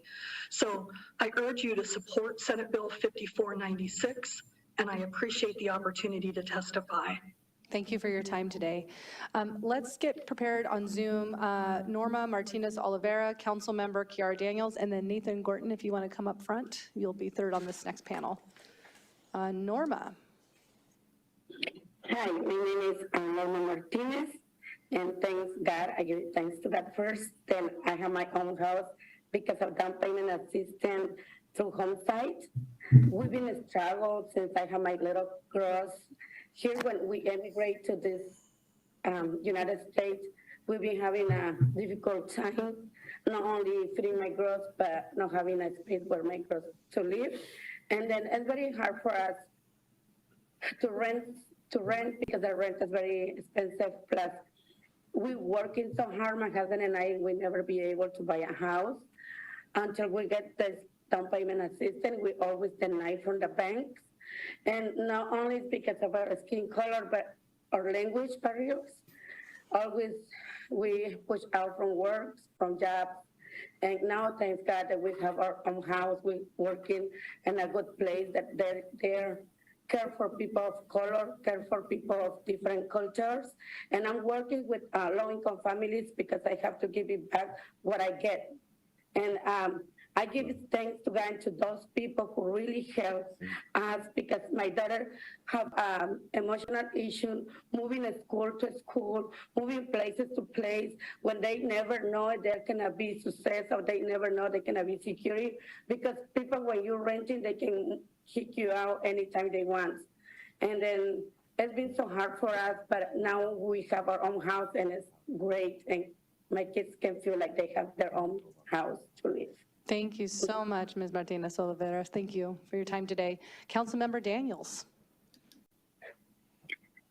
Thank you so much. Good afternoon, Vice Chair Frame, Ranking Member Fortunato, and committee members. I am Tacoma City Council Member Kiara Daniels. I am a board member of the Pierce County Habitat for Humanity, and most importantly, I am a direct descendant of these racist policies that we are trying to fix today. Thank you so much for the opportunity to testify in support of Senate Bill 5496. I would like to first say that the city of Tacoma is supportive of any policies that close the racial wealth gap, particularly in homeownership, and address the longstanding impacts of the history of housing discrimination. The city has also been a partner in the Black Home Initiative, along with many others mentioned here today. We know that homeownership is the primary way most households build wealth in the U.S., and yet access to the opportunity to own has not been evenly distributed. Barriers exist in our laws, policies, and practices for Black and Brown people to achieve homeownership. I am a public servant, I have a master's degree, and it took me over 8 years to be able to access homeownership that I was only able to access because of a housing program that is supported by initiatives like this. And the unfortunate reality is that if we don't act now aggressively at the local, state, and federal level, there won't be many more folks that look like me who will be able to achieve homeownership. This bill takes important steps to help close the racial gap in homeownership, and addresses the longstanding impacts of the history of housing discrimination through the creation of Covenant Homeownership, of the Covenant Homeownership account. And I ask that you support. Thank you. Thank you, Council Member. At this point in the hearing, I'm going to have to get much more assertive about that 90-second timer so we can get everybody in. So if anybody gets cut off by me in the next few minutes, I encourage you to send your written testimony so we can hear the whole story. With that, before we have Nathan speak, if we could have on deck here in person to come into the front row to be ready to go, Anna Boone, Ali Shabani, and then on Zoom, Daryl Smith. Nathan, go ahead. Great, thank you, Vice Chair Frame and committee. Thank you for the opportunity to come and testify in support of this bill. The Fed recently released a number that said that homeowners' net wealth in this country is 40 times that of the net wealth of renters. And I think to get directly to Senator Fortunato's very good question earlier when the bill was being briefed, we have seen, because of the housing crisis that we have, that a lot of times people have to borrow money, right? They borrow money from their parents or from their uncle or from their aunt. Sometimes they borrow it, sometimes it's a gift. We know, while I haven't seen any hard data on it, I know in talking to my members that that option just isn't there for a lot of BIPOC families, and that's because a lot of times that money comes from families who are third generation homeowners, right, and have been able to benefit from being homeowners, and so and we know that opportunity was taken away from people through policies passed at city councils, and honestly, those policies were passed sometimes at the encouragement of the industry that I represent.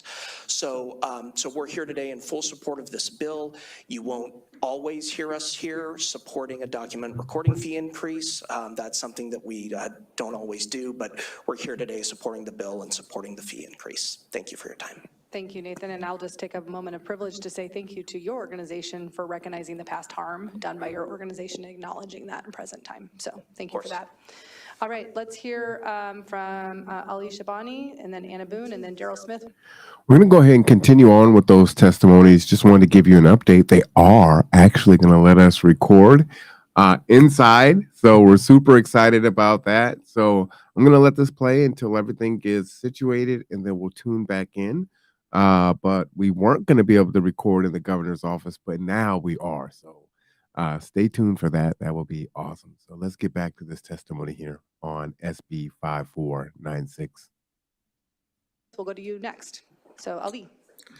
Thank you, Vice Chair Frame and Ranking Member Fortunato, for the opportunity to speak today. My name is Ali Shabani, and I'm here in support of SB 5496 and to share my experience in working with purchase assistance products for first-time homebuyers. I've been in the lending industry since 2006 and worked exclusively with first-time homebuyers from 2015 to 2021 in my capacity at Homesite, and now I do the same at Habitat for Humanity of Seattle, King, and Kitsap counties. I am also part of the lending and underwriting subgroup of the Black Home Initiative through Civic Commons that was mentioned earlier. Purchase assistance works in providing opportunities for buyers that would not be able to otherwise participate by helping to cover their down payment and most of their closing costs and reducing their minimum cash contributions. These products also improve approval odds for the first mortgage. Down payment assistance is considered an asset that reduces risks and can offset other shortcomings during underwriting. The larger the down payment, the lower risk for the first mortgage lender. All of these products have had a positive impact on increasing homeownership opportunities in general, but they have not been sufficient in making a large difference in Black homeownership rates in the state. Black homeownership rates are less than half of white rates, and other racial groups also lag behind white Washingtonians as well. More specific products are needed to help bridge the gap between current home prices and affordability. More robust down payment products will allow first-time homebuyers that have been historically underserved to find decent housing and start building wealth. Thank you. Thank you. Anna. All right, Vice Chair Frame, members of the committee, I'm Anna Boone, and I oversee government relations and public affairs for Zillow here in our home state of Washington. I am also here as a network partner of the Black Home Initiative. I'd like to express our support for SB 5496. Our mission at Zillow is to make it easier for consumers to unlock life's next chapter, and we're firmly committed to reducing barriers to housing. I'd like to share a few quick data points as they relate to the proposal in front of you. As we've heard, one of the most significant obstacles preventing potential home buyers from accessing home ownership is saving for a down payment. And 40% of all buyers report relying on a gift or loan from family or friends for at least part of it. 2/3 of renters cited affording a down payment as the biggest hurdle to buying a home. The Covenant Homeownership Account's targeted down payment assistance and support with closing costs will put homeownership within reach for historically disadvantaged individuals and communities throughout our state, giving them access to the intergenerational wealth creation and economic security that homeownership enables. I urge your support. Thank you. You get a prize for finishing before 90 seconds. Well done. Daryl Smith. Good afternoon, Vice Chair Frame and members of the committee. Thank you so much for this opportunity. My name is Daryl Smith. I am the Executive Director of Homesite Community Development and Community Development Financial Institution. We've been around for about 30 years as a mission-driven lender. We help families build generational wealth through affordable home ownership, through our lending products and other activities. In last year, 2022, we served 80 families with first mortgages and 186 second mortgages. Every one of those 186 second mortgages represents down payment assistance. So we had a really good, strong year, and this is because of partnerships with great organizations, some of which you've heard from today. We count our blessings as being part of the Black Home Initiative as well, where this work is really focused and concentrated for all of us. But despite those numbers last year, there's still a staggeringly huge gulf in terms of BIPOC and particularly African-American home ownership. Last year, 68% of our clients were BIPOC, 45% were Black. So if we think about those numbers and yet the gulf that exists, I think about, from my own personal life, how many college educations were never started or paid for? How many successful businesses that relied on the equity coming from a home were not started and contributing here to the community? Homeownership is the primary driver of wealth in the United States, and for many, many decades, folks that look like me were shut out of that process, or the value wasn't there if they were lucky enough to get there to begin with. I urge passage of this bill, and I look forward to working with all of you to see it happen. Thank you. Thank you so much for your time today. Next up in Zoom, we'll have Charles Kalanji, John Smith, and Tanya Wortham. And as a heads up for who will be on deck, Michelle Thomas, Solvia Real, and Lisa Walters. But let's go back up to the top to Charles Kalanji. Charles, you appear to be on mute. Sorry about that. We can hear you now. Please proceed. Okay. Hi, my name is Charles Kalonji. I'm a loan officer with New American Funding in Federal Way, Washington. I've been a loan officer for 18 years, and helping first-time home buyers are a huge part of my business. And I support the bill 5496 because I think it's very needed to correct the past wrongs that were done to African Americans and people of color by restricting home ownership for them. If we look at the whole 134 years that Washington has been a state, and we realize that in 1968, that was 55 years ago. In comparison to the 134 years. So it's not fair to say, well, everybody's just on even playing field now if we just have race-neutral programs. Race-neutral programs are not enough. Damage repair is required for what has happened. For a particular example, it's like if you have two people running a mile to race to the finish line, and then one person, you say, okay, you got a 5-minute head start. It's just not fair. So we need this to help rectify the wrongs that were done with racially restrictive housing covenants and to provide home ownership opportunities for all Americans. Thank you so much for your time today. John Smith. Good afternoon. I'm John Smith with Washington State Employees Credit Union, also the current president of WMBA, and I stand in support of Senate Bill 5496. Many have studied the history and documented facts showing the negative impacts which systemic and racially restrictive policies have made on certain populations, especially here in Washington State. So I won't go too deeply into that, but I look at, as a lender, now what do we do? So why is this special purpose credit program of this type so important? And as has been stated already, quite frankly, because traditional race-neutral programs in Washington State have not been effective. For example, in 2020, only 3% of loans packaged and sold to Fannie Mae were made to Black families. The U.S. population is just over 12% and similar here in Washington.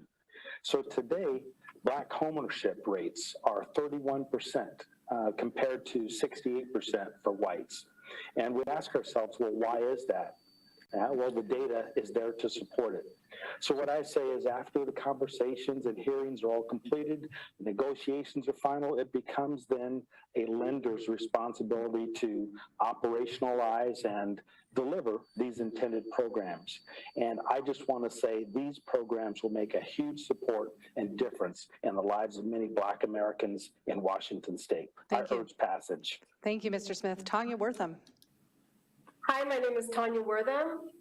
I am a director on the WMBA, and I also am a member of the BHI committee and the New American Dream program through my company, New American Funding. I am testifying today in support of the Bill 5496. I've been involved in learning about the disparities in the BIPOC community home ownership over the last 2 years. I've been in the mortgage and real estate industry for over 25 years. And unfortunately, I was woefully ignorant to the issues that were being faced by these communities until I was involved in the WNBA and my company. There isn't time to educate everyone. I've had programs, I've had initiatives, I've worked to educate the people in my industry, and this bill is going to make some progress towards helping to bridge that gap of home ownership. And on a personal note, I have 2 mixed children who live in Washington State. When their father bought a home, he faced many challenges that I thought were just anomalies because I didn't understand what was really going on. It turns out that they weren't. And so for my children's generation and generations to follow, I hope that we can rectify this and pass this bill. Thank you. Thank you so much. All right, let's go to Michelle Thomas in person, and then Saul and Lisa, you'll round us out. Michelle Thomas, go ahead. Hi, I'm Michelle Thomas with the Washington Low Income Housing Alliance, pro on Senate Bill 5496. Sorry, I'm just going to let this hang here. Bill is critical in moving Black, Indigenous, and people of color out of the perilous, expensive, and unstable realities of renting into the stability that a 30-year mortgage uniquely offers. Particularly now with average rent at $1,866, renter families are struggling to make ends meet. Black households in Washington are renters at twice the rate of white households. And rates of homelessness are higher for Black households, even when factors such as income are controlled. The major reason is that white people's support networks are more likely to have generational wealth and stability and to own a home, where extended family can find safety in times of need. Renters in Washington are not allowed to have family members stay with them for more than a limited number of days, regardless of how much in need of shelter their family member is. Home ownership gets people out of renting. Renting in Washington shouldn't be so perilous, but the stability of a 30-year mortgage cannot be rivaled. The bill creates an opportunity and an appropriately targeted program to specifically begin to undo the harms created by the past and to shield people from the harms of renting today. Please pass. Thank you, Ms. Thomas. All right, Saul, let's hear from you. Hi, everyone. My name is Saul Real. I'm a residential real estate agent working primarily with first-time home buyers, and I live and work in Seattle. I'm here to speak in favor of SB 5496. As you've heard many times today, over the course of modern American history, homeownership has been not only the best way to provide long-term stable housing, but also one of the only ways in which the average American family builds generational wealth. Our state's racial wealth gap and our racial homeownership gap can both trace their roots back to federal housing policies. That's why including the descendants of those affected is so important. To your point, Senator Fortunato, they've lost out on multiple generations of wealth at this point. The racial wealth gap and the racial homeownership gap are both very closely related, and helping address one will also help address the other.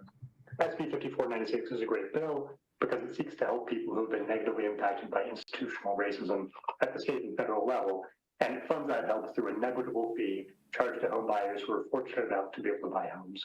I encourage you to support it. At what it's worth, my first-time home buyers are always excited to hear that a portion of their closing costs, so small they don't even notice it's there, is going to support their housing trust fund. I've supported a couple of document recording fee bills in the past. I may be doing another one later this week.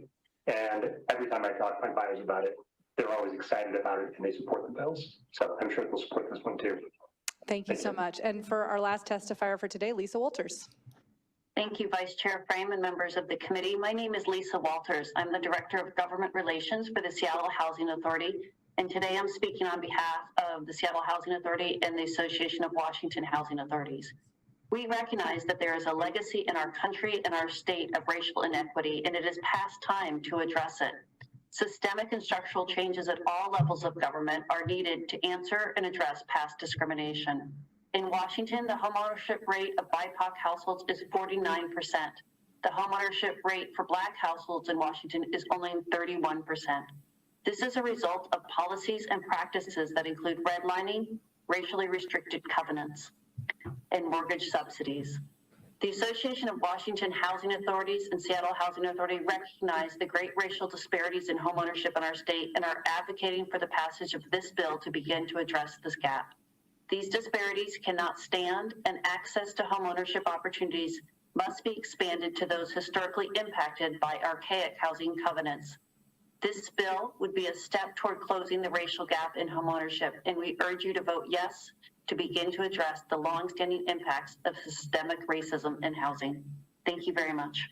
Thank you, Lisa. Thank you to everyone who testified today. As bids for the Republican presidential nomination ramp up and new... All right, let me go ahead and pause that.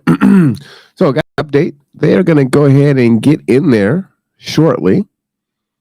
And you can see them waiting there. They have been walking all over the Capitol. I think they're going to sleep good tonight. The trick is they got school tomorrow.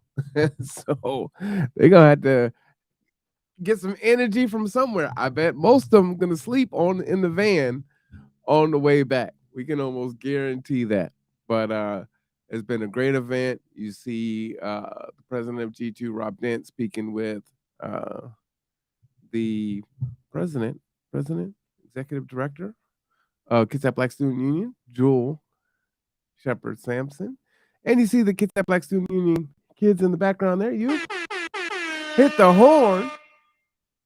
I think it was appropriate to play some of that information from the testimonies last week, actually. So this is all very current and relevant. And if you haven't known and paid attention to what happens in Olympia, it's a really good chance and opportunity for you to see that. There's many other videos on the conduit, so you can see what these House bills and Senate bills are and what folks are advocating for. The saying the squeaky wheel gets the grease is true. You know, now, unfortunately, there's money that's in politics, but I mean, if you don't speak up at all, if you feel like the game is rigged and what's the point, then that's really where they have won, right? Because they have tricked you into not even trying. And so progress has been made. It is Black History Month. So progress has been made by those who have fought and stood, and even in the face of others telling them that ain't going to do no good. Why are you doing that? Why are you going to march? Why are you going to stand there? Why are you going to let them put the hoses on you? Why are you going to let them stick the dogs on you? How is that going to get changed? Right? They did it anyway. So think about what that takes to not only go against the systems and the institutions of racism that were in place in this country, but also to go against your own people who were telling you that what you were doing was stupid and a waste of time and it wasn't going to work, right? You hear folks talk very disparagingly about Martin Luther King or Malcolm X, you know, currently today and also back then, right? And it wasn't just white people, it was Black people that were also talking negative about King. And so understand that you are going to, as you make change, there isn't going to be a whole lot of folks in your corner. That's often going to be the case. And it's upsetting and it's unfortunate. And it's one of the reasons why we don't have more change, right? Because it's hard enough to go against the machine, but if your own community, if your own group is telling you that, why are you doing this? This is stupid. This is the wrong way to do it. You know, you need to keep your head down. You know, you're making it bad for all of us. This isn't going to work. If that's the case and you go along with it, then we're not going to make that progress, right? And although we haven't made the progress that we want to make, we do have to acknowledge that change has been made. So I encourage you all, one, let me give you all an applause for all of your work, no matter what community you belong to. This work is hard. Can I break in for a second, Mr. Cameron? Go ahead. Okay. The BSU will be meeting with Jamila Transportation Committee, and that'll be at 3:45. Oh, the Transportation Committee, huh? Yes, sir. Well, that sounds important to G2. I like that. I wonder what they're talking about. Exactly. I'm All right. kind of excited to go in there and find out. Okay. Well, we're definitely looking forward to that, as transportation equity is extremely important to G2. So, what time is the youth going in? They will be going in at 3:45 is their appointment. All right. So in just about 16 minutes, everyone, Kitsap Black Student Union will be heading in to talk to the transportation portion of this day, which is fantastic. For those of you that are just joining us, this is Civil Survival is presenting the Transform Justice Day of Advocacy. And as such, G2 has ensured that the Kitsap Black Student Union made it out to Olympia, providing our transportation, and the conduit is providing the historical documentation of today's event. So shout out to all that are involved. Today, the youth have been getting a quite a workout of both their legs and their minds. So just a really great experience that they are embarking on. This is something they will definitely be able to tell their kids, and hopefully the walls that they're leaning on now will be walls that they walk past often, because they are employed by the halls of justice. I think that would be fantastic. So you are looking at our future leaders. Definitely been a long day for them, and they have been hanging in there. So shout out to them. Wanted to just let everyone know and remind folks to please subscribe, like, and share to the Conduit so you never miss out on when we go live and when we have information. Everything isn't pre-set up, so sometimes it's like, hey, there's a show that's happening right now because someone has asked us to cover something, and you're going to miss it otherwise. So that's the best way that you can ensure that you don't miss it. Subscribe, hit the like button, and make sure that you hit that notification bell so you always get notified when we go live. Whether it's 1 in the morning or 1 in the afternoon, you'll always be notified. All right. Also, just to let you know, there is a wind advisory in effect for Kitsap County until 6 a.m. tomorrow morning, Tuesday, February 21st. As you know, you have been feeling it. 20 to 35 mile per hour winds have been blowing up to 55 miles per hour. All right. So please take care and govern yourselves accordingly. It can be pretty dangerous out there during this time. So as we get these severe weather alerts, whether it's dipping down into almost freezing temperatures, severe rain, severe wind, or anything else, you will hear it here on the Conduit. All right. So we have about 15 minutes left before we get going here. And it's probably time for a commercial. Let's have a commercial break. Two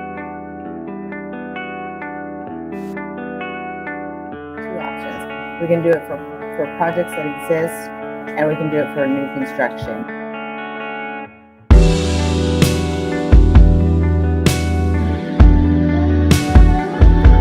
That's how we're going to say it. Hi Bailey, hey Ma, hey Reverend, I see you guys up there. I'm really concerned that you all. Mike, I'm sure, man, this could be poisonous.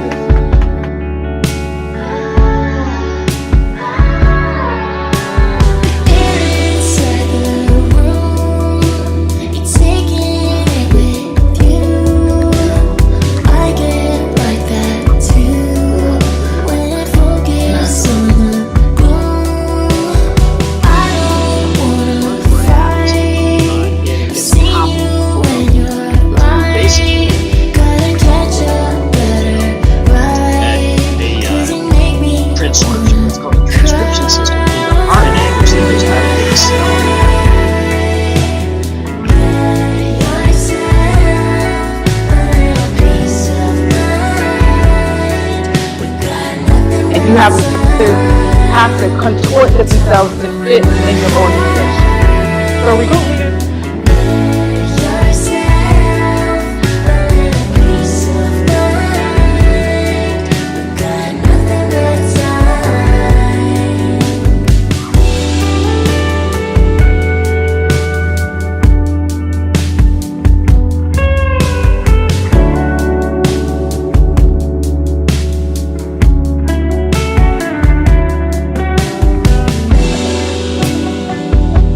All right, y'all.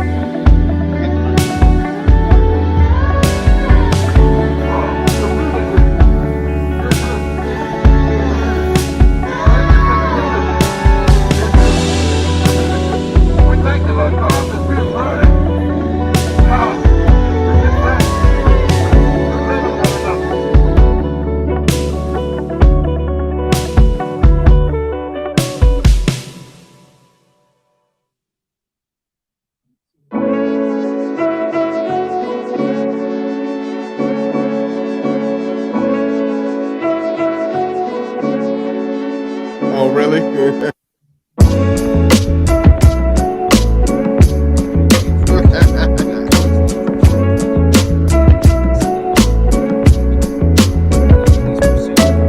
Just traffic violations? Again, I think that's a great question. We should be looking at those data, and we're not. That's what we're asking you to do with the work group, is look at the data, give the full 360 so we can make an informed decision. Thank you, ma'am, and thank you, Mr. Chair. Rep. Berry, did you have a question? Okay. Rep. Rommel. Thank you, Mr. Chair.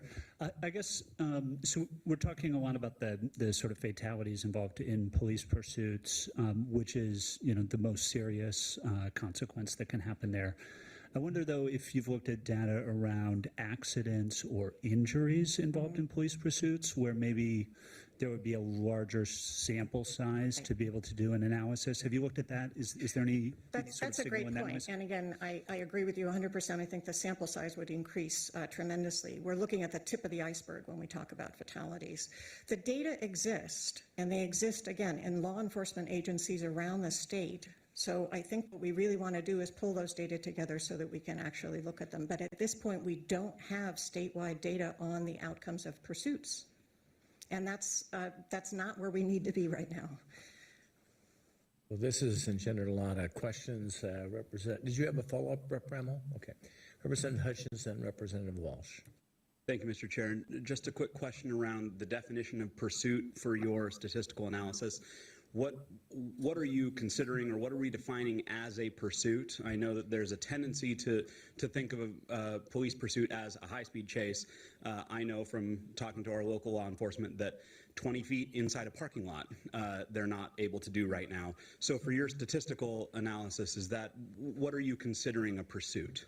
So first of all, I'm not doing a statistical analysis. That would be a very different approach. I'm reporting numbers to you. Okay. The definition, that's a great question, because the definition as written in state law does not require the police to pursue. It's really kind of strange. What it requires, it was from 1054, so I don't know what the thinking was, but it basically says the police signal for someone to stop with emergency lights or siren. The person does not stop and they proceed to drive in a reckless fashion. Does not require the police to pursue. By that definition, attempted stops would qualify as pursuits. In the numbers that I'm looking at, I don't use attempted stops. So the only thing I'm using as a pursuit is active pursuits where as the pursuit is happening, there's a vehicular crash which results in a homicide, or a pursuit that is terminated but immediately followed by a vehicular crash that causes a homicide. So those are the only things I'm considering. There are also attempted stops I can look at. It turns out they also cause fatalities because the adrenaline that kicks in doesn't just kick in for the officer, it kicks in also for the person fleeing. And there are lots of fatalities that come from attempted stops, so they're also dangerous. But that's not what you're... Not what I'm counting, no. Have a follow-up. Thank you, Mr. Chair. That isn't what you're looking at, so that's a helpful distinction. Thank you. Representative Walsh. Thank you, Mr. Chair. Professor, as someone who's worked in statistics for a big chunk of your career and at UW, how striking is it to you that the academic whose work was the basis for the prescriptive policy that this bill would mean to reform basically recanted the most significant part of her report and apologized for its inaccuracies. So I am that person. And, well, it's not striking because, in fact, we did go in to speak with Rep. Rule, and she was very gracious bringing us in. It was to start a discussion. I did not go in to apologize, and I did not apologize. So that was a mischaracterization of that meeting. Yes, follow up. That answers part of my question, but Okay. the other is, how striking is it that this information that underlay the original policy is not reliable? I'm not sure what question that or what data you're talking about. The original policy, when we were looking at the data for that, somebody mentioned in an earlier panel that what we saw was that pursuits were accounting for 10 to 20% of the fatalities in police-civilian interactions. And that over half of those killed were bystanders and passengers. That was my work. I stand by that work. All of it is up online, available. The data is downloadable. Anybody can look at it. All the scripts are there, right? I work with transparent data and research. So the data on which this policy was originally established are accurate, and I think, at least as far as we know, they are the best that we have, those data. Since that time, this change from 9 fatalities to 3 fatalities in a similar time period, that's also my work. I also stand by that. So I would love to see a longer time span. So if the question that you're asking is, do we have a statistically significant difference here? I would say 2 things. One, as a statistician, that's the wrong question to ask. Ideally, what you have is a census of the information. The whole point of a statistical inference is if you have a sample. When you have a census, you don't need statistical inference. You know, here's one number, here's another number, and here's the difference. In this case, we will need statistical approaches to it, but only because there are data missing in our official data set and in the crowdsourced data set that I'm using. The longer you let this law go on, the better the evidence will be, because we'll have a longer time frame, so we'll have more days. Ultimately, it's the denominator, the time frame, that matters. Think of it this way. Ideally, we want to get to 0 fatalities, right? Are you then going to say it's too small a sample and we can't do anything with this? The success of this bill will be represented by small numbers. Okay, Rep. Dent, did you have a question? Okay. Thank you, Mr. Chair. I'll make it quick. So one of the concerns I've heard from my friends in law enforcement is now they're seeing people running for no reason whatsoever. They're not wanted by the law. They haven't done anything wrong other than they can. And so have you looked into that? I mean, and my concern there is, are people doing this just simply because it's an opportunity to drive fast like they see in the movies? And have we looked at something like this?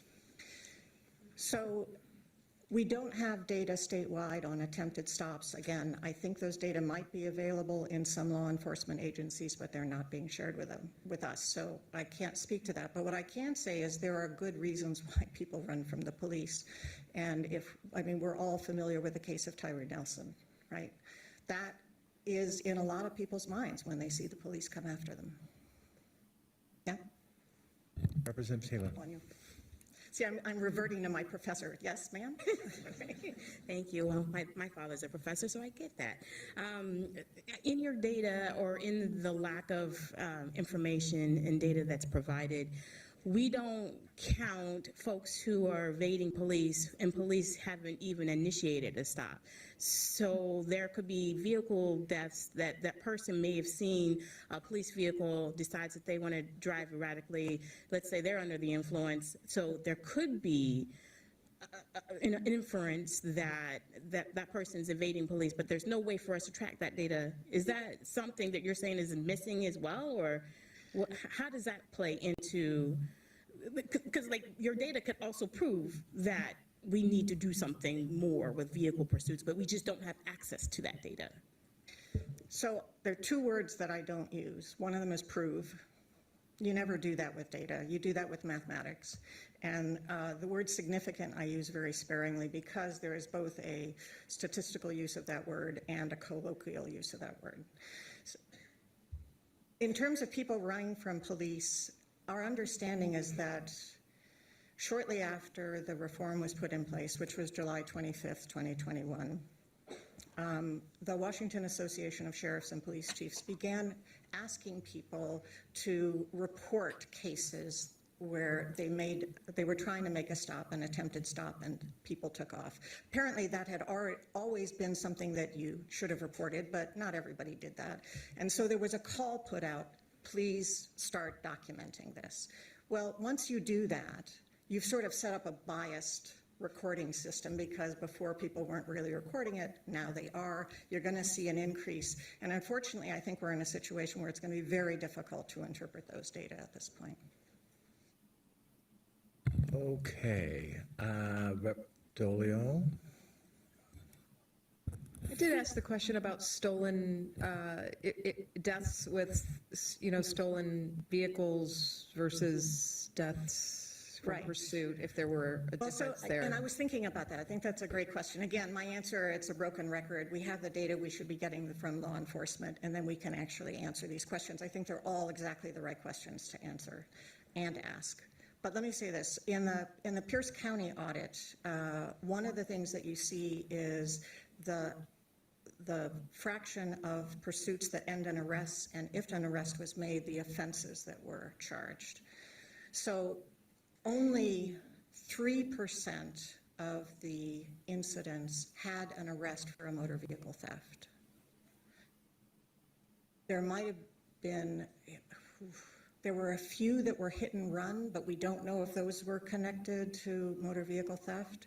But that's part of why we're thinking, if you look at that list, and I encourage you to get a copy of that report, because it will help you think about the kind of data that are available so that we should be using to make these decisions. But one of the things that you see is that very few of the arrests are for violent crimes. Almost none of them, 3%, were for motor vehicle thefts.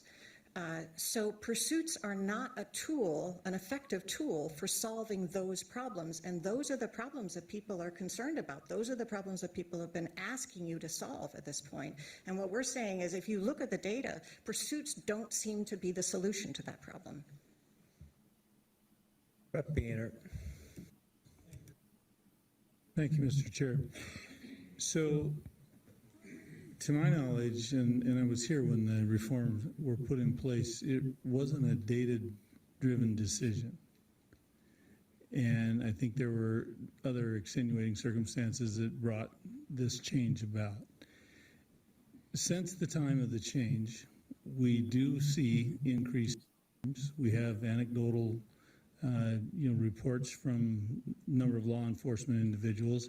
I'm just trying to understand exactly how we get an actual accurate set of data to make determinations about this particular activity versus other activity, criminal activity that's taken place, and drawing the parallels and the correlations.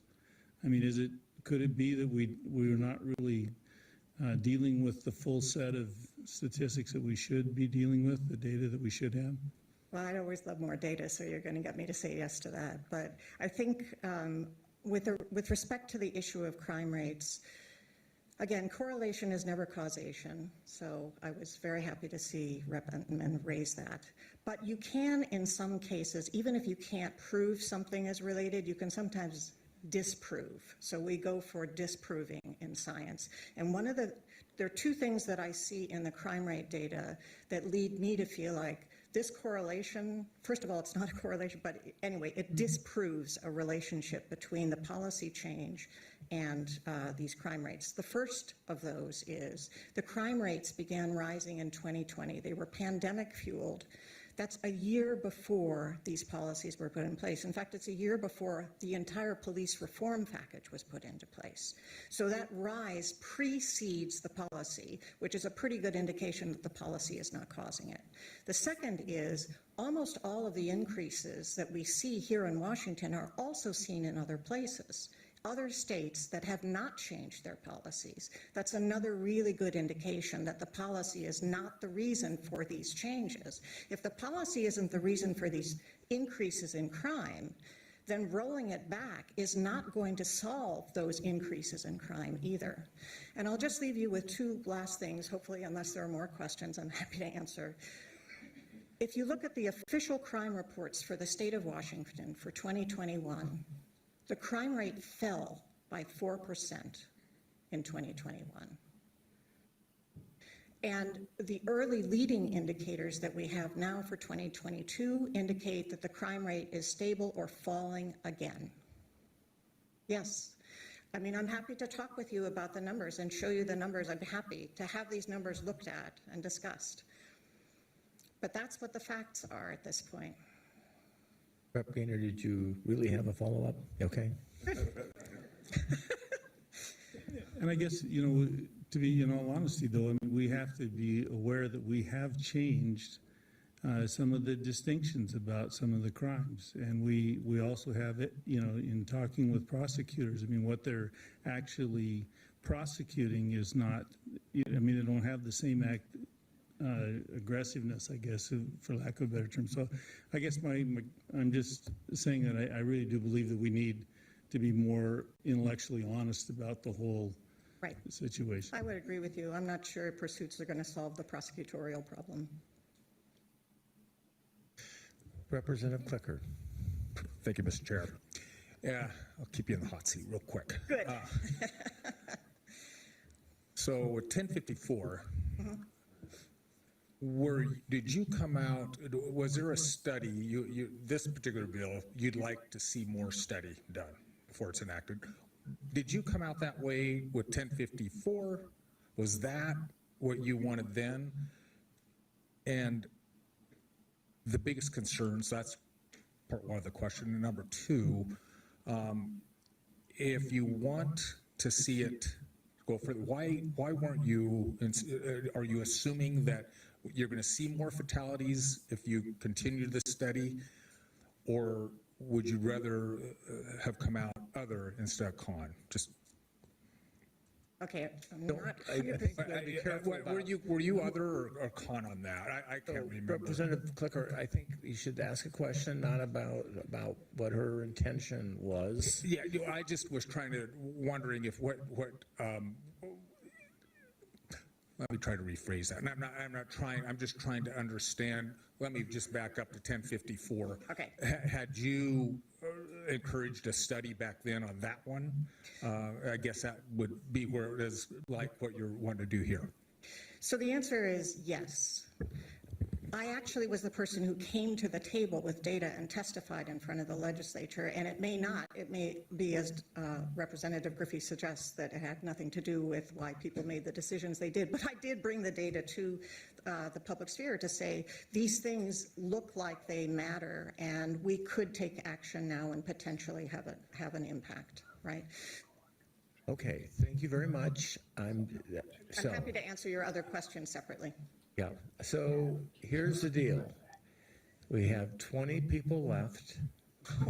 We have 27 more people on the rest of the bills. So I appreciate people's curiosity, and I think this has been informative with the questions, but consider whether you could take the person aside and ask some of your questions so that we can move this along a little bit. Dinner is at 6:30, and I was hoping that we'd be at least done with all the bills by 6:30 so that the public can go home. So thank you very much for your testimony. Vice Chair Paul. Thank you, Chair Fye. Next we hear from Catherine Cavett-Smith. Good afternoon, Chair Fye and members of the committee. My name is Kathy Kravitz-Smith. I'm a community member from the City of Olympia, and I'm testifying today in opposition to Substitute 1363. I'm a retired 40-year public employee. I was former director of operations for Washington State Parks and responsible for commissioning limited commission rangers. I was former agricultural division director for food safety and animal health and was responsible for FDA commissioned employees. And I retired as director of Pierce County Parks. It's been my experience in training public officials that those who enforce the law desire simplicity and precision in the law. Changing the law on vehicle pursuits without better information, I believe, is the wrong choice. Everyone agrees, law enforcement and the community alike, that hot pursuits are an inherently dangerous tactic. In relation to if my car is stolen, I want to be clear that if my car is stolen, I don't want a pursuit that may endanger another child or another adult's life. What we know today is that the current law clearly describes the conditions for a pursuit. And since its adoption, we have seen a reduction in fatalities, reduction in injuries, and accidents as well. Why risk injury to the life of our officers or our citizens? Please consider, this committee has obviously interested in the study and the statistics. Please consider House Bill 1586 as an alternative. So, thank you. Thank you. Okay, Vice Chair Paul. Thank you, Chair Fye. Next, we'll hear from Paul Herrera. And while Paul is coming up, online, we're going to hear from Richard Grunwald next. Hello, committee members. It's good to be here today. My name is Paul Herrera. I'm Pierce County Council District 2, and I'm here to talk about House Bill 1363 and support. Before I was on Pierce County Council, I was a police officer for 20 years with the Puyallup Tribe of Indians, working in the city of Tacoma, Fife, and Pierce County, and I've seen the difference in policies in pursuits. But what I've seen, being a police officer, I've learned the trends, habits, and idiosyncrasies of crime and victims of crime. And what I've seen when this bill passed is a dramatic change what was happening boots on the ground. One of our police officers for the Puyallup Tribe recovered 604 stolen vehicles in that area in just 1 year, from January 1, 2022 to December 31st, 2022. Each one of those are family members. When they're talking about stats, people aren't calling the police anymore. You have folks who steal things out of stores now. There's policy stores that don't call the police anymore. So you're going to see stats in crime going down. But there is a correlation. It's boots on the ground, and we hear from the people, and I'm here for support, and I hope you move this forward. Thank you, committee. Thank you. Looks like Richard Grunwald is not online anymore, so we're going to go with Joe Kunzler, followed by Derek Sanders online.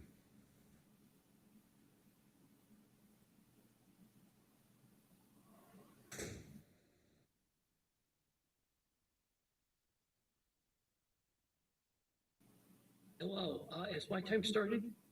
Oh, please go ahead, yes. All right, Joe Kunzler here, concerned private citizen. Real briefly, because I know that this meeting's going to go long, I just want to testify in support of our brave law enforcement officers. And, I think we need to have a clear policy that says if you commit a violent crime, you can pursue and use deadly force to protect the community and do what you need to do to protect our communities.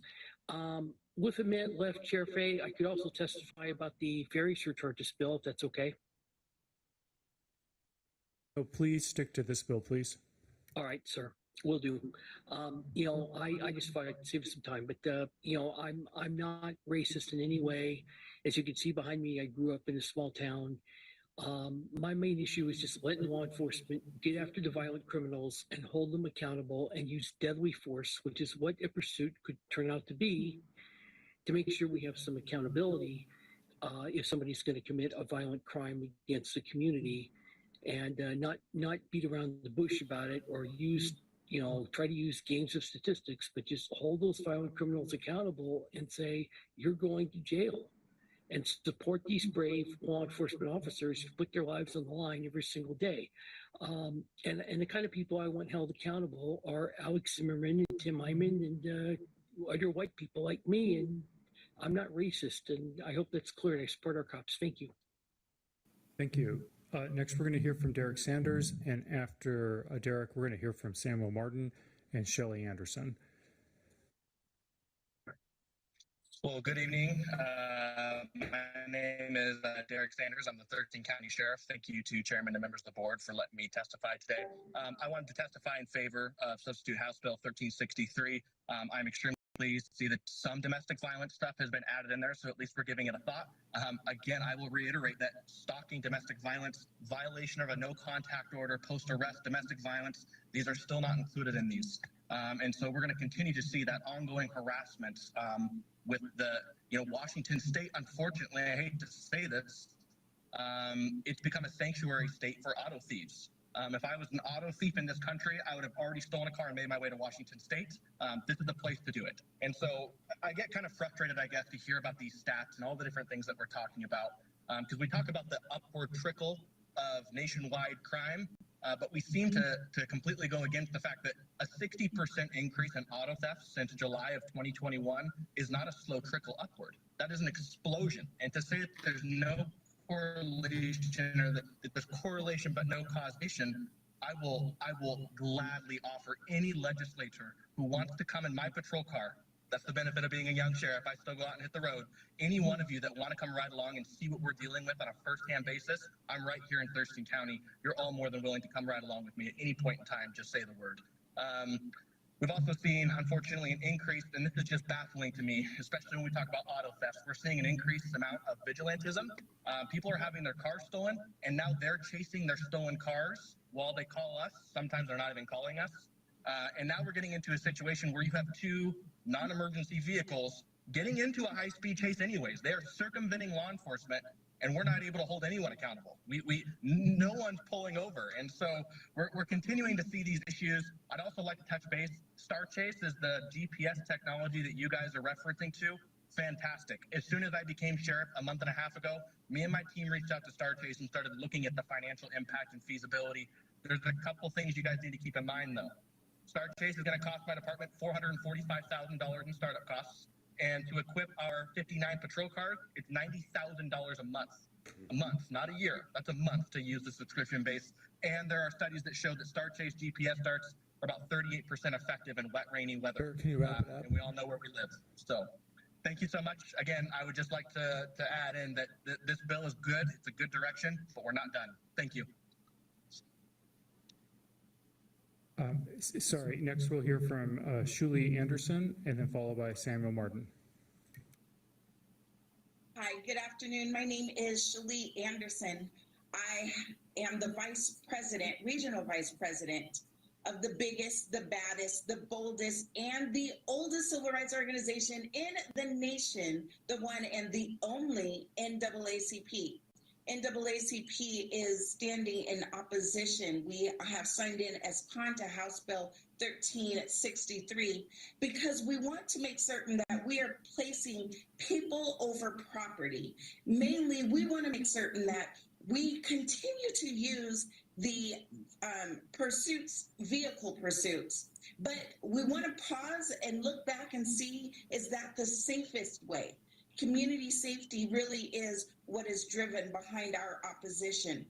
We feel that if there are any tweaks that need to be made to the wonderful reform measures that were pushed by Representative Intamin 2 years ago, if there's tweaks that need to be made, we support what's being done in House Bill 1586, which is being considered in the Appropriations Committee this week. That would give the tools that are needed to bring law enforcement as well as the community together to properly study the impact of our pursuit policies. In order to really build power from the roots up, we want to make certain that we're capturing the voices of both community, as well as law enforcement. NAACP is here to work with you all to answer any questions and moving this forward responsibly. Thank you. Thank you. Next, we'll hear from Samuel Martin, and then after Samuel, we're going to hear from Michael Minnie and John Horsch. Thank you, Chair and members of the committee. My name is Samuel Martin, and I'm a lobbyist with Washington for Black Lives, a Black-led coalition of community-based organizations, nonprofits, and faith communities across Washington state with the intention of investing in Black and Brown communities. We're here in opposition to House Bill 1363. In 2016, Kenneth Williams Jr. was in a high-speed pursuit with the police in the West Seattle area. During this high-speed pursuit, Kenneth collided with Devin Francis, a 21-year-old who also lived in that neighborhood. Kenneth and Devin died that day because of a stolen car. When declarations are made about why it's so important to recover material items, it feels like devaluing the lives that were lost because of vehicular pursuits. Kenneth was my little cousin, and he was 16 years old, and he had no opportunity to redeem himself from the mistake that he made, and he had no opportunity to even answer for his crime. Like with the gun violence we see from the police, this isn't something people should be dying over. In 2021, the legislature passed House Bill 1054, which imposes restrictions on law enforcement and how they engage in pursuits. You've heard today quite a bit of debate around what we need to do to move forward with this work. We are also in support of House Bill 1586, which allows us to do a study and to kind of find out more about this information. But we don't want to continue to see people losing their lives, and we want to continue to see more information about the work that's going on. Thank you. Thank you. Next, we're going to hear from John Horsch, and then that testimony is going to be followed by Christina Gould and Stephanie Roberts. All right, thank you, Mr. Chair and committee members for hearing this. I apologize, I'm not in uniform today. I didn't know I'd be testifying. My name is John Horsch. I'm the Sheriff of Clark County. I, along with many of the citizens in my community, strongly support House Bill 1363. This bill would give police agencies the ability to address the lawlessness that has been allowed to thrive after the pursuit laws were changed about a year and a half ago. As it's been stated today, and I've heard this quite a bit, this bill changes the standard from reasonable suspicion on certain serious crimes that endanger our public. It also has the duties and responsibilities of the pursuing officer and the on-duty supervisor. It also describes the training required before an officer can be involved in a pursuit. Pursuits are dangerous. There's no doubt about it. Police officers do not want to be involved in pursuits. There's a risk to everybody. However, having violent criminals continue to scoff and flee when officers turn on their lights can't continue either. Around the state over the last year and a half, we have seen incidents over and over of not having probable cause, not being able to pursue for kidnappings, domestic violence, assaults, burglaries, just to name a few. Statistics and data, which I've heard today, are important when making decisions. But let's bring this issue to real life. What happens if any one of the committee members or anyone who's testified was the victim of a serious assault and they called 911 to report something and we find the suspect vehicle, but yet we don't have probable cause yet? We would not be able to pursue. I don't think anybody here would want that to happen. We can continue with those. If there's a questionable pursuit, because not everything is in black and white, many officers still won't pursue for fear of losing their job, being decertified, or facing possible criminal charges. House Bill 1363 is a tool which helps us bring people to justice and prevent further serious violent offenses. Our communities want safety, and this bill brings that. Discretion, and I will say this, police agencies need to use discretion and good judgment when deciding whether or not to pursue. Maintaining this balance, and it's been talked about quite a bit, this bill brings back balance of the risk versus the public safety is crucial. It's incumbent on all police agencies within our state to understand and follow this law if it's passed. This law doesn't give carte blanche for police. Thank you. For police is just to chase anyone. I've heard that about property crimes today and stolen vehicles. It has parameters, and they are appropriate and measured, I believe. Thank you, Sheriff. I Thank you. appreciate it. Thank you. All right, so Christina Gould is not here. Stephanie Roberts is not here. Joseph Volk. James Richard. Samuel Caldwell. How about Nicole Weber?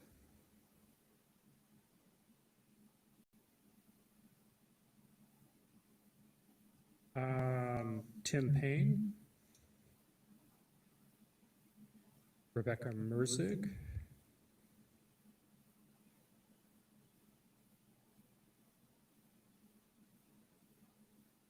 Paula Sardanis,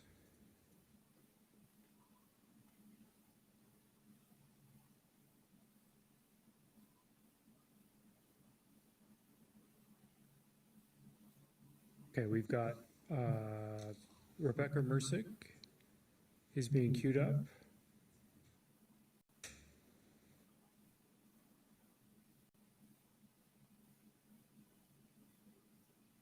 Oh, thank you. Please proceed. Good afternoon, and thank you for the opportunity to speak this afternoon. I've cut it down. I know we're running a little long this afternoon. I'm Rebecca Martzig, the Chief of Police of the Bellingham Police Department. Our primary call to service as government officials is public safety. The current pursuit laws, as they're written, significantly fall short of protecting our community. Imagine being a victim of domestic violence and calling 911. While arriving to your house, the police witness your abuser striking you in the face. That person gets into the vehicle and leaves. As the police arrive at your house, they must simply watch them drive away. This is the reality of our current pursuit laws today, and it needs to change. I wanted to be in this profession like every other enforcement officer across the state of Washington to protect victims. It is impossible to provide data on the amount of crime that could have been prevented by pursuit policy. That is the challenge of criminal justice research. I can tell you that on several occasions prior to pursuit law changes, I've observed more pursuits end safely than in collision and with the seizure of guns and arrests of those responsible for violent felonies. Please understand that the standard of reasonable suspicion versus probable cause is extremely significant. Oftentimes, probable cause takes a lot of time and resources to develop in real time when decision-making matters. Our community had a homicide occur where a probable cause was not yet developed, yet our officers had an opportunity to pursue the suspect based on reasonable suspicion, but could not pursue based on our current laws. The family of the deceased individual would have wanted us to pursue. Victims are not being served under current laws, and for this reason, I am in favor and I fully support House Bill 1363. Thank you so much. Next, we'll hear from Kamal Chegg. Apologize if I'm mispronouncing that. Thank you. Thank you, Chair, members of the committee. My name is Kamal Chegg. I'm the Executive Director of Washington Community Alliance, a statewide network of dozens of organizations of color, and I'm here testifying in strong opposition to HB 1363. I've heard some of the supporters say that this bill is really about local control because different communities are different across the state. But it's worth reflecting on who exactly is at the table in those local communities if this bill were to pass. Most of us know that it's police unions, the most fervent homeownership associations, and their activists. It's not working parents and everyday people. Our membership organizations work every day in communities that are already over-policed, and because of redlining, have less safe transportation infrastructure, making them most vulnerable to a police chase that goes wrong. And I know from my personal experience, growing up in Northeast Tacoma, when police did their chases, it was on the roads where we waited for the bus. It wasn't in the gated community right down the street. And that's true across the state. In Pierce County, we've seen the documented police pursuits that have ended in fatalities. They've happened in South Tacoma, not North End. They're more likely to happen in East Yakima, not West Valley. They're more likely to happen in East Central and Spokane than South Hill or 9 Mile. And no one disagrees that people who put on a badge, officers, deserve to come home safe. But so does everyone else. And what we do know nationally from emergency vehicles that do have to travel at high speeds in emergencies is that police in 2020 had crashes in 139 cases, while ambulances, firefighters were in 14 cases, each led to a crash nationwide. It's important for us to have statewide standards and not loosen them before we know the effects of this law. I urge all of you to vote against this bill and not pass it out of committee. It's going to speak to the priorities on public safety and racial justice. Thank you. Thank you so much. So Nicole Weber, is Nicole present? Okay, so I believe that concludes the testimony. I'm looking to staff. Okay. Thank you so much for your efforts, Vice Chair Paul. With that, I'm going to close the public hearing on Substitute House Bill 1363, and we will take a 5-minute recess. You're lucky you came back. I gave us 15.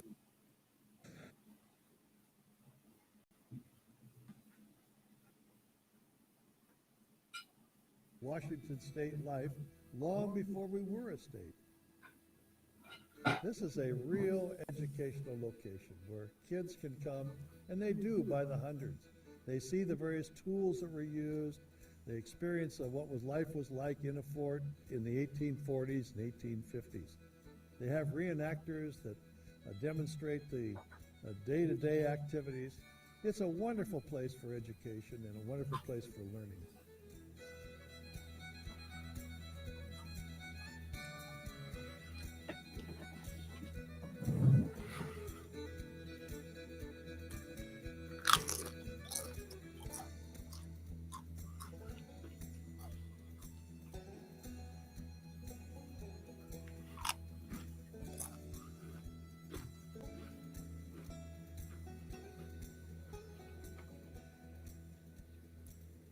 Life was pretty simple.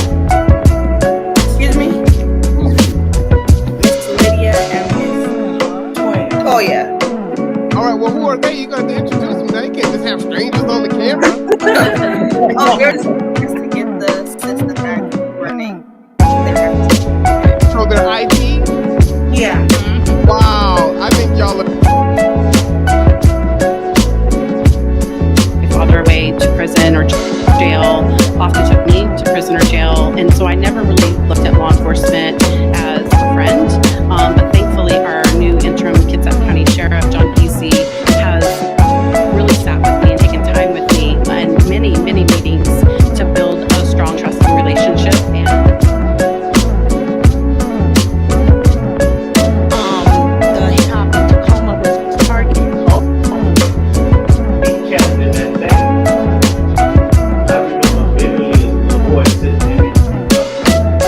And they wanted to date my 3 sisters. My father being that protector.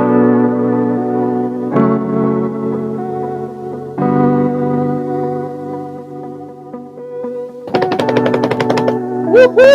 Oh, up! All right.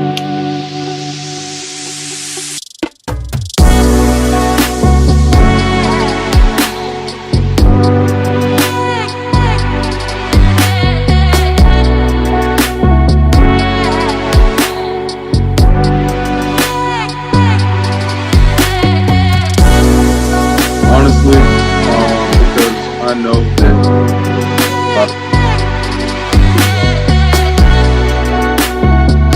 we can make bigger decisions about bigger.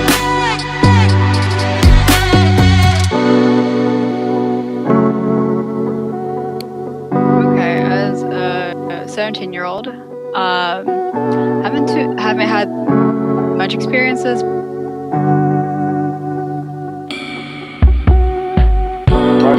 Yeah, it's actually better than fright. Because if you put it all together, it's mushy. No worries, there's still challenges for you. Tell us something that you've been reading or learning or a new thing you've been learning this summer. There's a little activity page in that booklet. Tell us how it went, drop it off at your local branch, and then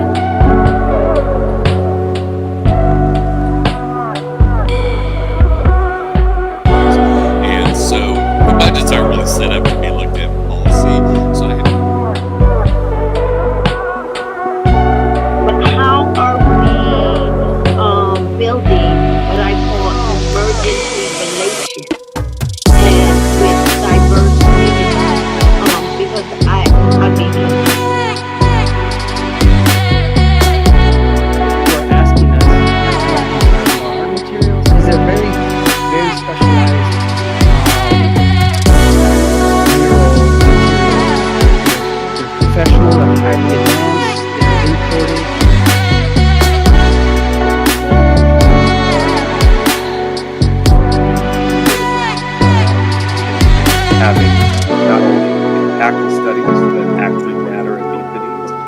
also that people are participating because it makes sense to them, right? And so this is really the big vision.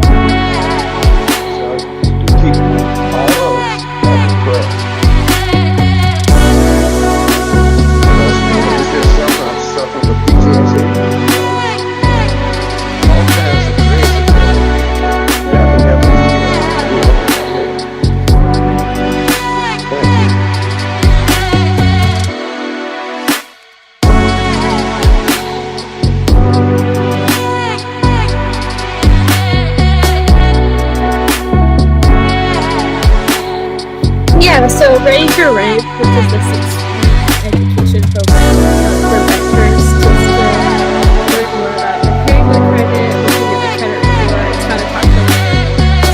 Really helpful to research. Services are counted. And so there's a point in time count outreach side, and that's a lot of what I've done and other folks is we go to different encampments throughout Kitsap County. And we actually survey folks, and folks don't have to give us their name or any if they don't want to participate, but we at least still count. Absolutely. Well, I mean, there's a lot of, it's like a school drive, a pop-up event. This is going on. We're looking at, we got vouchers. We're purchasing this property. Oh, we've got a class. It's like there's constantly just new stuff coming. So you can see it. It's just high energy and, oh, here's some DE&I training. Yeah, it's just fantastic. Hi, Marwan. Hi, Jill. Yeah, I'm trying to think. As time goes by so fast and so much happens, it's sort of hard to think about what's happened in the last month about that program. And I'm glad I heard that you guys got to share while I was on vacation. You got to share at the state.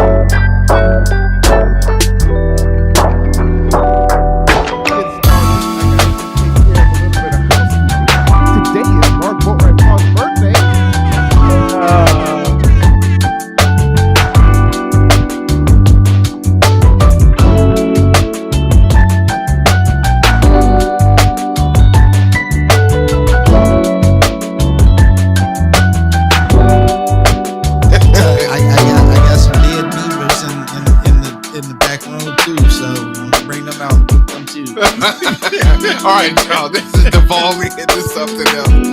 Enjoy your weekend. We'll see you next Saturday.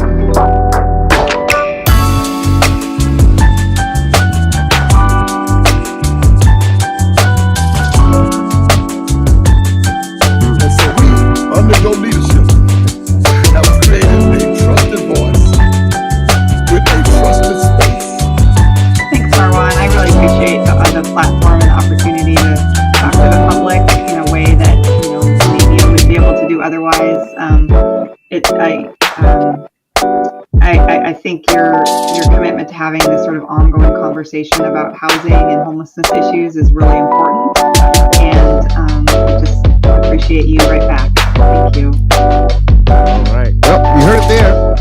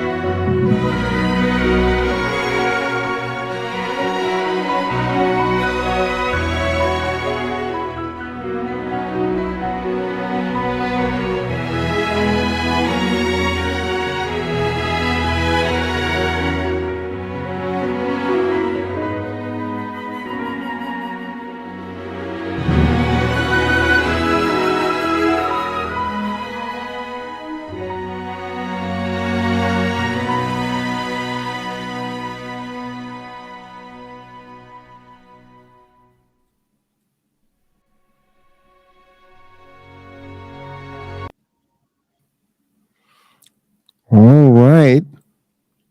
We are waiting for them to come back. And hopefully that will be taking place here shortly. As you can see, G2 does catering too. Look at that spread right there. Let me tell you, ooh, that was a good day. Quite delicious for sure. I'm half tempted to play it again, but then I'm going to get hungry, so I'm not going to do that. Instead, we're going to talk about the working families credit here in the state of Washington. To qualify for Washington's Working Families Tax Credit, you, the primary applicant, must have lived in Washington state for at least 183 days during the prior tax year. When you apply, you will be asked to attest this and provide your current residential address. If you're experiencing homelessness and do not have an address for your primary residence, you have options. We accept residency attestation letters from community-based organizations. If you are in the military and live outside of Washington state, but are married filing jointly, and have a spouse that resides in Washington, you're still eligible and should apply. Here are some examples. Miguel lives in an apartment in Tacoma, Washington. He lived there for 300 days during calendar year 2022. Then he took a job assignment in Utah for the remaining 65 days of the year.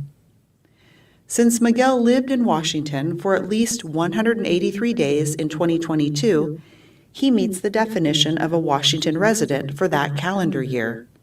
He would be eligible for a Working Families Tax Credit refund during the year if all other requirements are met. Anna lives in Oregon but works in Washington. She drives to her work in Washington every morning and drives back to her home in Oregon every evening.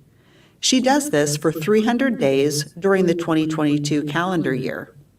While Anna may be physically present in Washington for at least 183 days, she didn't live in Washington.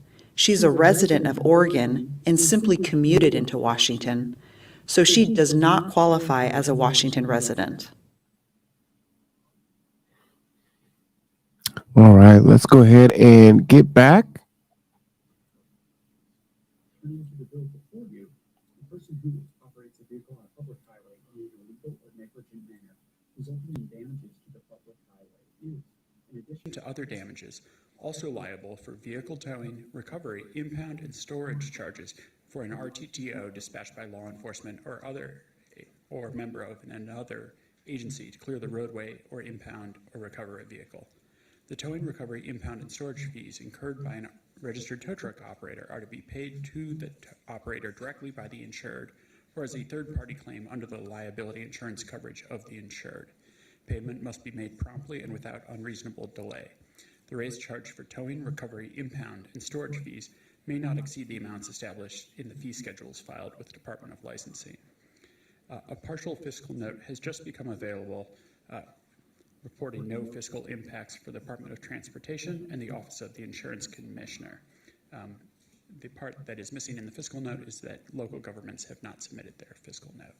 Thank you. Thank you for the presentation. Are there any questions for Mr. Hirsch? Representative Gaynor has a question. Thank you, Mr. Chair. So, Michael, I just want to make sure that I'm understanding this correctly, that this puts this claim on the same level as any other claim, that property claims or whatever. I am not a lawyer, and so I'm generally unfamiliar with claims, but my understanding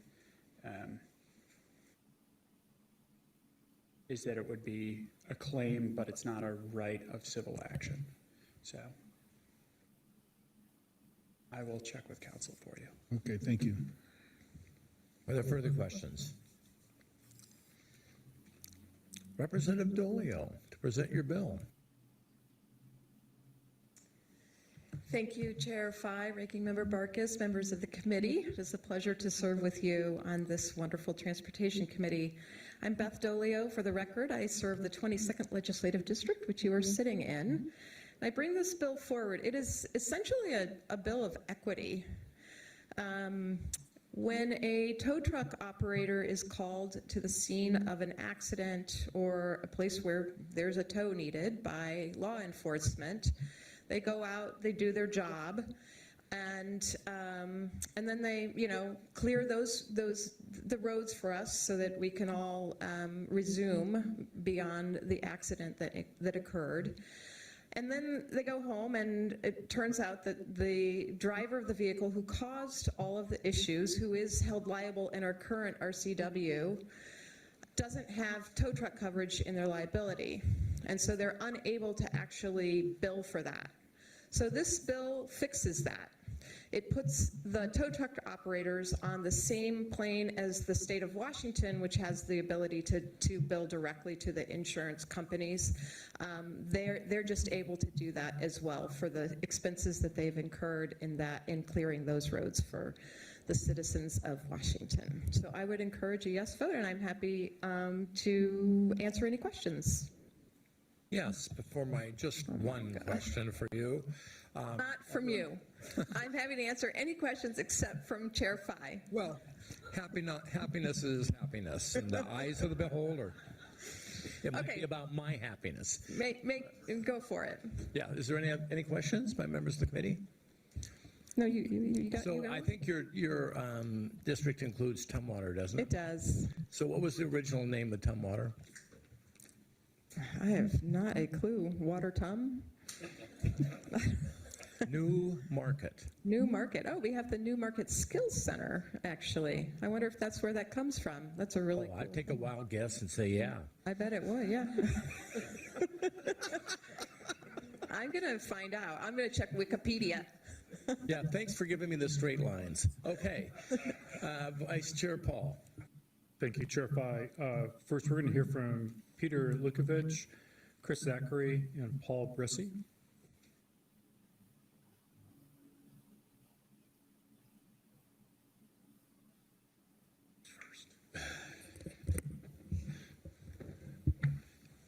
Thank you, Chair Fye, Ranking Member Barkas, and members of the committee. For the record, my name is Peter Lukovich. I represent the Towing and Recovery Association of Washington. We're here before you today to ask, as the good representative just mentioned, for an act of equity. We're dispatched to the scene of roadways 365 days a year across the state. And at times when we're dispatched by law enforcement, we arrive at the scene, we do our work, and what happens is the state gets paid through the insurance process and pursuant to RCW 4644, and our towers do not get paid. So this is asking that we be given the same level of treatment and consideration as the agencies that dispatched us to that scene.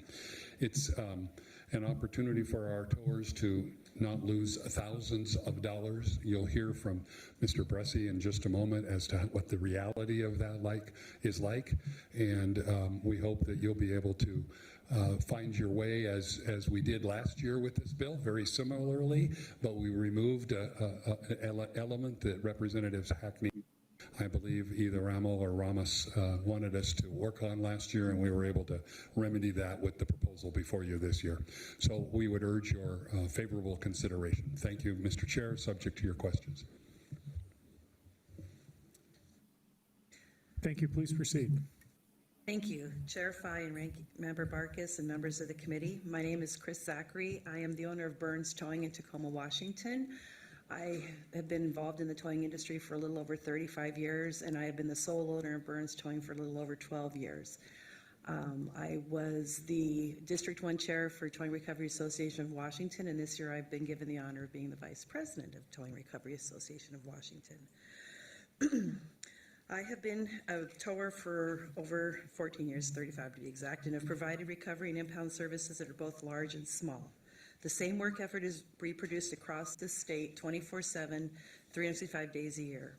The problem lies in the fact that when law enforcement or an authorized agency has us dispatched to a scene, the state will get paid and the tower will not get paid because the state is protected by RCW 4644. Simply, the state gets paid and the tower does not. We've been working on this issue for over 3 years now, and every time we inch forward and forward to fairness and equity. We are not asking for higher rates or increased payment of fees and costs. We just want to get paid for the from the negligent party for the costs we incur when we are dispatched by law enforcement or an authorizing agency. Let me explain just a bit more. A tower like me is called to the scene of an accident.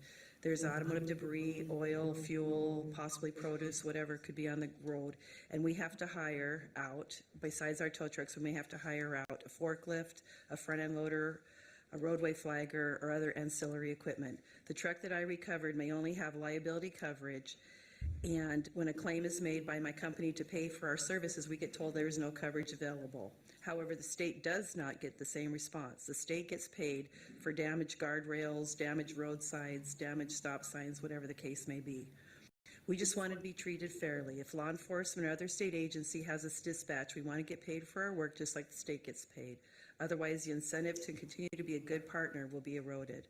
Our work as registered tow truck operators is vital to the transportation of goods and services and the public in our roadways. Thank you so much for listening, and I hope you support House Bill 1722. Thank you. Thank you. Paul? Thank you, Chair Fye and Ranking Member Barkis. My name is Paul Bressy. I own Nisqually Towing in Olympia. I've been also the legislative chair for the Towing and Recovery Association of Washington. I've been asked to bring an example of what these costs can be.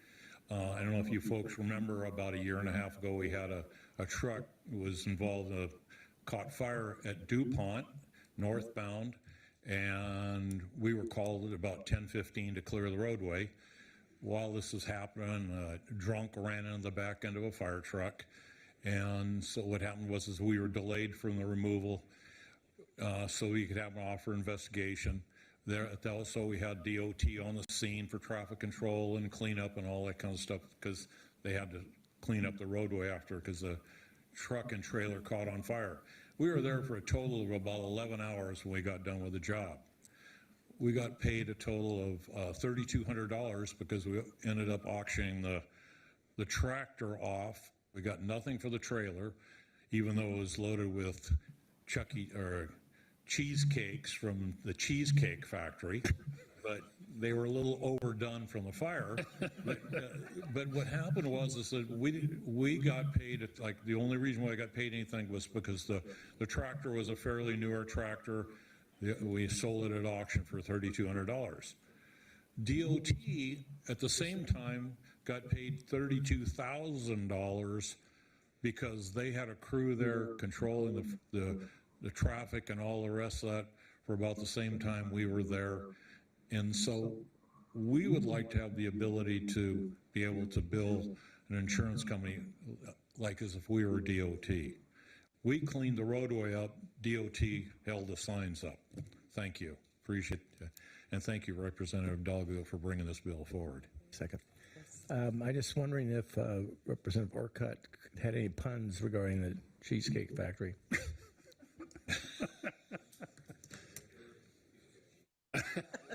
So, no, okay, you guys are taking all my puns. That's no fair. You know, if you're going to challenge me to puns, you can't take them ahead of time. So, you know, I was just worried that, you know, they're supposed to be cold, right? So, you know, kind of a hot time in the city here, I guess. Okay, thank you very much. Thank you. Thank you. Let's see, Rep. Paul. Thank you, Chair Fye. Next we'll hear from Van Buchholz.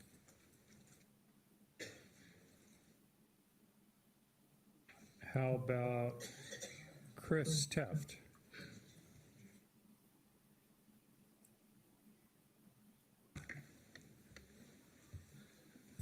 I was prepared to start out saying good afternoon, but good evening, Chair Fye, committee members. I'm Chris Teft here this evening on behalf of the American Property Casualty Insurance Association, opposed to House Bill 1722 in its current form. I want to be clear that we do not object to operators receiving appropriate compensation for the important service that they provide. The concern is with how this bill would do it in this year's iteration. In that subsection 3B of the bill, which is the new material, It appears, or to us at least strongly implies, that it is trying to create insurance where there otherwise would not be insurance necessarily. It seems to insert the operators into the policy between an insurer and the insured, and that is of concern to us. We think that a much better approach, and frankly one that accomplishes the goal that was described at the outset of equalizing the matter between the tow truck operators and the state, would be to provide the operators with the same civil action that the state has, and the action by which the state is able to obtain recovery from a wrongdoer. An alternative possibility that we might be able to support is some public funding mechanism for this service, because clearly, as you've heard, this is a public service that the operators are providing. Thank you.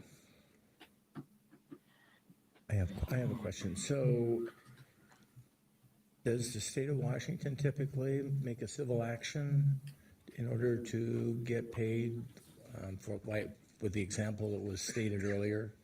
Did they have to take action to do that? They have that right under the statute. They're making a claim that could give rise to a litigation. It's probably paid prior to that. But typically, what happens if the WashDOT has expenses associated with an accident?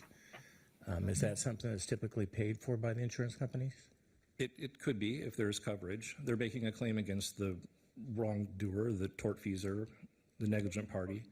However, it's defined in the Section 2 of the statute. We're just asking to conform Section 3 to what it says in Section 2 for the state. Okay, thank you. Thank you, Chair Fye. I believe that concludes the testimony for House Bill 1722. Okay. All right. Let's close the public hearing on House Bill 1722 and move to House Bill 1395.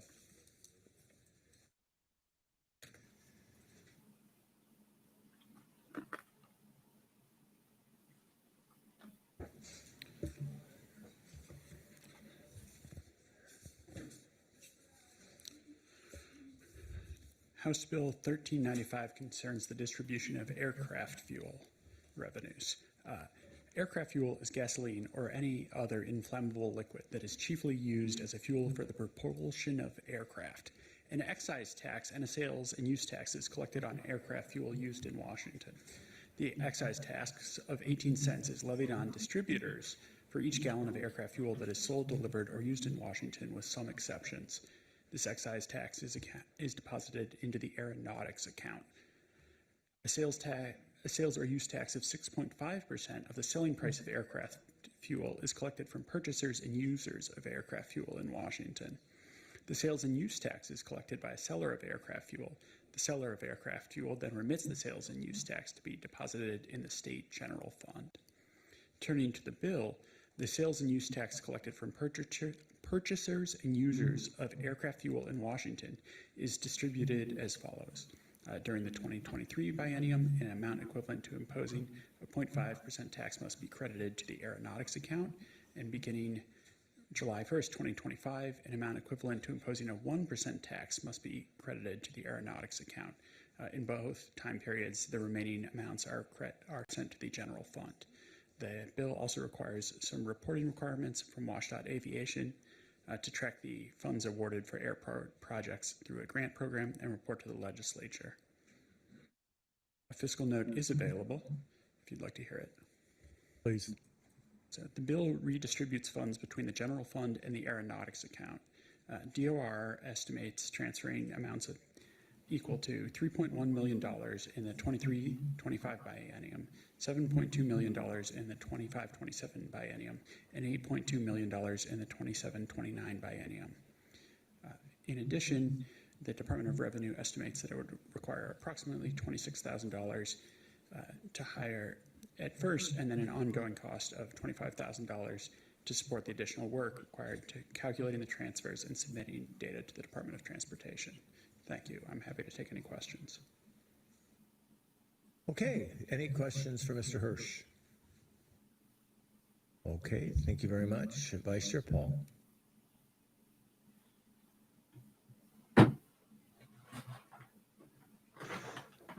How could I forget you, Representative Dent? Would you like to brief your bill? Well, thank you, Mr. Chair. I appreciate the opportunity to hear this bill. So, Chair Fye, Ranking Member Barkis, and members of the committee, it's always an honor to present a bill and be in front of you, and I do appreciate your willingness to hear my bill. I'd like to give you a little bit of history on why the bill is here. I want to talk to you about aviation in the state of Washington. Brings in about $540 million a year in taxes, creates about 250,000 jobs, and overall, the aviation aerospace industry is about $107 billion a year industry in the state of Washington. So it's a significant footprint in what we do. So, and our Washington airports, which is our infrastructure, currently need about, it's projected we're going to need about $3.5 billion over the next 20 years in order to maintain and keep them up in the condition that we'd all like to see them. So that would make, and if we break that down between the state share and the Fed share, that would put the state share at about $241 million. And our current estimate that we in that next 20 years that we're going to have from the state is $28 million. So we're going to be a little bit short for the revenue in order to take care of our infrastructure. So back in when I was first here in 2015, there was another aviation tax that, you know what I should do before I go any further, before I forget? My name is Tom Dent, and I represent the 13th Legislative District of the state of Washington. And my career, the one that paid the bills at the House, was flying airplanes. So I have some experience here in this arena. But in 2015, when I first arrived, there's an excise tax on aircraft that you pay every year. And basically, you get a little sticker to put on your airplane that says you paid your tax, and it's like $50. Well, 90% of that $50 was going to this general fund, and 10% was going in the aeronautics account, even though it was supposed to go into the all of it was supposed to go in the aeronautics account. So I worked at that and was able to move that over. So we got the entire 100% of that into this aeronautics account. And so, and my argument and how I was able to do that was that only amounted to $637,000. But we can use any money we get in the aeronautics account as matching funds against the AIP program the Federal Aviation Administration has. So we took the $637,000 and leveraged it against the AIP program, and we were able to do $10.6 million in projects with that $637,000, okay? Which amounted, the taxes that were paid on those projects, it was 24 projects, the taxes paid on those projects equaled $930,000, which went back into the general fund. So we made money. We actually gave the general fund more money than we took out. So fast forward to my bill today. We begin this at 0.5% of the 6.5% excise tax, sales tax, basic sales tax on aviation fuel. And we keep 0.5% of that in the aviation fund. And I left my glasses over there, so I'll have to squint a little bit. But what this will bring up in the first year will be $3,169,000 is what we'll pull out of the general fund. But with that money, we'll end up doing, with $57 million, $57,042,000 to invest in projects. Thank you, Keith. These are really, really small numbers on here, so.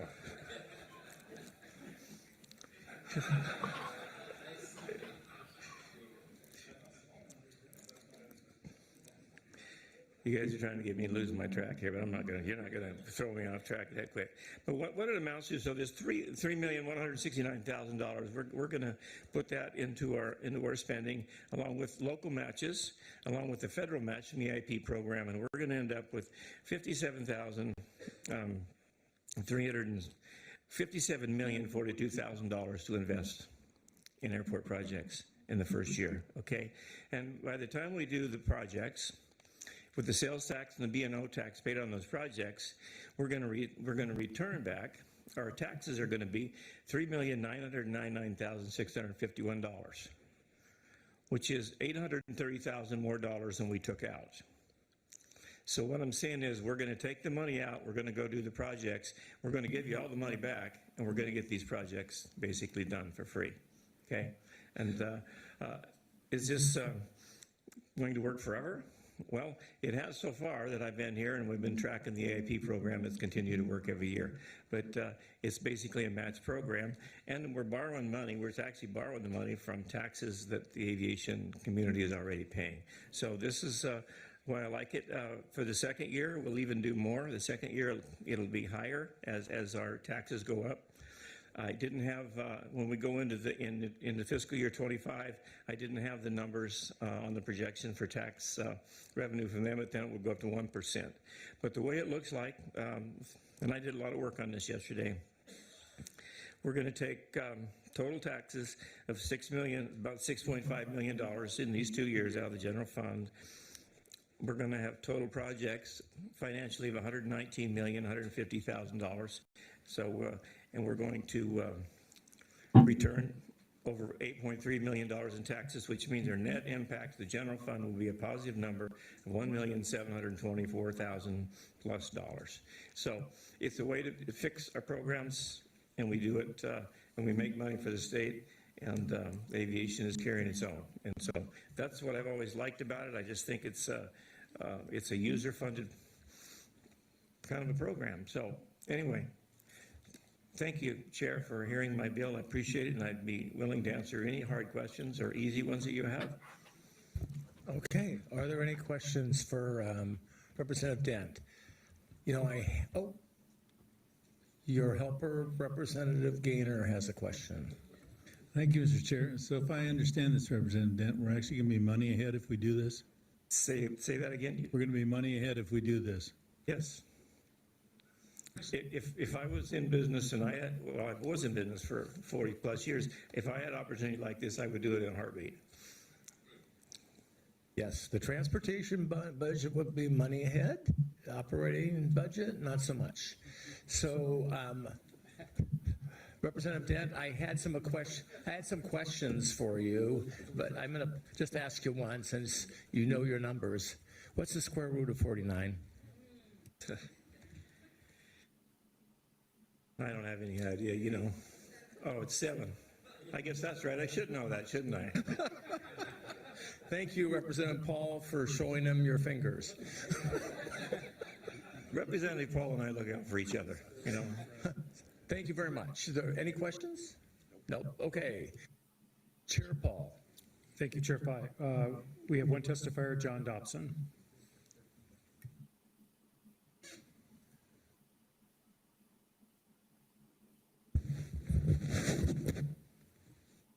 Well, first of all, thank you, Rep. Vi and members. This is kind of like deja vu. I think you gave me, probably about an hour to explain a lot of what's going on in aviation and the funding about 2 years ago. So I'm just going to give you a 30-second recap of that, if you will. So, if I may, back in 2014, the state received a letter from the federal government and is in the congressional record about the use of airport revenues. If any aviation asset is taxed, said funds they belong to aviation. They cannot be spent on the general fund. And there seems to be a little bit of disconnect with that. The state of Washington, by the way, acknowledged the letter that they got from the federal government, and they created what's called the Washington Action Plan. The Department of Revenue agreed to quantify the amount of money being diverted to other agencies, specifically HST and PPT, hazardous substance tax and a petroleum products tax. My numbers estimate that to be about $14 million annually. In addition, local taxing districts have imposed taxes on aviation fuels. The Department of Revenue has estimated that number to be $5.7 million in 2015. The Aviation Division has quantified the need for airport asphalt maintenance at $12 million per year. I think Rep. Dent talked a little bit more about on a 10-year basis. And the bottom line being, though, is that Aviation Division does indeed return funds. We did do the calculation on the 2015-2017 biennium. Indeed, that $637,000 extra was real, and we did complete $10.6 million, 24 projects, and paid back $930,000. So sooner or later, we're going to have to pay the pauper, if you will. We've been collecting money on aviation assets for some time, and the monies are due back. I see this as an opportunity to start that process. Thank you. Thank you. Are there any questions? Seeing none, thank you. That's it. Thank you, Chair Fry. That concludes the testimony for House Bill 1395. With that, the public hearing on House Bill 1395 is closed. We will go to House Bill 1829. Mr. Hirsch.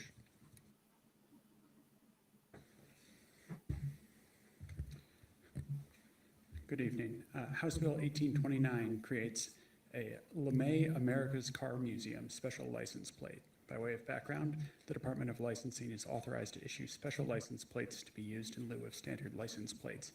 If legislation passes to create a special license plate without the preliminary DOL review and approval process, the sponsoring organization must provide the plate design and the startup fee to the Department of Licensing within 30 days of the bill's enactment.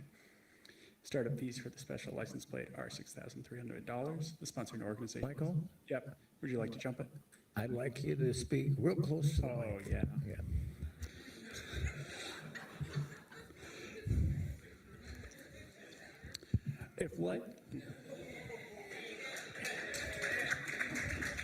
I gotta tell you, it's pretty loud up here. Start fees for the special license plate are $6,300. The sponsoring organization is required to pay this amount upfront or reimburse DOL with plate revenues for this cost. Once the fee is paid, the proceeds from the plate sales will be distributed to the sponsoring organization from the special license plate account.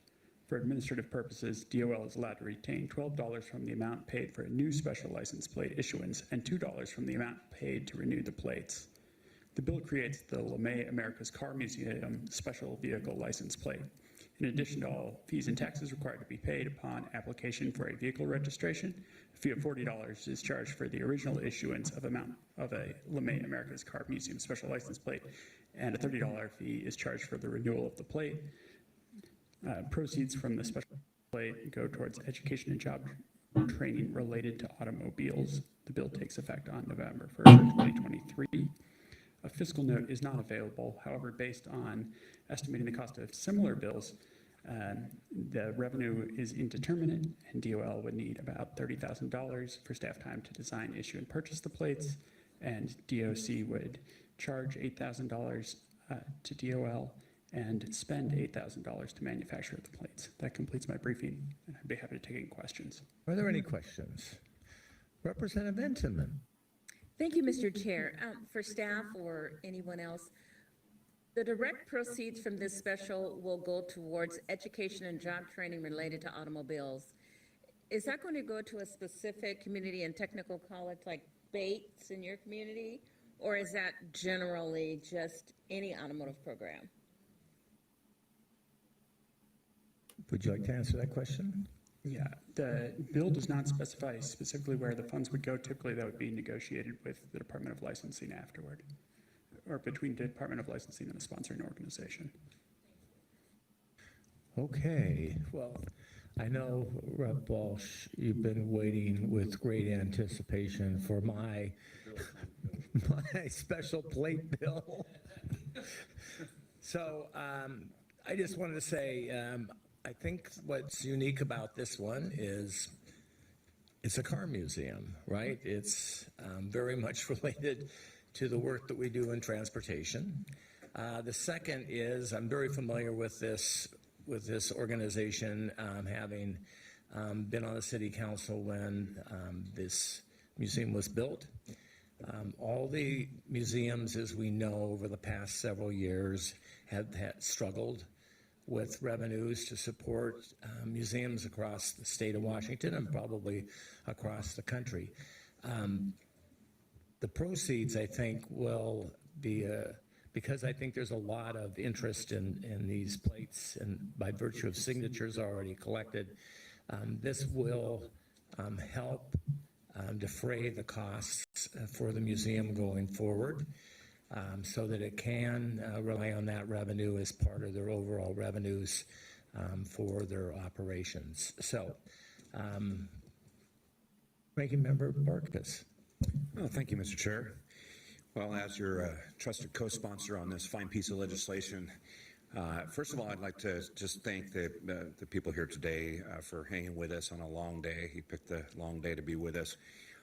What's impressive is I think there were 3,500 signatures that were gathered in 3 days, if the statistic is right, and then over 1,600, almost 1,700 people in favor of this. That's a testament to community, the automotive community.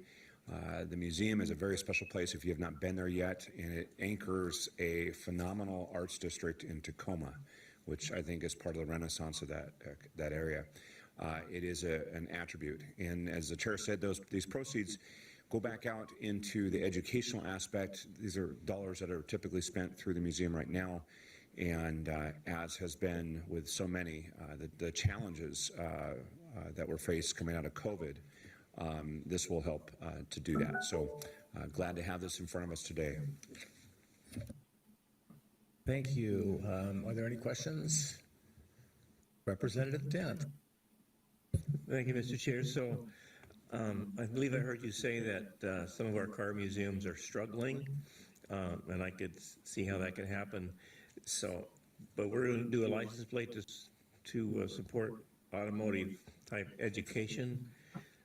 And then I guess I'm a little confused here on the tie-in between what we're going to spend the money on and the fact that the car museum is having a financial, or maybe they're not, but are they struggling or not? I mean, I guess I'm just a little bit confused over, what we're doing and why we're doing it.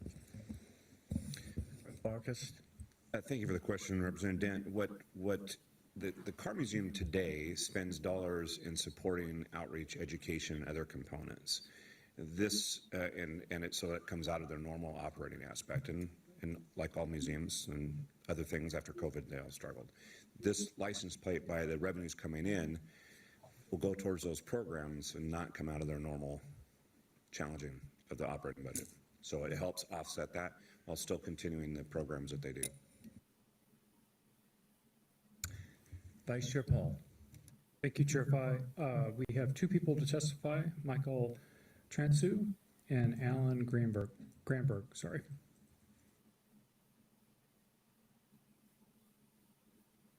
Oh boy, this is low. Wow.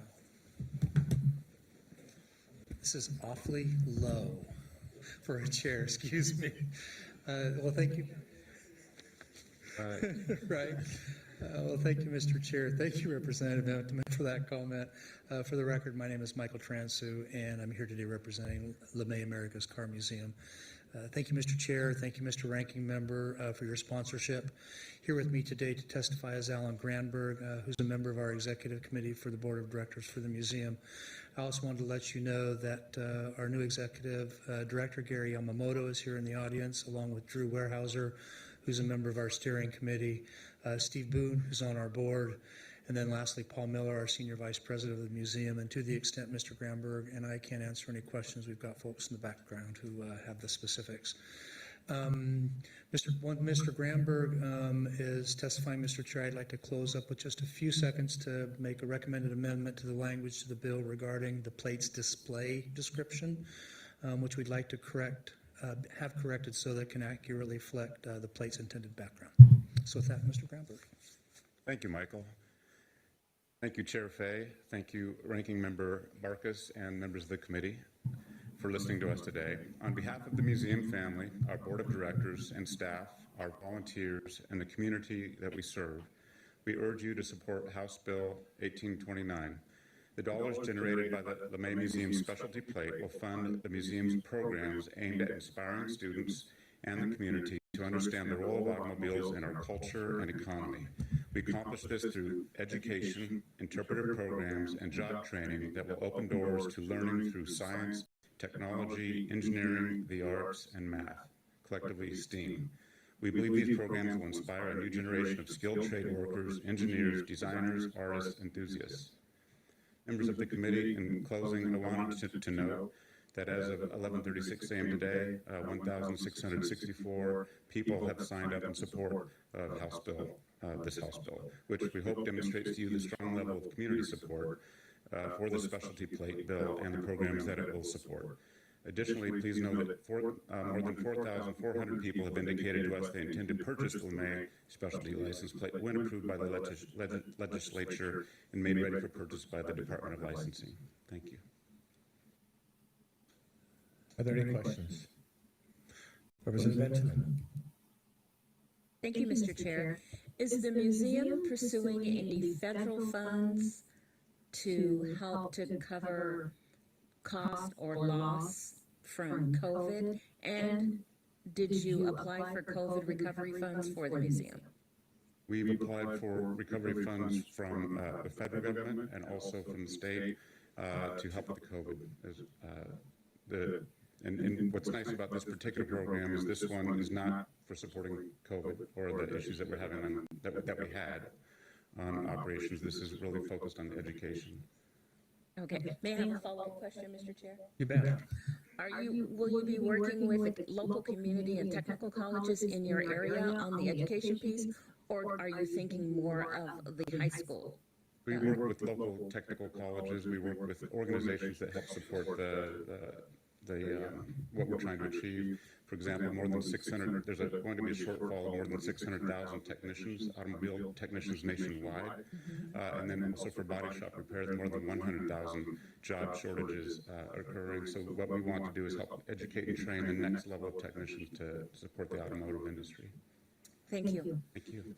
Mr. Chair, if I might, we respectfully ask that on page 5, lines 10 and 11, I can get this to your staff.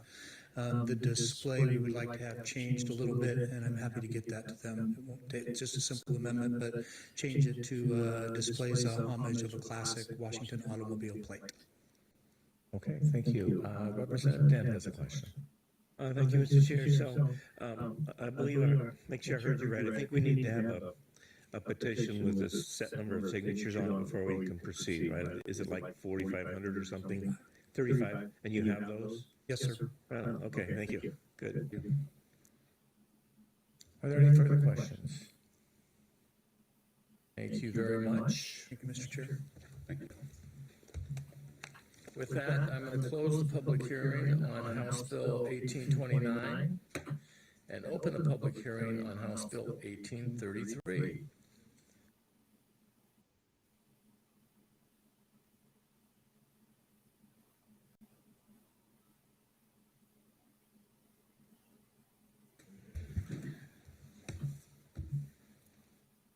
Good afternoon, Mr. Chair, members of the committee.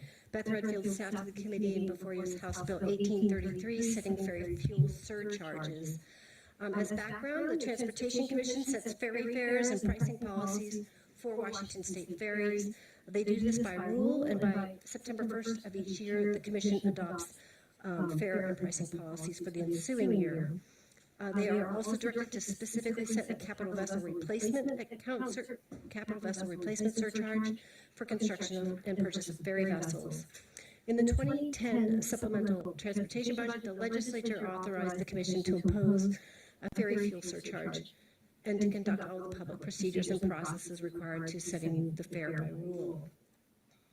The Commission adopted rules to guide the setting of the surcharge effective in 2011, but no ferry fuel surcharge has been implemented.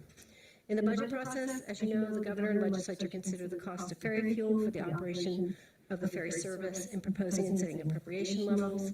The information we use is the forecasted consumption of gallons of ferry fuel, forecasted biodiesel prices, actual gallons consumed, and average prices paid, as well as actual gallons purchased and paid under hedge contracts.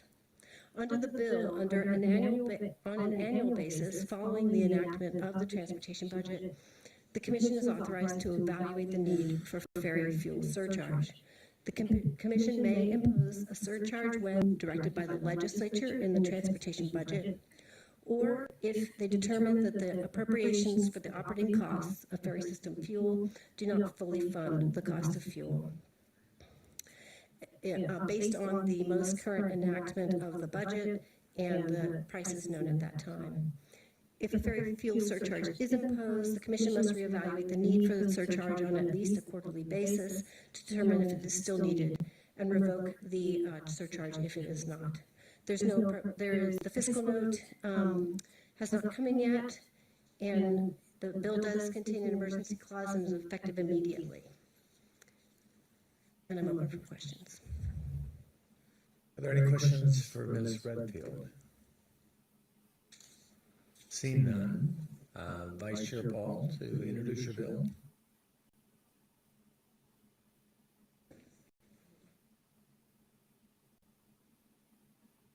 Thank you, Chair Fye, and thank you, Beth, for that excellent summary of the process we have right now. So you know our ferries provide valuable services to families and businesses across the Puget Sound region. For Representative Rammel and folks in the 40th District in the San Juans, it is the only transportation system. It is our state highway in my district. Ferries can save riders and families and businesses 3 hours of drive time. And the little known rule that our ferries, there's a process where if the fuel charges end up exceeding the budgeted amount, that this surcharge can take effect. I think everybody in this committee knows the rough time our ferries have had over the last year and a half, with a shortage of ferries and a workforce shortages in Washington State ferries, just like in every other sector. And it is not right that our ferry riders could be charged a surcharge when the legislature has not appropriated the full amount of how much that fuel cost should be.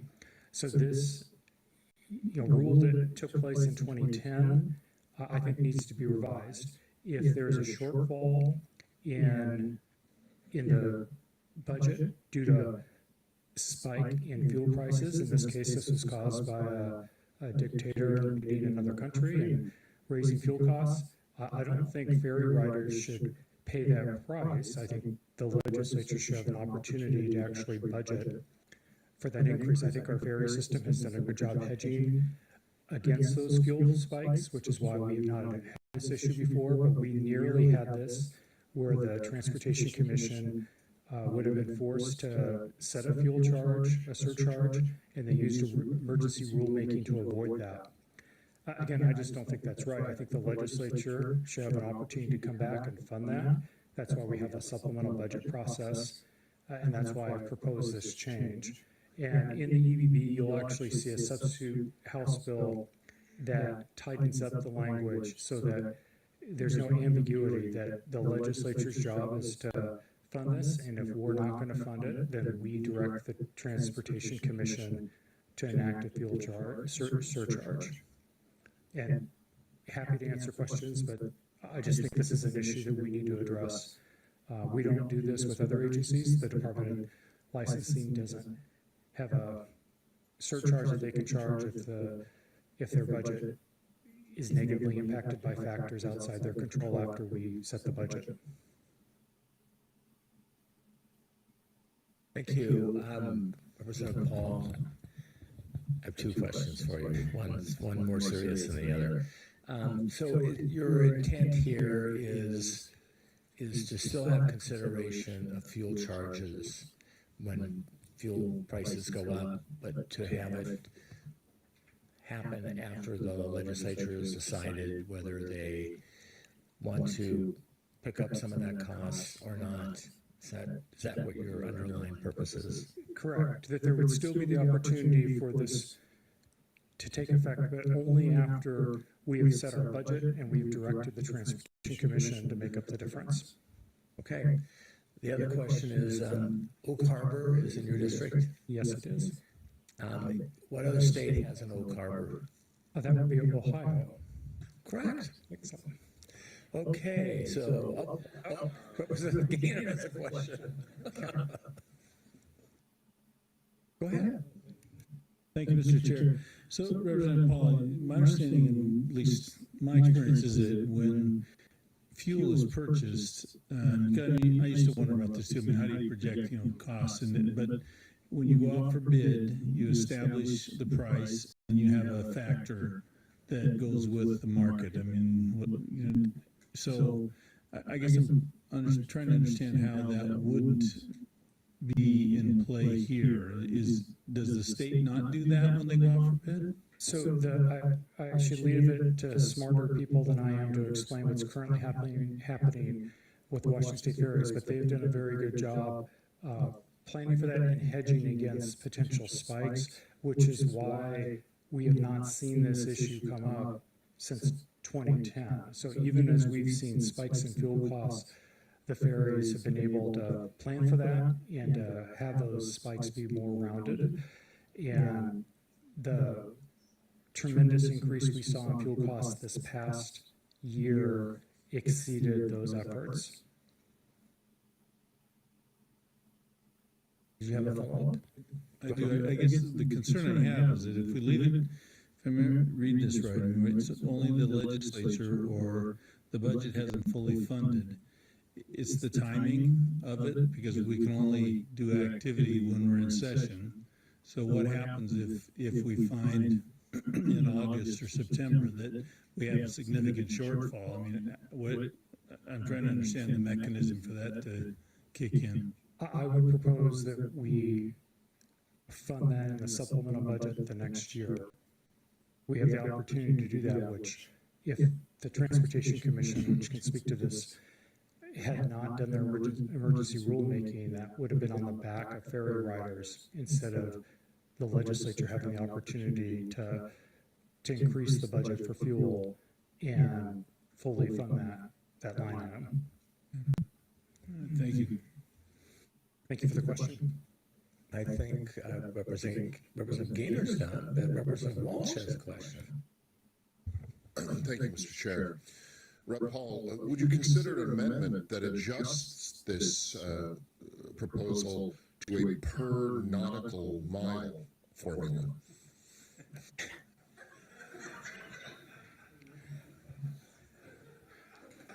I'm always willing to consider your great suggestions, Representative Walsh.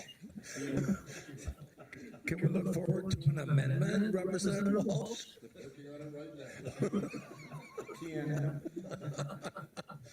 Okay.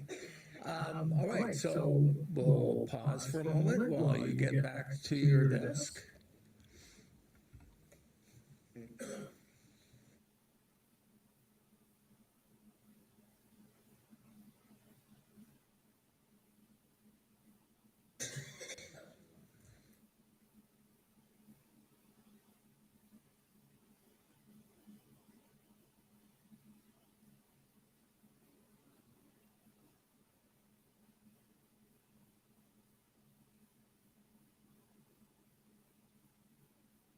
Thank you, Mr. Chair. We'll hear from Rima Griffith, and then followed by Joe Kunzler.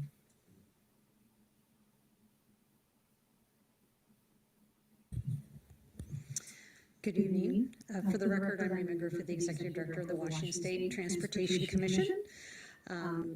Pleased to be here today, and I appreciate seeing, we just saw the proposed substitute, so with the chair's permission, I'll address that version. Okay.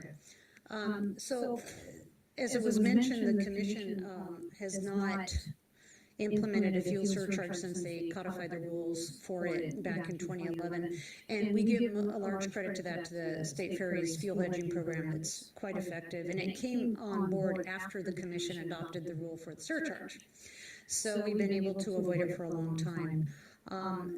It is correct that last year we did see an imminent likelihood that it was going to get triggered, and just by a little bit of background, the fuel surcharge was originally thought of as an idea by the legislature when, prior to 2010, there were year after year after year of pretty significant budget requests, supplemental budget requests for fuel by Washington State Ferries, to the point where the legislature at the time then said, this isn't really a sustainable model, and we need to find a different way of addressing fuel costs that are unanticipated.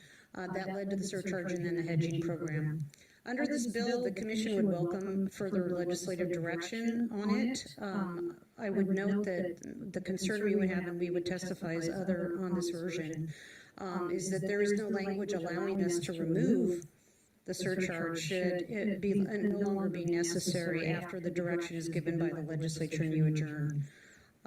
We would also note that it removes any kind of review, so there really is no basis to determine the need for or the continuation of if it were directed.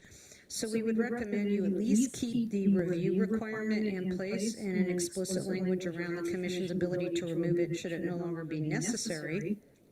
And perhaps consider language that would allow us to review and report to the legislature at the beginning of each session, similarly to how we do with tolls in some cases for Tacoma Narrows on the fuel forecast and the potential for a fuel surcharge, or at least from the performance we've seen from the working with the ferry system. Are there any questions? Seeing none, thank you. Vice Chair Paul. Thank you, Chair Fye. Next, we'll hear from Joe Kunstler. I think Joe's online. Yes, sir. Can you hear me? Yes, we can. Thank you.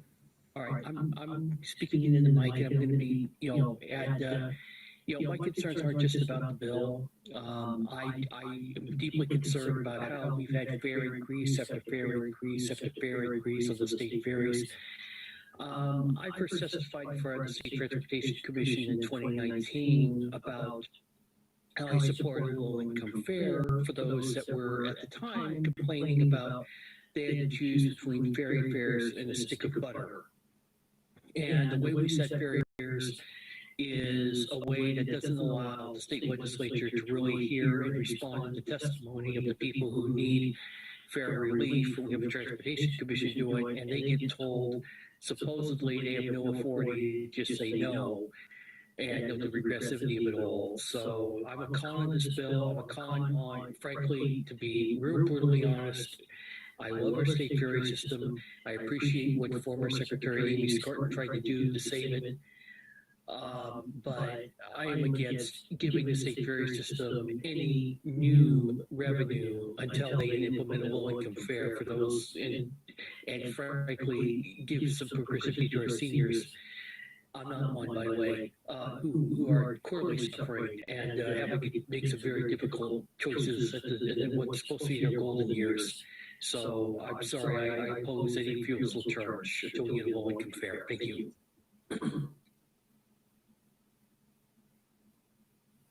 That concludes our testimony on House Bill 1833. That hearing is closed. And we will open up the hearing on Substitute House Bill 1229.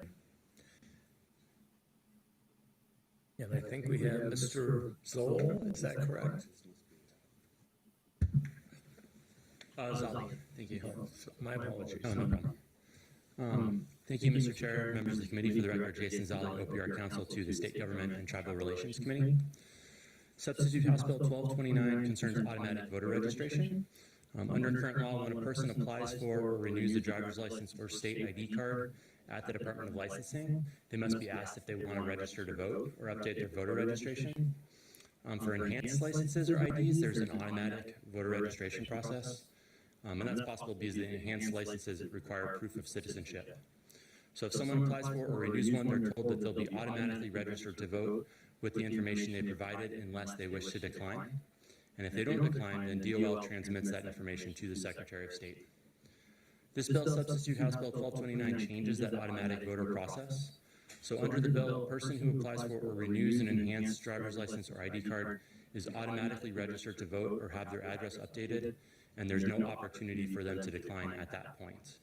Instead, what happens is within 5 days, the county auditor sends the person an automatic voter registration acknowledgement package, and then the person who doesn't want to register to vote can return that with a prepaid envelope and decline to be registered, and the same with an address change.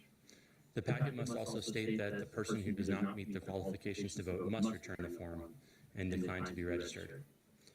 The bill also makes a couple of changes regarding inactive and canceled voters. Currently, an inactive or canceled voter who tries to vote, it votes a provisional ballot, and under the bill, they would instead be just allowed to re-register to vote and vote a regular ballot at their current address. And finally, for voter challenges, if a person challenges a voter for not residing at their address, there's a fairly onerous process they have to go through to demonstrate that the person's address is wrong. The bill simplifies that by removing requirements. They no longer have to attempt to contact the voter to learn their actual residence, and they no longer have to visit the residential address to contact persons there for an affidavit. And Mr. Chair, there's also a second substitute in the EBB, H 1411.1, sponsored by Representative Ramos. If you'd like me to brief that as well. Please. So this makes a number of changes that were ostensibly adopted by the state government committee, but due to a mix-up with the code revisor, weren't actually put into the sub that the state government committee voted on. And these changes are changes that were also adopted by the Senate Transportation Committee, with one exception. So those changes are that the substitute removes the category of pending voters that was created by the original bill, and it removes language that says that an automatically registered voter is registered 21 days after their DOL transaction.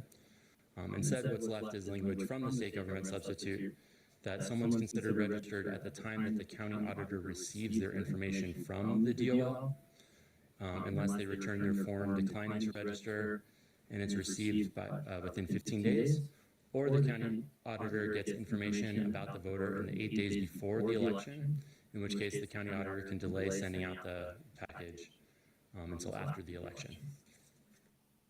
Second, the substitute also provides that the notice package is sent 5 business days rather than 5 days, and as I said, can be delayed until after the election. Third, the substitute specifies that DOL sends copies of documents that an individual uses to prove citizenship only if requested by the Secretary of State. In the bill previously, that was an automatic thing they had to do.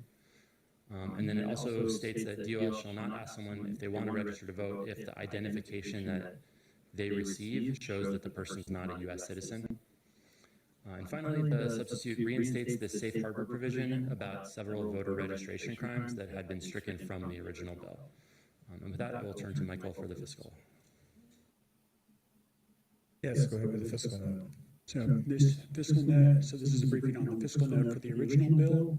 The costs are expected to be substantially similar.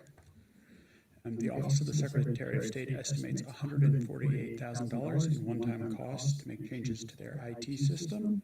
The Department of Licensing estimates one-time costs of $434,000 to make changes to its IT system, part of which includes changing information sent to the Secretary of State, including sending digital copies of documentation of citizenship.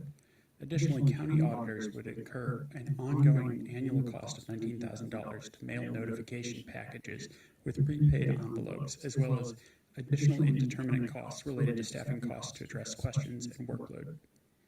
Thank you. Representative Robertson has a question. Thank you, Mr. Chair. Mr. Sully, so forgive me if I didn't catch that, but the scenario of I've been a registered voter for 40 years and I'm deciding now to go and get my enhanced driver's license, is there a provision or a mechanism when I do that to say I'm already a registered voter and don't need to be registered because it'll cause a duplication of voter registrations? So no, there is a provision that says that what would happen is your information would be sent from DOL to the Secretary of State, and they would compare it to the current registration. So actually, if it matched, they wouldn't register you a second time. But if, for instance, you had a different address, if you were getting a license at a different address or something, it would automatically update your voter registration. All right, thank you.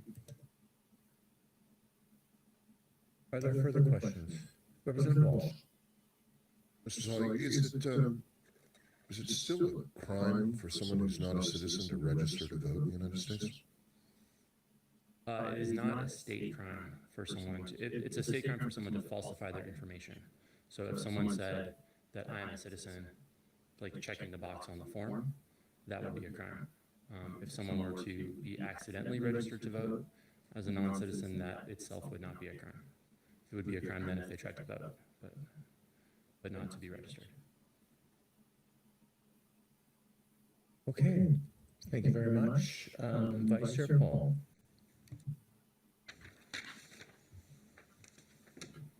Thank you, Chair Fye. First, we'll hear from C. Davis.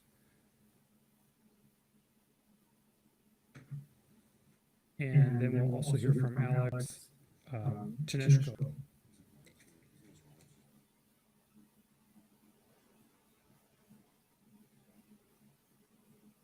Hello, my name is C. Davis. on Washingtonians to recall honestly. In recent time, many voters have become skeptical and distrustful of the voting process. Although there are national implications, the concerns are very real within the state. In Washington state, voter rolls are managed notably autonomously by the Secretary of State and the county auditors. So my first concern with House Bill 1229 is that the bill gives the Secretary of State the discretion to choose the type of documents that determine citizenship. And I believe that it's the legislator's job to clearly identify in the bill what documents constitute proof of citizenship. My second point is that this is an opt-out system, and an opt-out system is conductive of registering those who either don't want to vote or are ineligible to vote. And consistent with what Representative Robertson said, I believe an opt-in system would be much more fair and trustworthy. My third point here is considering a checkbox or an affidavit of citizenship is not proof of anything, and it will lend itself to people either accidentally registering or erroneously registering, either intentionally or unintentionally, and I think that's a bad choice. And that's, by the way, Section 2(1)F, the checkbox area. So I think this bill needs to be amended. Thank you very much. Thank you. Next, we'll hear from Alex. Chair Fye, Ranking Member Barkas, members of the committee, thank you for the opportunity to testify today. My name is Alex Dashenko. I'm the Deputy Chief Counsel at the Center for Secure and Modern Elections. We're a nonpartisan organization that advocates for an election process that's more efficient, accurate, and secure. We strongly support HB 1229, which would upgrade the automatic voter registration to improve the integrity of the voter registration rolls and increase access for eligible citizens. This bill and its Senate companion have enjoyed bipartisan support in the other policy committees in the House and the Senate and on the Senate floor where it passed last week. The bill adopts the gold standard model automatic voter registration that's been successfully implemented in Colorado, Oregon, Alaska, and 3 additional states. It streamlines the voter registration process for applicants for enhanced licenses. And as you know, enhanced licenses are only available to Washingtonians who use documents to prove U.S. citizenship. When Colorado implemented this upgrade, it almost doubled the registration rate for unregistered DOL applicants. It also processed hundreds of thousands of additional voter registration address updates per year, which is crucial to keeping the voter registration rolls accurate and up to date. Streamlining voter registration has other benefits for government efficiency. In particular, it can also reduce DOL transaction times, which leads to shorter wait times for customers. So in Colorado, again, about a 1:30 reduction in transaction time for each transaction after implementing this upgrade. In closing, the system is the most secure, most efficient, and most effective way to register eligible voters, then keep the voter rolls clean up to date. I'm happy to answer any questions that the committee may have. Thank you. Are there any questions? Thank you for your testimony. With that, I'm going to close the public hearing on House Bill 1229 and open up the public hearing on Substitute House Bill 1554.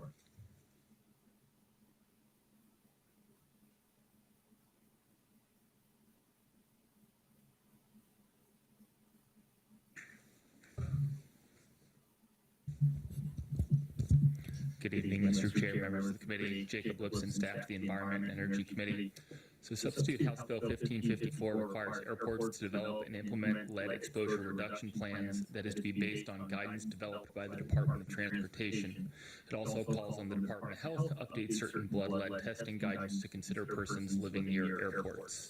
So as background, under the Federal Clean Air Act, leaded motor vehicle gasoline has been restricted for several decades.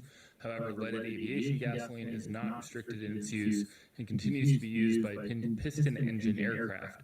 And so this is aviation gasoline used by smaller aircraft as opposed to jet fuel commonly used by commercial aircraft. Last fall, the United States Environmental Protection Agency proposed an endangerment finding under the Clean Air Act, and if the EPA proceeds with finalizing this endangerment finding, it would trigger other actions by the EPA and the Federal Aviation Administration that could eventually lead to restrictions on aviation gas that contains lead.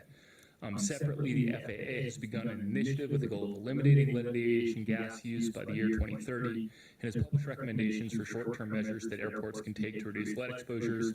Separately, the National Academy of Sciences, working under a federal budget proviso in 2021, also published a report on how to reduce lead exposures from airport operations.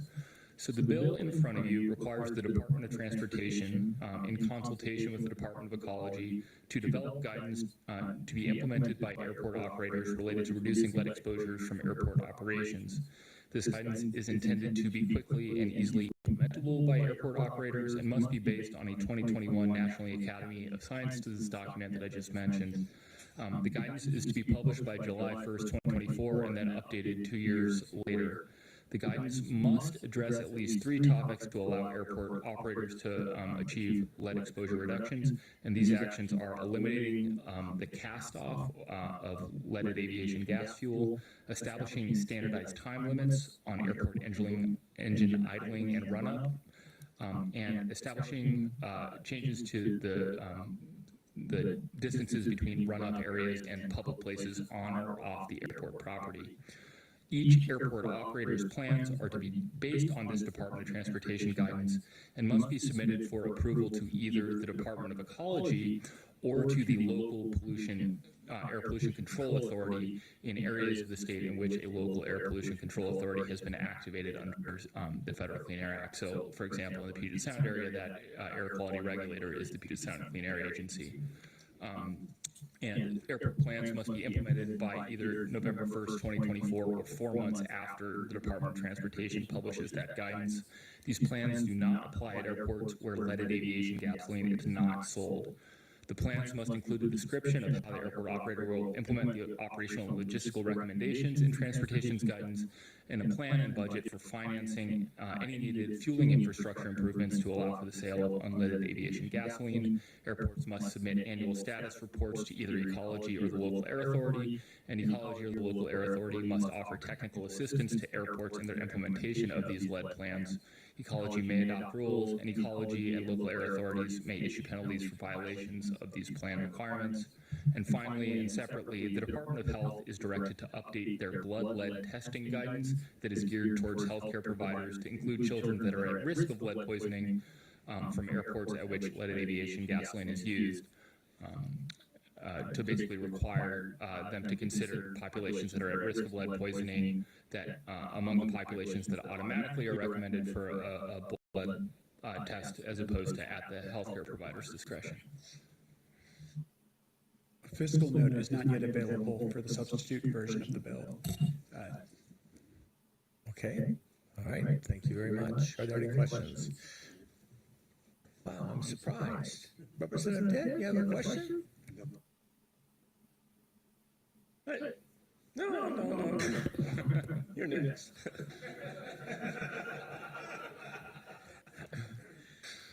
You were talking about, I think you made mention that leaded gasoline used in aviation is being phased out. I mean, do you have the date on that when it's what we're looking at? So there is a somewhat multi-phased process underway at the federal level that begins with the United States EPA proposing what's called an endangerment finding, and that's the stage that process has reached. And then subsequent to that, if that endangerment finding gets finalized, it could then trigger a review by the FAA to certify that replacement fuels are safe and available. And so, it's sort of speculating a bit in terms of exactly how that multi-phase federal process will play out. Separately, the FAA has also convened what it's calling the EAGLE initiative, which is, I think it stands for like Eliminate Leaded Aviation Gasoline or something like that. And it is looking at the availability of replacement fuels and involves sort of ongoing conversation between industry and airport operators on aviation gas fuel, but it doesn't. That initiative has a goal of phasing out aviation gas by 2030, but not a requirement under federal law. Thank you. Representative Gaynor. Thank you, Mr. Chair. Michael, in the fiscal note, do you know whether it will anticipate the improvements for the airports that will be needed to be made? Because a lot of the airports are actually funded through DOT. I mean, they get funding through loans and all, so. Yeah, I don't believe so the fiscal note would likely speak to the cost of the improvement plans, but I don't know that it would speak to the cost of the improvements themselves to be in compliance with the plans. Thank you. Is there a follow-up, Rep. Gaynor? Okay. All right, thank you very much. And we'll have the prime sponsor, Representative Dooley, speak to her bill.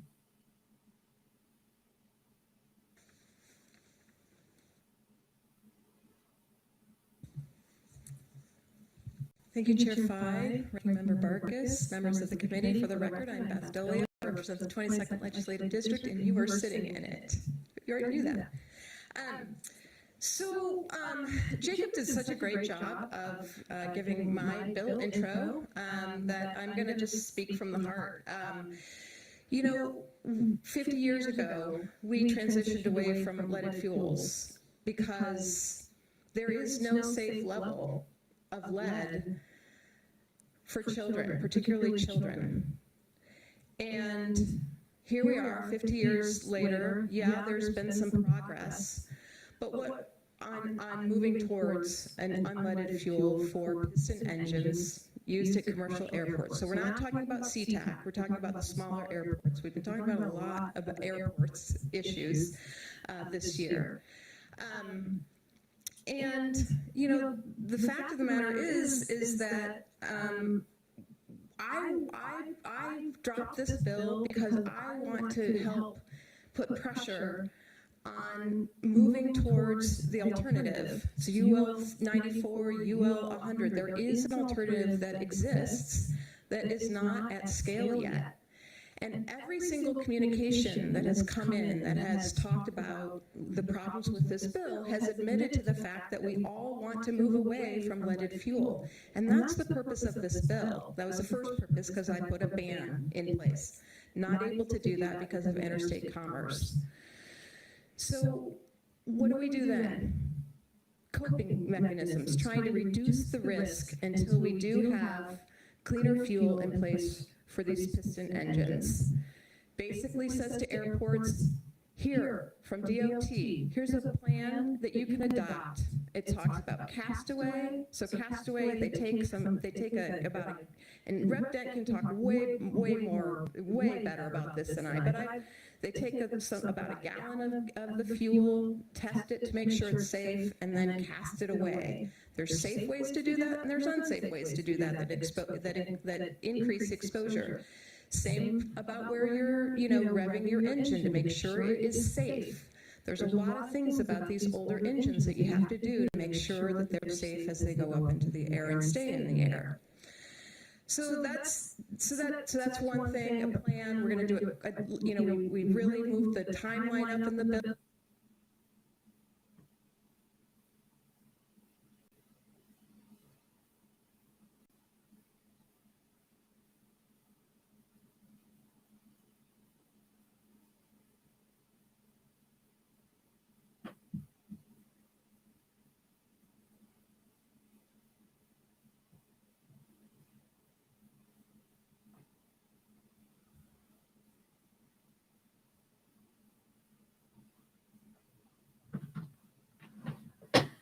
Okay. Well, what a day.